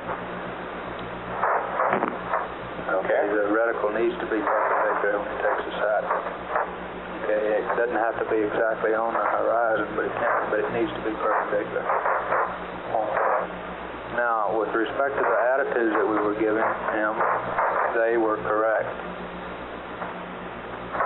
What was happening is there are regimes of attitudes that you can do these sightings at. That is, that the best I understand it is that the equivalent shaft angle is to be in the proper place is sensitive, is real sensitive to pitching yaw changes in attitude. There's other attitudes where this is a relatively stable situation. You don't drift off very fast, and he was going to free, and he was going out of the attitude and ending up with a situation where the reticle was not perpendicular like it was supposed to be, and he was measuring true trunnion angle.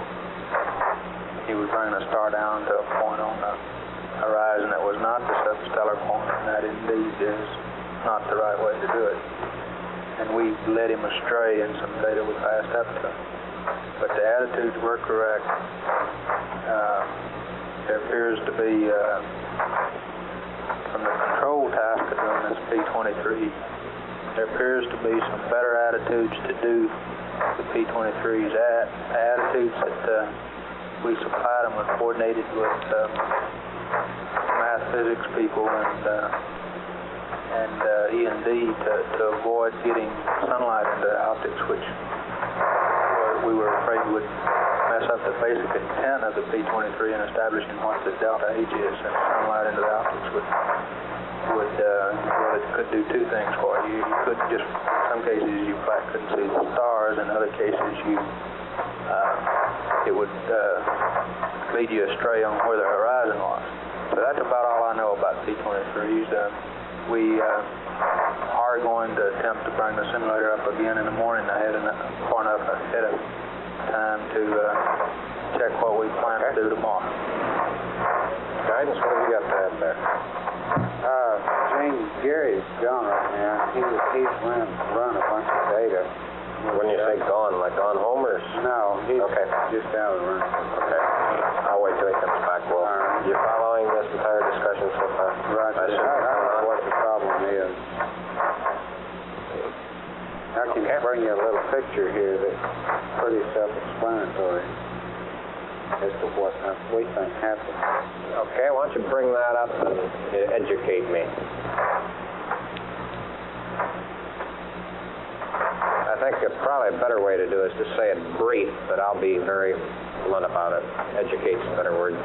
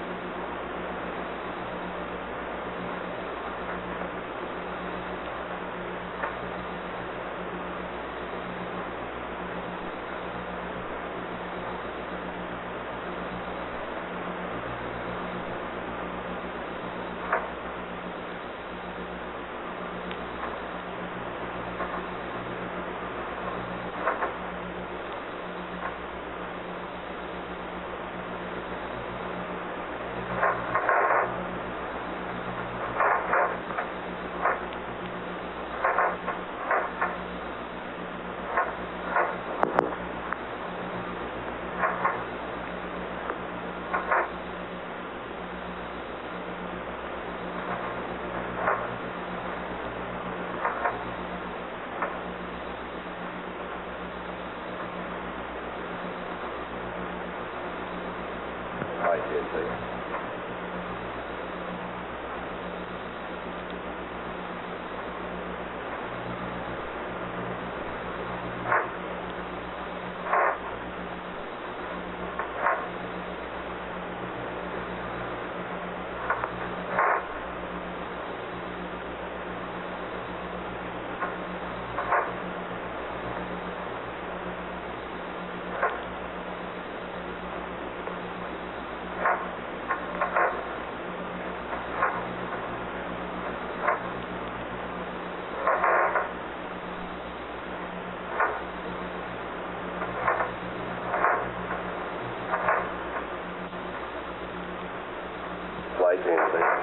GNC. Channel 65 has a plot of PTC if you'd like to look at it. Oh, okay.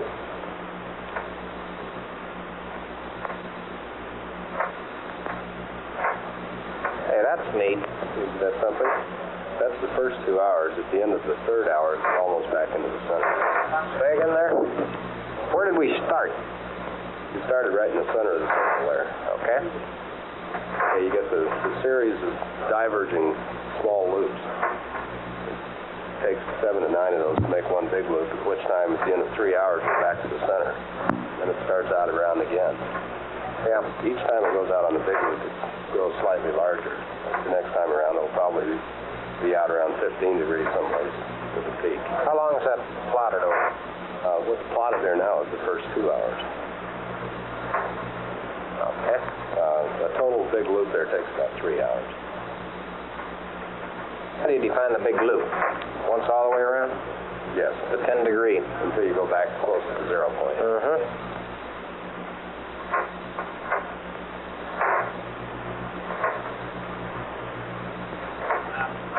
Flight FAO.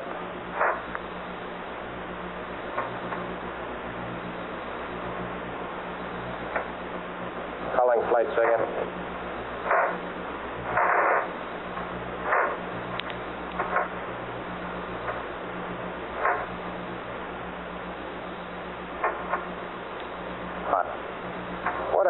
What are you using as a reference there?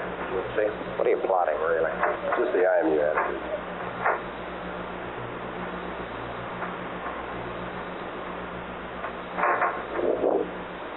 Flight FAO. Go FAO. Hey, for the record, we're going to bring the CMS back up in the morning and try whatever it is we're going to do tomorrow before we do it. Or did I tell you that once already? Yes, you did.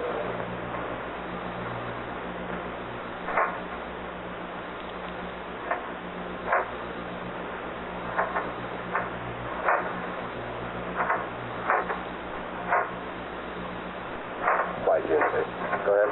Okay, what those roughly are a rectangular plot of pitch and yaw. And this is showing that, well, it's roughly comparable to attitude error. Gotcha.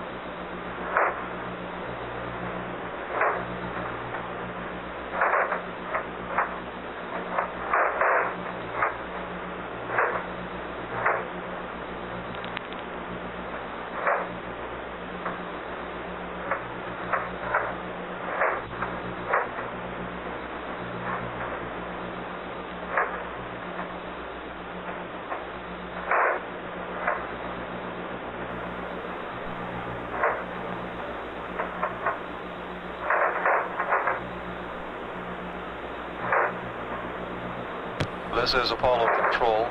At 14 hours, 6 minutes into the flight of Apollo 11, the mission is progressing very smoothly. All spacecraft systems are functioning normally at this time, and the flight surgeon reports that all 3 crewmen appear to be sleeping. For Commander Neil Armstrong and Lunar Module pilot Buzz Aldrin, they appear to begin sleeping about 5 minutes ago. Command Module pilot Mike Collins has been asleep for about an additional 30 minutes to an hour. At the present time, Apollo 11 is 66,554 nautical miles from Earth and traveling at a speed of about 7,095 feet per second, which would be about 4,800 miles an hour. We've had no further conversation with the crew since our last report, and as I said, all 3 crewmen appear to be sleeping at this time. At 14 hours, 7 minutes, this is Apollo Control, Houston.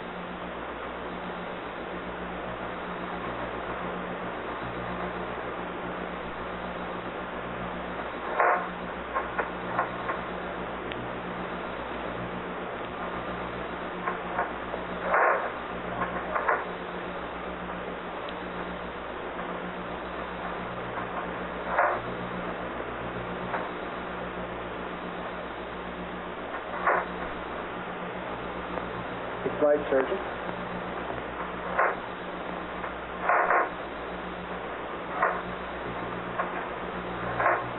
Surgeon AFD. AFD, go. Roger, you call flight. Yes, sir. You busy? Go, Surgeon. Roger, Gene. Everybody's asleep as of 1400 hours, and Channel 58, we have some sleep data for you to look at. If you like, at your convenience. 58. All the surgeons and people are dialing. Yeah, I hear a lot of 58. clicking going on. This is typical sleep pattern. There are a few glitches here and there, but basically Commander and CMP are sound asleep where LMP is not as deep. He's starting into the typical sleep pattern, but not quite yet. So gives an idea of what we're seeing in the back room there. Okay, that's it. All asleep at 14. Yeah, let's call them 14. That gives us about 8.5 hours of sleep remaining, which is adequate. Okay, and looks like we're in a good PTC, so they should get at least several hours. You bet. It's good enough.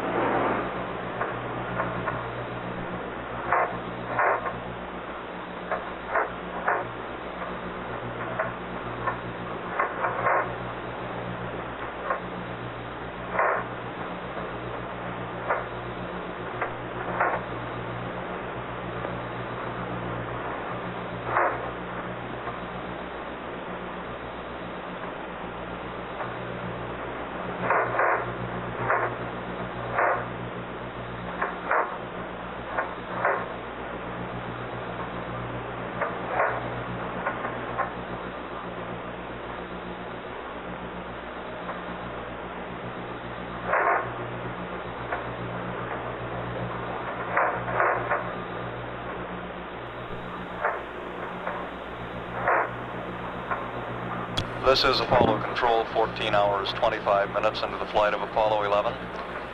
The spacecraft presently 67,819 nautical miles from Earth, traveling at a speed of 7,012 feet per second.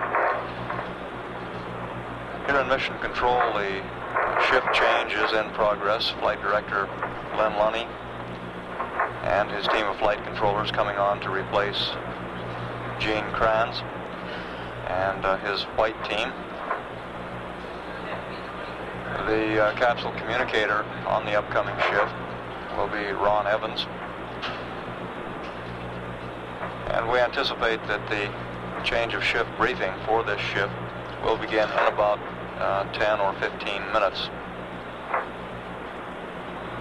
At 14 hours, 26 minutes, this is Apollo Control, Houston.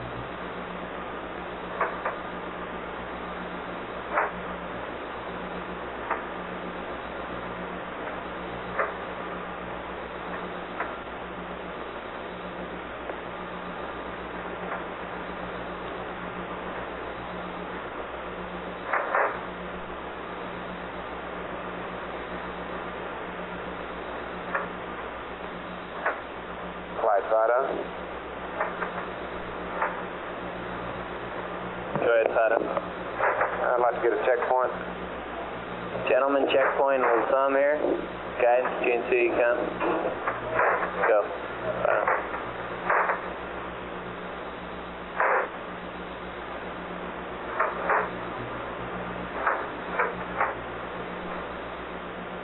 Flight Fido, did I hear any objections?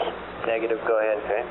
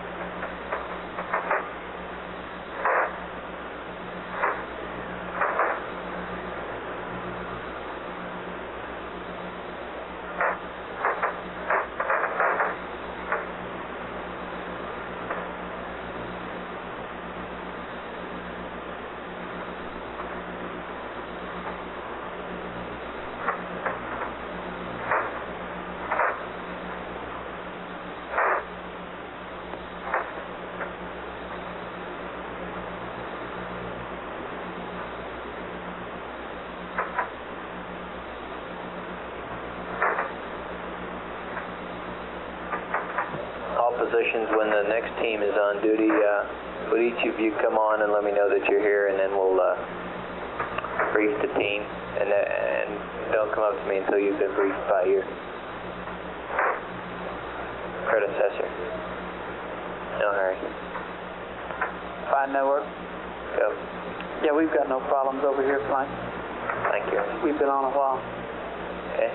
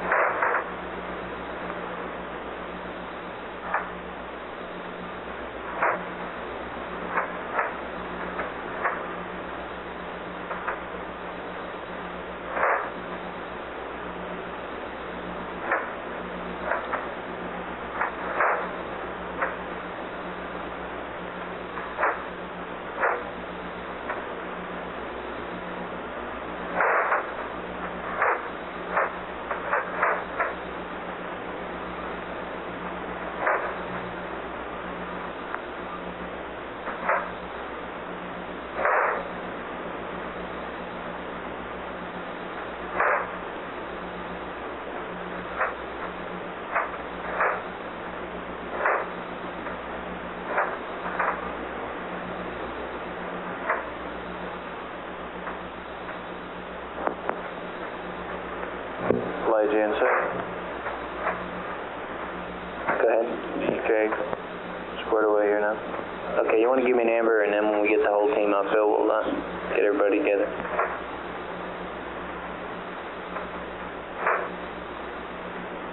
Flight Telecom, we've handed over. Okay, you want to give me a... Jack, you going to be here tonight? Yes. Okay. Control still in the process. Econ, flight on retro, huh? Control has handed over, flight. Say again? Control has handed over and been briefed. Okay, you want to give me an amber, please? Flight, are you still handing over there? That's affirmative, flight. Okay.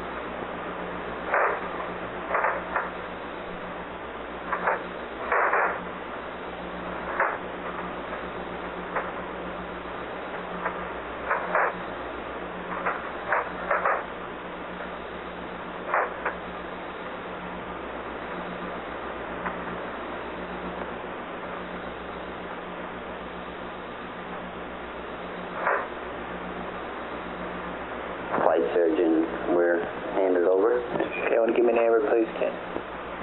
Flight procedures handed over, complete. Say again? Flight procedures handed over, complete. Okay, want to give me an amber?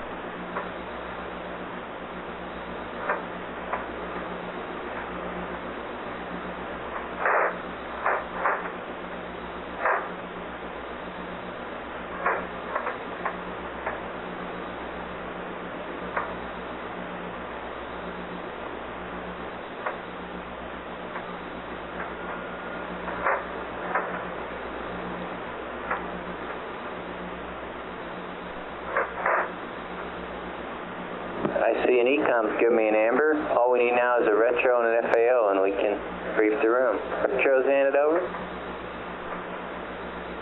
Roger, flight. FAO's still at it. Okay, take it down. Just sleeping and PTCing around. GNC, what channel did PTC plot on? Flight is on channel 65. They got it off right now. Now that's back. They were updating it. We have stopped the plot as far as per se. They're running on a chart recorder for our long-term analysis, but that's a 3-hour plot. First complete cycle of the spacecraft. It's very stable. How does that compare with 10? I mean, is this what we got on 10 right in the beginning so that we wouldn't expect to get the same kind of 20-hour?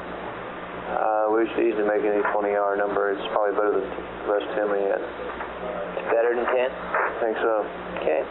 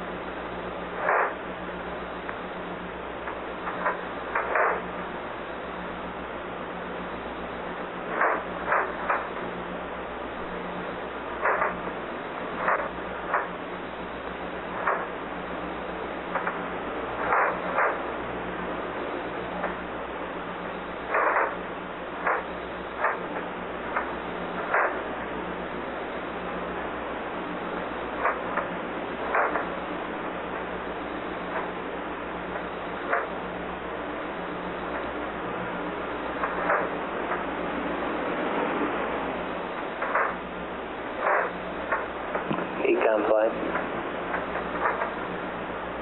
Flight Ecom. We switching on these tonight? That's affirmative. Okay. You're switching them. Right. Okay. Have you been in that now for a while? It's going all right? Say again, flight. Have you been in that process for a while now? And is it going all right? That's affirmative, flight. We've been 100% high bit rate. Okay. Flight, I refined that number. That's for the last 2 hours. I just got input. We've been switching on these. Okay.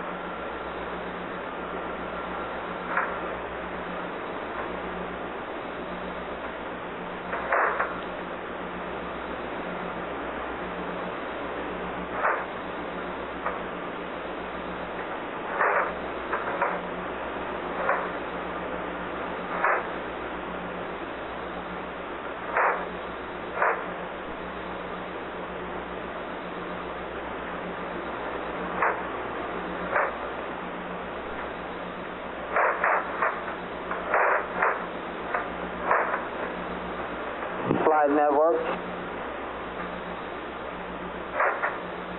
Go ahead, Network.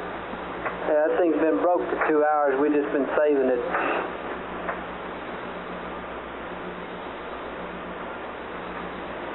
Believe you.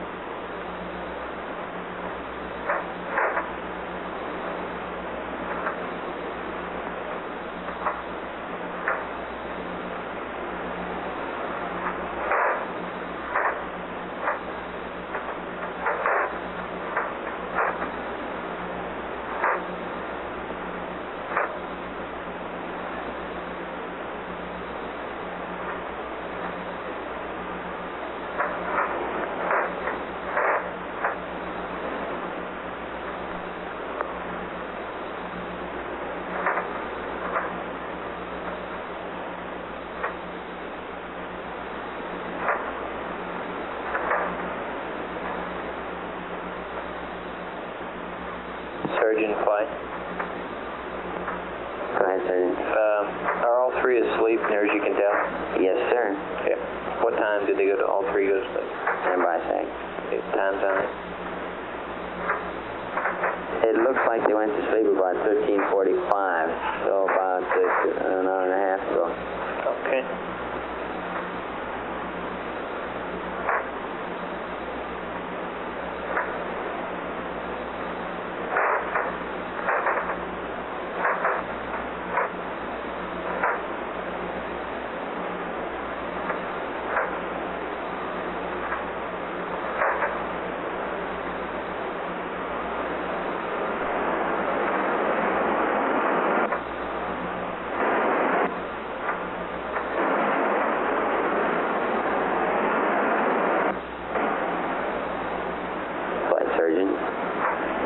Modify that to about 1300 hours of GET, so they've been asleep a little over 2 hours. Okay.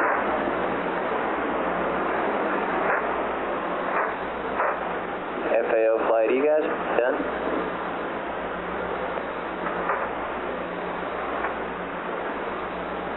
Okay, can I get everybody on the loop? I would like to have a couple people brief on the general position we're in relative to the mission planning and the abort planning, and then I would like to go through each console and have them recall for us here the problems that have been encountered, or if you can call them problems, the subjects that have been encountered so far in their areas, and how they've been closed out subjects that are still open and what work is going on to close those areas out. I guess to start then, Fido, could you review for everybody where we stand relative to the nominal mission plan, and in retro, would you review our return to Earth options for the next 8 or 12 hours for us? Roger. Fido, go ahead. Okay, we've just updated recently. We're looking at mid-course 2. We're looking at an execution time of the maneuver of 26 plus 40. Right now we're showing a delta V requirement of 21.1 foot per second, which is 2.99 seconds essentially. SBS. Affirm. Okay. And we're looking pretty good, Fido.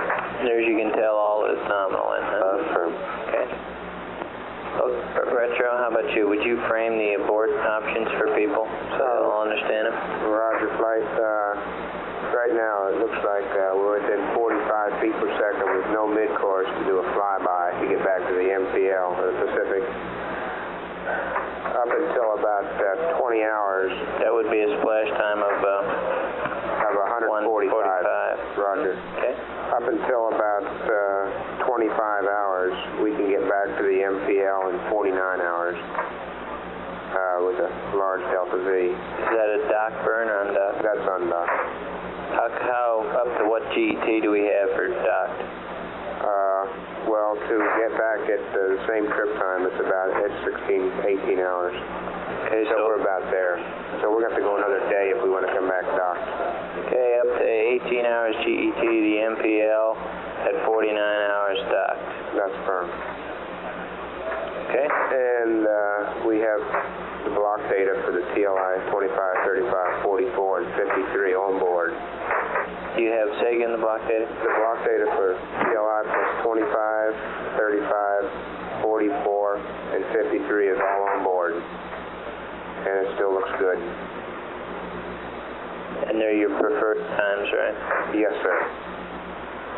And they're all course of the Pacific. Okay. So, for the next hour or two, we could still get back in the MPL at 49 GT docked. For the next shift, for this whole shift, we can get back at 72 to the MPL docked. No trouble, right? Roger, it's closer to 74, but that's the right time. Okay. Up to what GET can we get that? 25, is that what you said? Yes, sir. We can get back undocked to about 25 hours and 49 hours.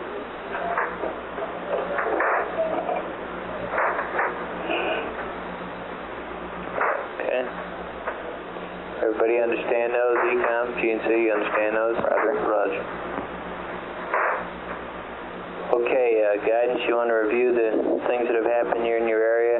Let us know what's been closed and what's still open, and what's being done to close it. Well, the big thing, I guess, is the P-23, and I think we have a fair explanation of what happened. Well, explain it. Well, I think let me bring you a picture. It's worth 1,000 words.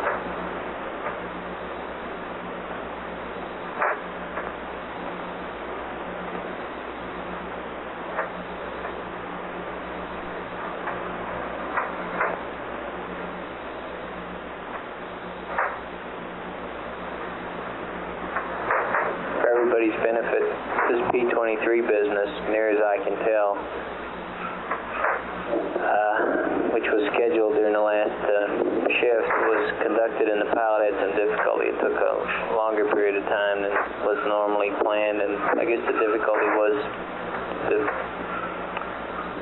having a difficult time aligning the vehicle on the horizon the way he wanted to. Will, would you get on the loop and talk about this thing briefly, just so everybody knows what the problem has been?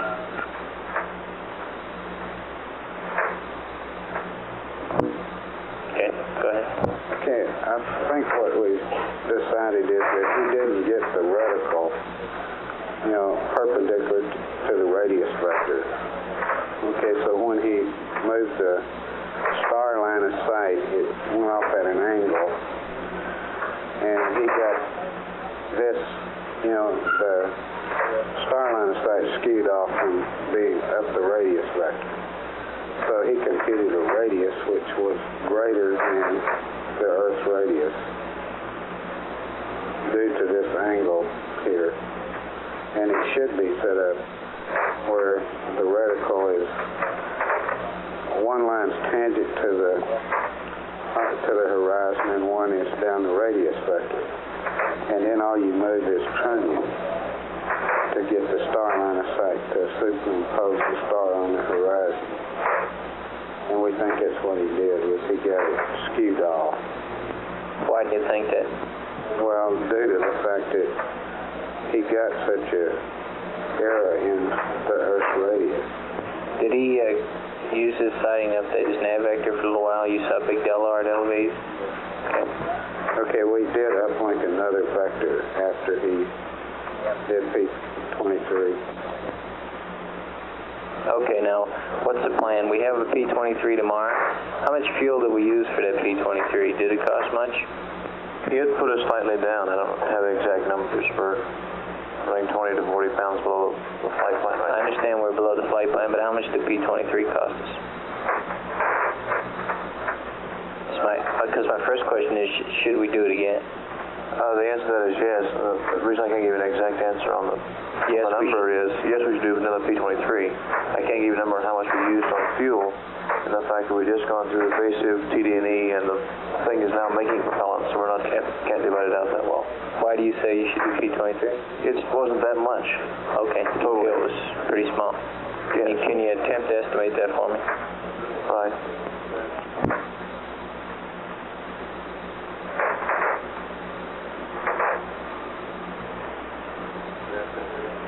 Yeah, I assume that tomorrow we're doing this thing is early enough to do some good. 20-some hours is still early enough.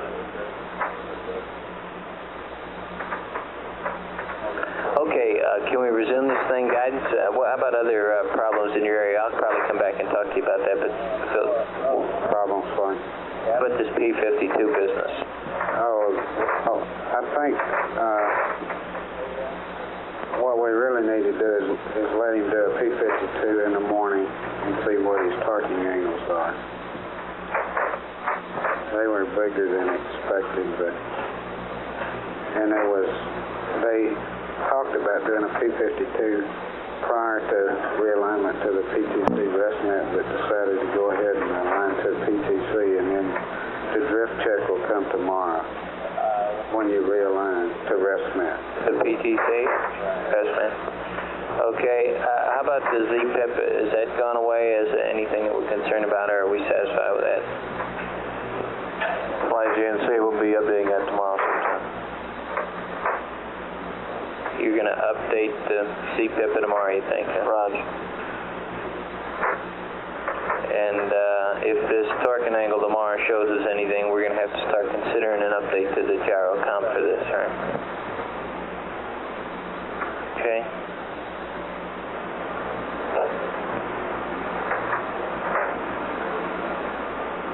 Okay, I'll wait for guidance to get back on the loop there. Flight retro. Go. On this dock, 49 hours, looks like I just ran some finite solutions. That was based on an impulsive. Looks like we passed it already. Okay. So we cannot get back docked at 49 hours. Okay. Okay, guidance, you back on? Roger. Okay, was there anything at all that happened in the whole day yesterday in your area that you should mention here? Negative quite. The only thing was the question about the platform and the P23. Okay, Gene mentioned to me something about a checklist change for deadbands, but I guess that you'll talk about that, I feel. Raj.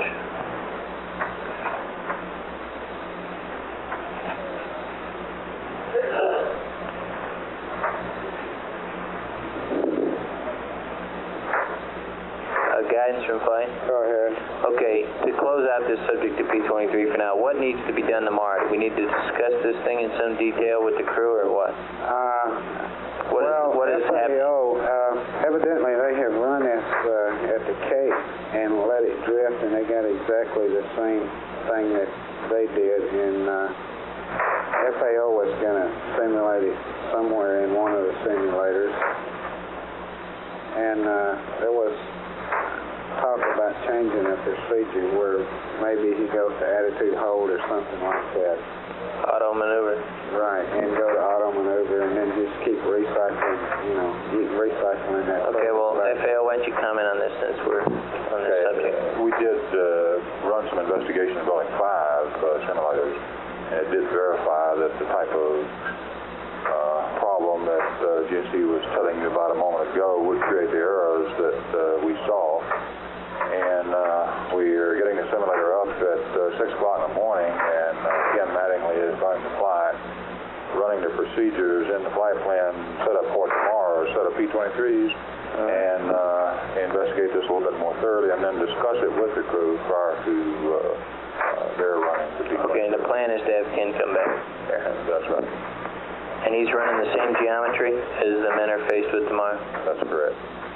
Is he going to try, if that proves to be bad, try something different, like going to attitude hold mode? Or? Yes, he's going to try to run this down thoroughly so that he'd be able to tell Mike in the morning some procedure to use. And the one that we're thinking about right now is that he will go to the attitude shown in the flight plan with a Bird 49 and then call up P-23 and do an automatic P-23 from then on. And if it calls for an attitude change, he'll change attitude. Yeah, but he's going to let the computer always go back to the predefined maneuver. Yeah, that's right. Okay, so the plan is Ken's going to run this stuff tomorrow. We think we understand all this. We've had some CMS work already that confirms essentially what the pilots reported, and it amounts to having a reticle not aligned properly with the Earth geometry, Earth star geometry. That's right, and we think that's maybe related to, or at least partially to, attitude. Yes, I understand. There are some attitudes that are particularly touchy. Okay, and the plan is have Ken run this and come back over and give him the best word we got. We wore that subject out, I guess. And is there anything more going on that during the course of the night here, or is everybody just going to be scratching about that? As far as I know, it's going to have to wait till in the morning. Okay, the only thing I have open on that subject then is GNC's going to estimate for me that fuel as best he can as to what we did. Okay. Okay, let me come around the corner. I'll come back to you, Lim, Control and Telecom. Let me pick up GNC here now and get his subjects. GNC, your subjects. Right, if give me another couple minutes, I can get all of this put together for you. Okay, let me pick up Econ then. Econ? Roger, flight. In the area of ECS, we have what looks like a funny O2 flow transducer. Might be a little bad. And now, I've heard that all day, but I have not yet seen a plot that makes numbers out of that statement. Do you have one? Why do you say it's funny? Is it's low? It's reading very low flight. How low is that? Well, it ought to peg at an accumulator cycle at almost 1 pound an hour, and the highest we've seen it go is about a ½ pound an hour.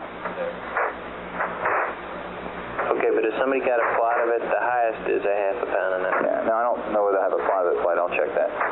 Okay. Okay, well, proceed on the subject. And of course, one of the... You're going to get a plot. That's affirmative. One of the things that gets affected here, perhaps, is the cabin purge. And got a procedure here and worked out to verify that we have been purging the cabin, that perhaps the waste management storage compartment isn't blocked somehow where the venting takes place for the cabin. And I'm going to, best I can tell, the crew had been told about it, and we're going to implement it after wake up. And I want to work the procedure and make sure it is correct. Okay, explain to people a little more what you mean by that. We want to make sure that the waste management valve is handling the flow that we computed pre-flight that it should be, right? Right. To and how are you going to verify that? What we want to do is shut off the, we want to bypass the waste management compartment and use the urine drain valve. Okay. There is apparently a filter assembly QD on board that I want to verify is there. That was used originally for cabin purges. We'll hook that to the purge, the urine dump drain, and open the valve to allow it to bleed the cabin overboard. There's a what do you call it? A filter? Yeah, the nomenclature I have is a filter assembly QD that's supposedly stowed in compartment R6. And it has a calibrated flow rate? And yeah, it ought to let the thing flow the same as the best I can tell, the waste management compartment would, about 0.7 pounds an hour. Oh, has that been verified? It's the same No, wait a flow? minute. No, that's not right either. Let me retract that flight. I don't know what the flow is right now on that. Apparently the flow is supposed to peg. Oh. Hopefully. And I'll check that. That's one thing I haven't done yet. What we're going to do, though, is bypass the waste management compartment and get into the overboard dump line through the urine drain. We use the same overboard dump line, just in case the bladder inside the waste compartment is covering the port. So you have to check stowage and the actual flow of this assembly filter. Yeah, I want to make sure that we've got the stuff to do the job with. And we'll get the thing flowing, and it should take 15 to 30 minutes for the O2 flow transducer to peg if it's going to do that. Okay. And if it doesn't, you conclude that it is. And if it does peg, then maybe we aren't flowing all we should be through the waste management valve. Is that right? Yeah. That'll give us a hack on it. This has not been discussed with the pilots, I don't believe. I don't know to what extent it has. Capcom, that's correct. Correct, it has not. Okay, well, then you're getting the story together in this whole damn time morning. Yeah, it's the first thing I got. Okay, now, any more subjects? Okay. And I guess one more thing to add to that is I've been told that time-wise we actually cut the cabin purge, close the waste management valve about 2 hours early. So if we do this procedure, we'll probably leave it in effect for at least 2 hours to make up for that. Okay. General information subject apparently the water separator device is working pretty good on board. I hadn't heard that. Is that right? Yeah, it's our log showed it's leaking a little bit at a fitting, but apparently the bladder separation in the membrane business is working pretty good. How did we finally rig this up? I don't recall. Do we have the vent that bleeds it back from the compartment where the water is? It's a membrane device that allows the gas to bleed into the cabin as the water runs through. It's a very simple tube, Glenn. I can show you a picture of it. Can we get a picture or a bag itself? It's not a bag. It's a cigar-looking filter. It's about 2 inches or 1.5 inches in diameter and about 6 inches long. Oh, wait a minute. You're not talking about the bag then. You're talking about the device they hooked onto the yeah, that's right. Water. Yeah, okay. Okay. Did the crew report on this positively? Is that why you're saying apparently working well? Or are you just reporting on my log flight? But that is on the absence of a crew report or on the presence of one? No, I think it had to be a crew report. This Capcom was on the presence of a crew report. It works good. They're not getting any air through it, but the cigar just is a kind of a press fit over the water gun, and it's leaking a little bit around where the water gun sticks into the inside of the cigar. Okay. Okay, and a picture's coming. Okay, go ahead, you come next subject. Okay, and we'll be dumping wastewater before MCC2 after P52. Say that again? We'll be dumping wastewater after P52 at 26 GET. Okay. And we won't be at 85% that time, but it's a good time to dump.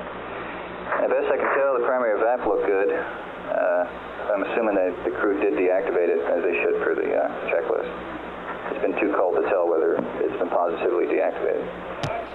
This is Apollo Control. Yeah. 15 hours, 28 minutes. Ground elapsed time. Area Krause, We Apollo 11 crew had the still crew asleep. manually balance According the to Flight H202 Sergeant tank quantities. Ken Beers here in Mission Was Control. accomplished. Flight We've got crew heaters, is oil still fans off now. sleeping soundly at this time, according to the biomedical telemetry being March fans off beamed down and to heaters the on. displays on his console. Here in the Mission Control Margins from the Operation flight plan Room, or Motor as it's called, the O2 is down flight minus team 10 of flight pounds controllers total. is settling H2 in down for the minus night, 2.7 pounds. headed up by Flight Director Glenn Lunny. 7 pounds. What's our normal 7 hours margin? remaining in the crew sleep 128, period. isn't it? Distance and velocity now showing 72,009 nautical miles out from I Earth. just want to make sure I understand your question, Flight. Velocity Make now those numbers come real when we, even though we're down 10 parts, we'll have a big margin. Oh, sure enough. On the order of. And at 15 hours, 28 minutes, round elapsed time, over 100 pounds of this is O2. Apollo Control. For example, I'll get those numbers for you if you want, Flight. Okay. Okay, just a general comment. At ejection, we had the same O2 stratification that we had during Apollo 10 with the O2 pressure zone down and come right back up when we hit the fans on. So that apparently was a replay of Apollo 10. In the area of EPS, PTC seems pretty low spacecraft currents. So I don't know if the crew's powered down or not, or how much. I'm going to try to figure out. Apparently they did power down by about 10 amps. We're looking okay. Fuel cells are okay. Over the load sharing's a little sloppy, and this may be characteristic of these Block 1 bypass Make me some numbers, please. What does little sloppy mean? Fuel cell 3 is picking up about 3% more of the load than, say, fuel cell 1 is. Fuel cell 2 to 3% more. Okay. We'd expect a little closer regulation of that, but I've asked Span to give me an evaluation of all that. Okay. See, we skipped an O2 purge. The fuel cells are very stable, though, in their temperatures and in the glycol loop temperatures. Yeah, we're satisfied the way that looks fine. Okay. Looks like we got a good hot battery charger. The BAT B charge we got complete before pre-sleep, and we got 100% in. Okay, amp hours in or what in BAT B? I haven't got that for you, but I'll prepare a handover thing for you, consumables. Well, we have a fully charged BAT B now, I guess is the answer to your questions, 40 amp hours. Okay. And BAT A tomorrow? Yeah, we didn't do that during sleep period because of the hot charger, and we didn't have enough out of it. So we'll pick that up at wake up. Okay. Okay, and Omni switching and PTC, as I told you earlier, and other than that, I guess my biggest open item is to get this cabin purge procedure squared away. Okay. Okay, and have everybody, while they're doing this, but anticipate that it won't solve the problem, and what we do then, even if it comes out to being as simple as leave the waste management valve open longer. It's a verification of the purge fine. Fine, but let's also know what to do. Boys got her, boys. Not verify. Right. How about 9? Okay. I guess one other thing I ought to make sure, I guess for Fido's benefit, we'll do the waste dump, to help them out, but we have a fuel cell O2 purge also, which is scheduled before the P52, and I want to make sure that that's not going to hurt anybody. Yeah, when we skip the O2 fuel cell purge today, we end up -1 purge, which we didn't need anyway, Flight. The next normally scheduled one is at 24:05 before the P52, and I don't hear any objections from anybody else. We'll just leave it the way the flight plan is. Can I go back to GNC now? Roger, Flight. We have about 6 or 7 items. First one, the dead banding thing you mentioned that has been given to FAO to delete from the post-sleep checklist. Turning on the auto RCS select switches. They were turning them on when they woke up, but even though they were still on PTC, and we could get out and do quite a bit of dead firing, which wasn't necessary. Yep. Number 2. No, wait a minute. What checklist change are we supposed to make, though? This is, for example, the post-sleep checklist in the flight plan. No, I was told that there was a couple of steps for exiting GNN PTC that ought to be changed in the flight plan. Okay, that's another item. Not in the flight plan, in the checklist. It's a different item. That has to do with the fact that the first time around the crew used the verb 46 to fill the disky, and when they did, they collapsed the deadband. They should use the verb 34. Yeah. Okay, and I will have to check what action taken in that area. I have not had to pursue that one yet. I'm a little bit mixed up, apparently. There are two different subjects you're talking about. Right. Okay, I got them confused in my mind. I thought there was only one. Would you go through them one more time, please? Okay, the one that you were referencing is the one where the crew used the verb 46 to exit, to fill the disky. Yeah, that was where they collapsed the deadband and reset the 0 point. That's right. Okay. Now the other one is in the post-sleep checklist in the flight plan. For example, at 22 hours, the checklist has them when they wake up to turn on the auto RCS jet selects. More than likely, we're going to be getting out toward a deadband at that time. There's no need for it. We're still in PTC. We might as well leave them off at that point to prohibit excessive jet firings. Okay, so what do we do? That FAO is deleting that from the flight plan checklist, as far as I know. That'll be a flight plan update flight, and go along with that on page 9-8 of the checklist where it says to exit GNN PTC. That's where we got to interchange the two steps. Yeah. Okay. Now is that being written up in a flight plan update? Okay, and that's being prepared for the Capcom to read up tomorrow, right? That's correct. And you're preparing that, right, Bob? FAO? I will, yes. Okay. That was the one I was hung up on, Bill. Okay, proceed. The P-23 things, between the hours of 6 to 11 GET, we used about 55 pounds of propellant. Included in that was the P-23 sightings they'd had, as well as a P-52, which they did twice because of the large torquing angle. And that also included the initialization of PTC. So that is a 55-pound number. We've made 10 pounds so far tonight, so it's now a 45-pound delta. It's hard at this point to estimate how much of that was due purely to P-23. We don't have that data. As far as doing it tomorrow, again, if it is worthwhile, I would suggest we go ahead and try it. If we see that it's not going to be accomplished, that we terminate it fairly quickly to keep from getting into a large propellant consumption. Yes. But if it works, there's no problem. Okay, well then, for the present, assuming we're going to do this thing, then would you put a note in your book to your buddy who's ever going to be on to watch the fuel consumption during that? Roger. Since we are down some on RCS.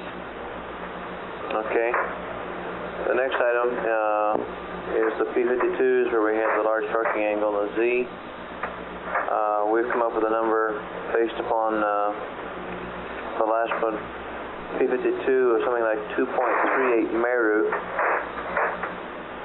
And another P-52 is scheduled at approximately 24 hours in there somewhere.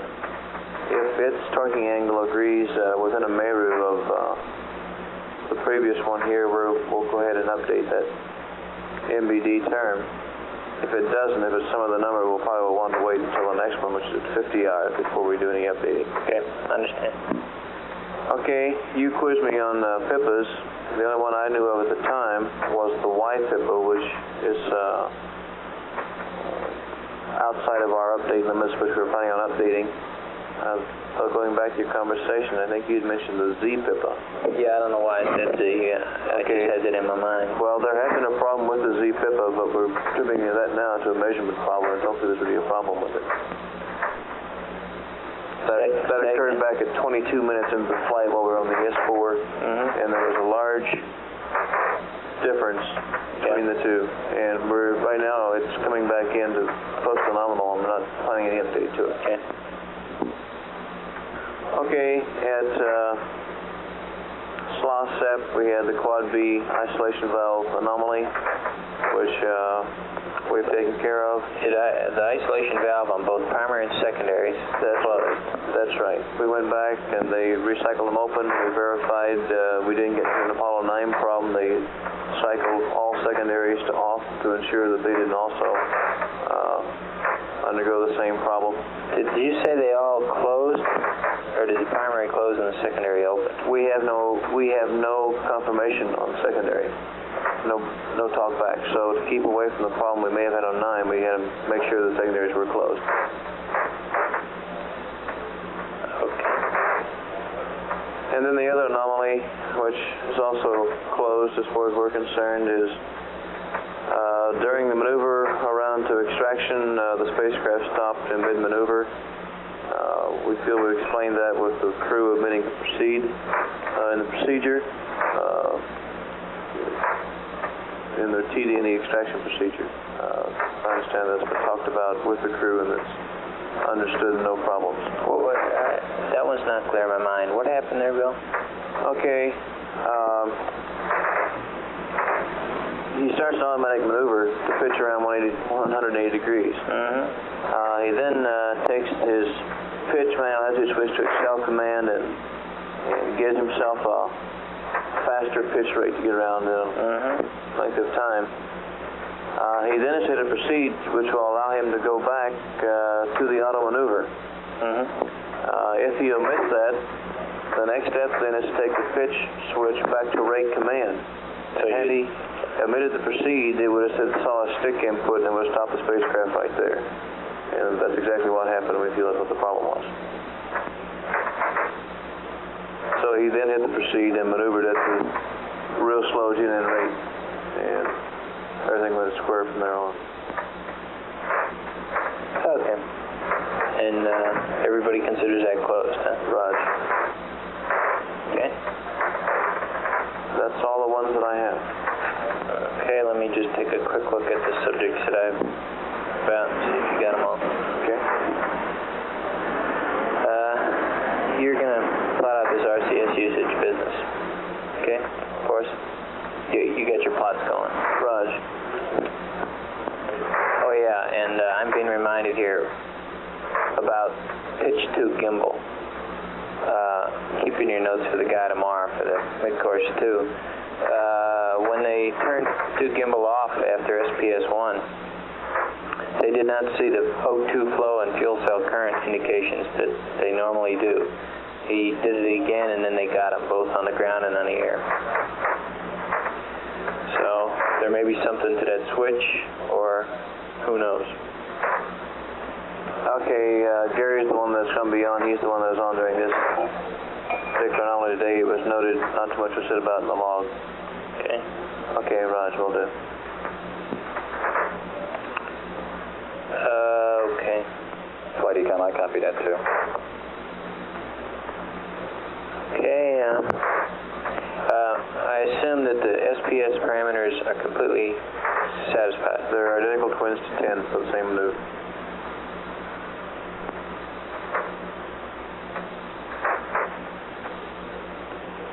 Okay. Capcom, do you have anything you want to bring to attention to the room here? Capcom, no, that covers everything that I was briefed on. It's been my impression also that the comm has been good. Is that the way you can tell from the notes? I haven't heard a lot of the comm today after TLI. Yes, that's correct. Although they said they were getting a little bit of crosstalk somewhere around the downlink coming in here. And this might be a problem that, or something that Span can confirm that, hey, we do have a little bit of intercom bus crosstalk coming out or something. Okay. Econ, did you copy that? I copied the last part of that flight. I was on another loop from that there. Brown reports that there was apparently some amount of crosstalk. I don't know how bad on the intercom. It might have been coming through. I copied that flight. I'll check that. Okay, Surgeon? flight, they're all asleep. We have no problems that we're concerned about, except that I was told about this O2 flow sensor, which doesn't concern us directly, but indirectly. The radiation doses are what expected, and the crew apparently is in real good shape, and no medication to your knowledge? One pre-flight Ornade in the Commander. What is that? It's a decongestant tablet that he took prophylactically, and I don't really know the full reason for why he wanted to take it. However, this could conceivably explain the fact that the Commander has slightly higher heart rates on launch. I don't know. I mean, it's just pure speculation. Just for the record, what were the heart rates during launch? I don't remember them exactly because I heard them on the radio this afternoon, but I think Neil's was 110. Stand by, I'll get it from the BME. Okay, well, any other subjects for us? No, we're okay. We're satisfied and we're okay. Okay.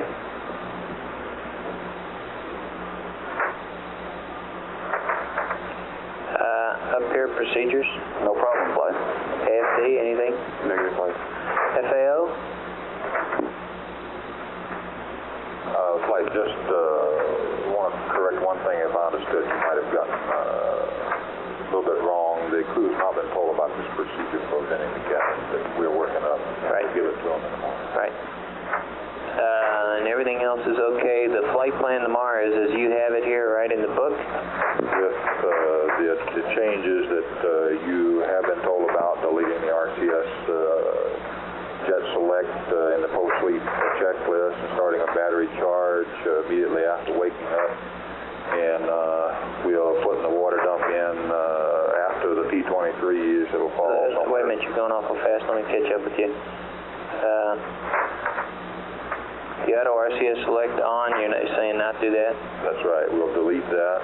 And as part of that step, we will also read up this change to the checklist about interchanging the two steps on page 9 and 8. Okay.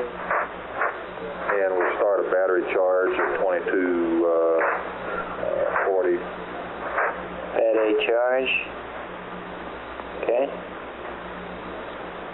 And about 2530, the water dump immediately following the P-23. Okay. And we're doing a mid-course 2. P-23 has been discussed. Do we have a TV pass tomorrow scheduled? 34 hours, right? Is the next one? That's not even tomorrow, is it? I guess it is sometime tomorrow. Okay, is that scheduled in the flight plan or where? The television is in the flight plan. Is it? It's not in mine. You need a revision B or something. Stand by, let me check into this. Okay. I just like the time because everybody asked me that, that's all. 34 GT, okay.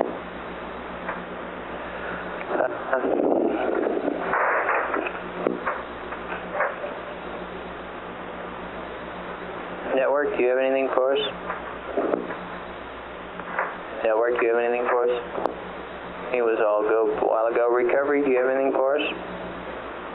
Negative, flight. Everything's fine, and as far as we're concerned. Okay. All the weather nice for a week sail?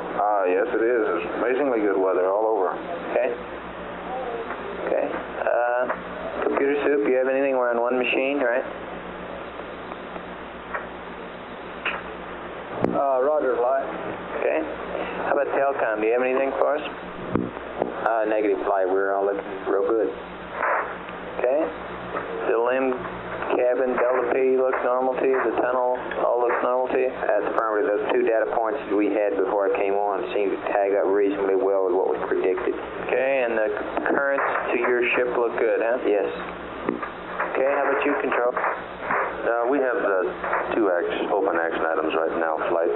The one you're aware of that we discussed last night on the pitch over rate that was observed during an ascent simulation. Oh, yeah, okay. And SPAN was concerned that they would like to have the crew notified of this, and we were going to check with the backup crew and the LMS people on that to see if this had been an observable occurrence. And the second one came up today, and that was a checklist item on the landing radar self-test. Yeah, I've heard about that, whether to go 121. Right. And this, I guess, will be resolved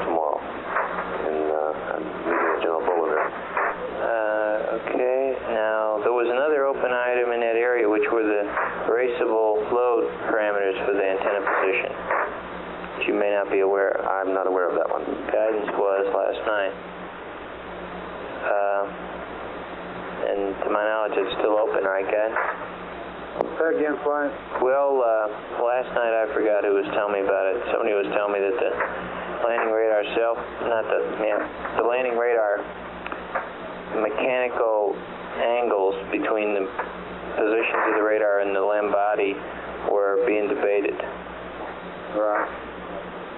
Raj, am I telling you, or Raj, are you agreeing? Me. Oh, okay. I will find out what it is. Okay. It's supposed to be. Okay, well, it seems to me that the Grumman was to get those numbers to flight software, and I'm just reminding you all here so that we don't let that one get away from us. Right, I'll check on it right now. Okay. Anything else, Control? That's all, Flight. Okay. Traceable quantities.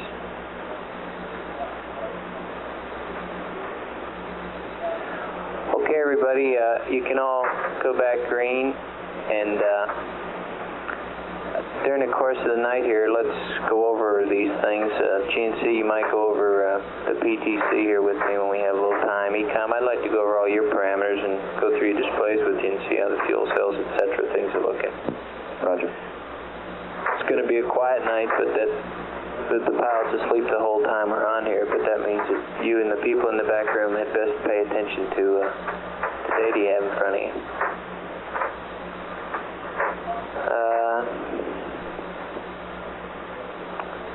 That's about all I have here. Anybody have anything else they want to bring to the attention of the room? Anybody wants to be heard from in SPAN? GNC, would you check SPAN? Anything they want to hear? They want us to know about that we haven't discussed here?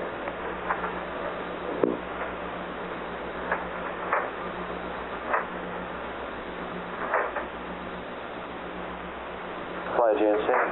No comments from SPAN. Okay, they think we've covered it, huh? Roger. GNC, have you gone over all the SPAN 1-hour reports, regular 1-hour reports? I haven't looked at those yet. I haven't either, Flight. I briefly glanced and there's nothing in my area that we were concerned with, so I just glanced on there was nothing of okay. large concern. I'll look through those and be sure this. Okay. Okay.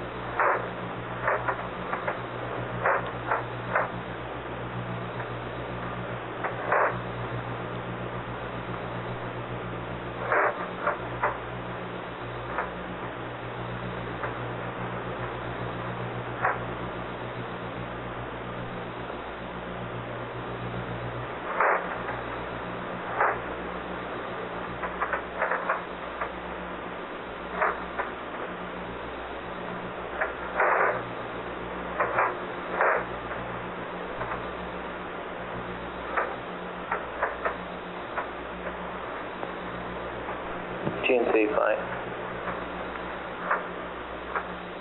310.